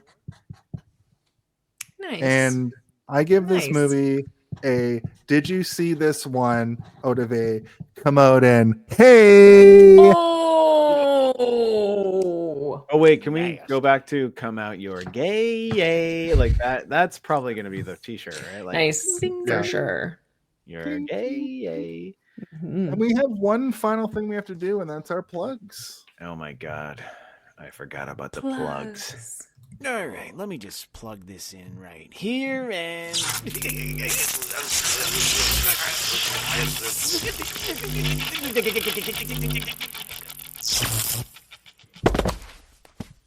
That's right, he's dead.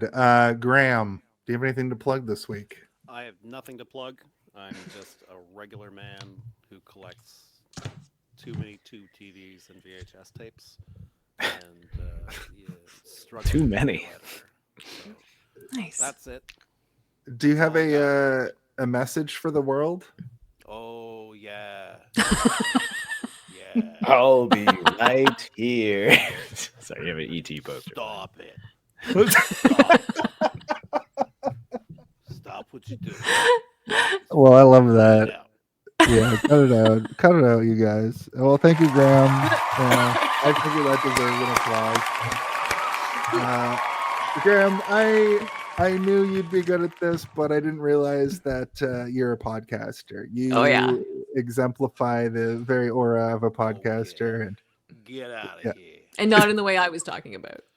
yeah, not in that a herd of men is called a podcast Yes. in the same way a herd of ravens is called a Yes. murder. Yeah. Well, I do listen to an ungodly amount of podcasts. I'm wearing 3 pieces of podcast swag because that's what Very you do when nice. you record a podcast. right? Very nice. Yep, that's right. Yeah, you got to wear all your podcast swag. Mhm. So It's true. What does that one say? Gay what? Gay frosty gay? What does it say? this just says Snow Gators. Ah, Snow Gators. It's a Nice. Doughboys shirt. nice. So I like the Should have Doughboys. spelt it with a Y. Oh wait, you're not pod. It's a real obscure reference. You know, All it's right. podcasts. Yeah. Podcast. I mean, Twinkerbell. What does that mean? Yeah. Thank you, Graham. How about you, Jenny? What do you got? What do you got going on? Well, I got a bunch of stuff. Okay, so I make paintings. I'm a painter. You can find my paintings. Well, actually, you can't find my paintings since I've sold most of them. Yay! But I have prints, folks. I've got prints. So you can pop over to my website. Sorry, it's late. JennyRJohnson.com. And God, this Band-Aid is fucked. Anyway, I know you wrote notes on the Band-Aid. You're like, I wrote micro notes on here to remind me. Of My what to middle say. initial is R. you can go over to my website, JennyRJohnson.com. You can find my shop there. You can sign up for my newsletter, which I highly recommend because that's where you're going to find out when I'm dropping new prints, which is something that is going to be happening in the next month or so. Also, you can find me on a multitude of social media platforms at Jenny R. Johnson Art. I am on Facebook, Threads, Instagram, TikTok, Blue Sky, and even Red Note, although I haven't been over there in a couple of weeks. Anyway, Hey, now. also Also, you can find me on Virtual TrekCon's live shows on Tuesdays and Friday nights, live on their YouTube. Virtual TrekCon. We do a news show on Tuesday nights, and we do Star Trek and Chill on Friday nights. And it's fun. And I got to talk to Jonathan Frakes on Tuesday night this week, and that was Oh my goodness. sick. Yes. Anyway, so you should How go back do and I watch come that. hang out with you guys on that? Let me come once in a while. Jonathan Frakes and Armin Shimmerman and John Billingsley all at the same time. Baby. That's pretty That's cool. great. Anyway, sorry, that was just me bragging. Anyway, so aside from that, that's all I got. Well, thank you, Jenny. I appreciate that. I appreciate that you rubbed that Jonathan Frakes personally in my face. He just followed me Why on do you have to Instagram always yesterday. do that? Don't be rude. It's Don't be funny. rude. Jenny's laughing. Did you get him to do a recreation of that supercut of that show? You know, You ever ride a bike next? Did you get him Kinda- to go over your head in the reverse? You know, when he stings over a chair like your head, that would be crazy. Steve, what do you have to plug this week? What do you got cooking on the back burner, my man, my guy? Well, I have one brand new thing that I'm not allowed to tell you about, and I was told to specifically not tell you about, which makes me feel cool. Godfather, Very cool. Yeah. But I also am doing Darth Theorist and the Three-Eyed Theorist. Every week we do 4 to 5 videos between the two, and it's me narrating. I do stuff like this. What if Darth Vader was a tiny little baby? Let's explore the depths of it in the video. And then you guys are like, wow, look at him go. He's a tiny little baby. And he's like, like strangling people and stuff. That's kind of the idea behind it. Not that weird, but like, you know, it's usually like a more Kind of that normal weird. version of that. Kind of that weird. But you know, it's good. Like it, you know, we're almost at 40,000 subscribers on the Star Wars channel, and we're That's almost at awesome. 20 on the Game of Thrones channel. The Game of Thrones Amazing. channel is more like me being like, "What the fuck did we do, Papa?" or whatever. You know. No, I'm pretty good at the voices. I'm making it seem bad now because it's funny. Yeah. Okay.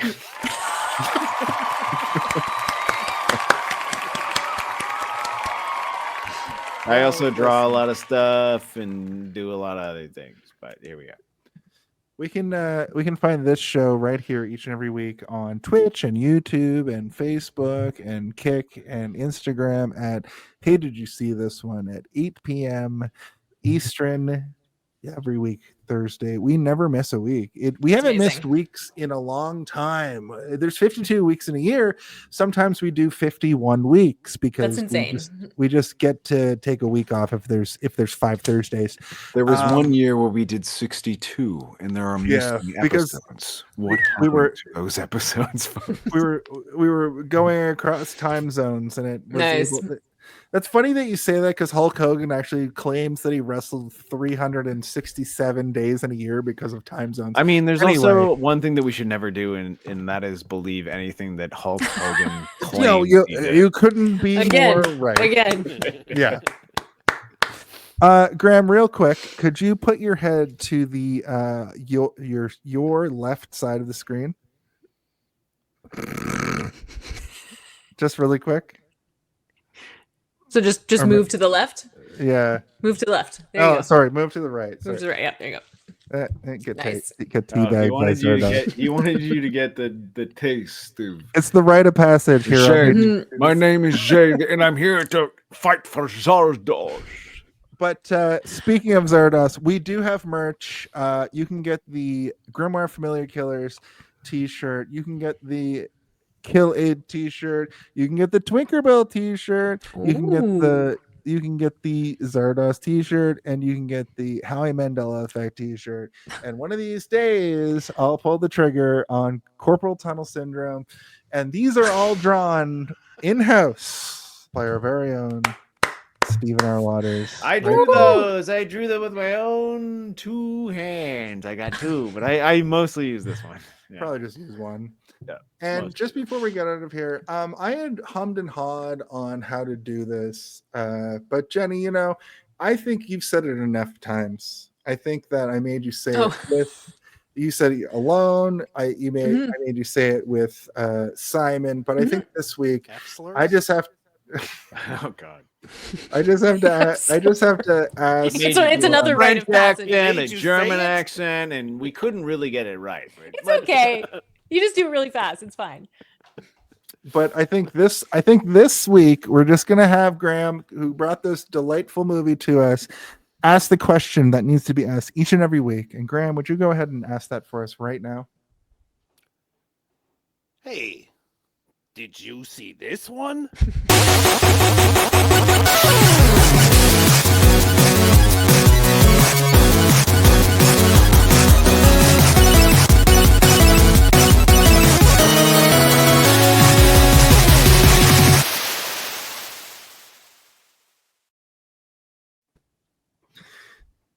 Say something funny, or else. Funny. Or else. Oh my God, I think that might be the best one we ever heard, Jason. Hit it! Beam up some Star Trek content with Live Long and Podcast. Tune in to X-Rated, the X-Men animated review show. Artistic interviews with graphic histories. A roundtable movie discussion with Hey, did you see this one? And movie reviews with Hold Up, a movie podcast. And while you're at it, spin a few records with Eamon on Track. Watch us duke it out on trivial debates. And let's chat about TV with the Super Mater Brothers. It's all here on the United Federation of Podcasts. Let's get the hell out of here. Listen, both of you. There are no such things as dragons. What you saw was something that looked like one. Not trying to think what it was. How do you know there aren't? Anyhow, what do you know about animals? Did you ever see a mongoose dance? Or a scorpion with sunstroke sting itself to death? Or a praying mantis eat her husband after making love? I hate to admit it, but I haven't. Well, I have.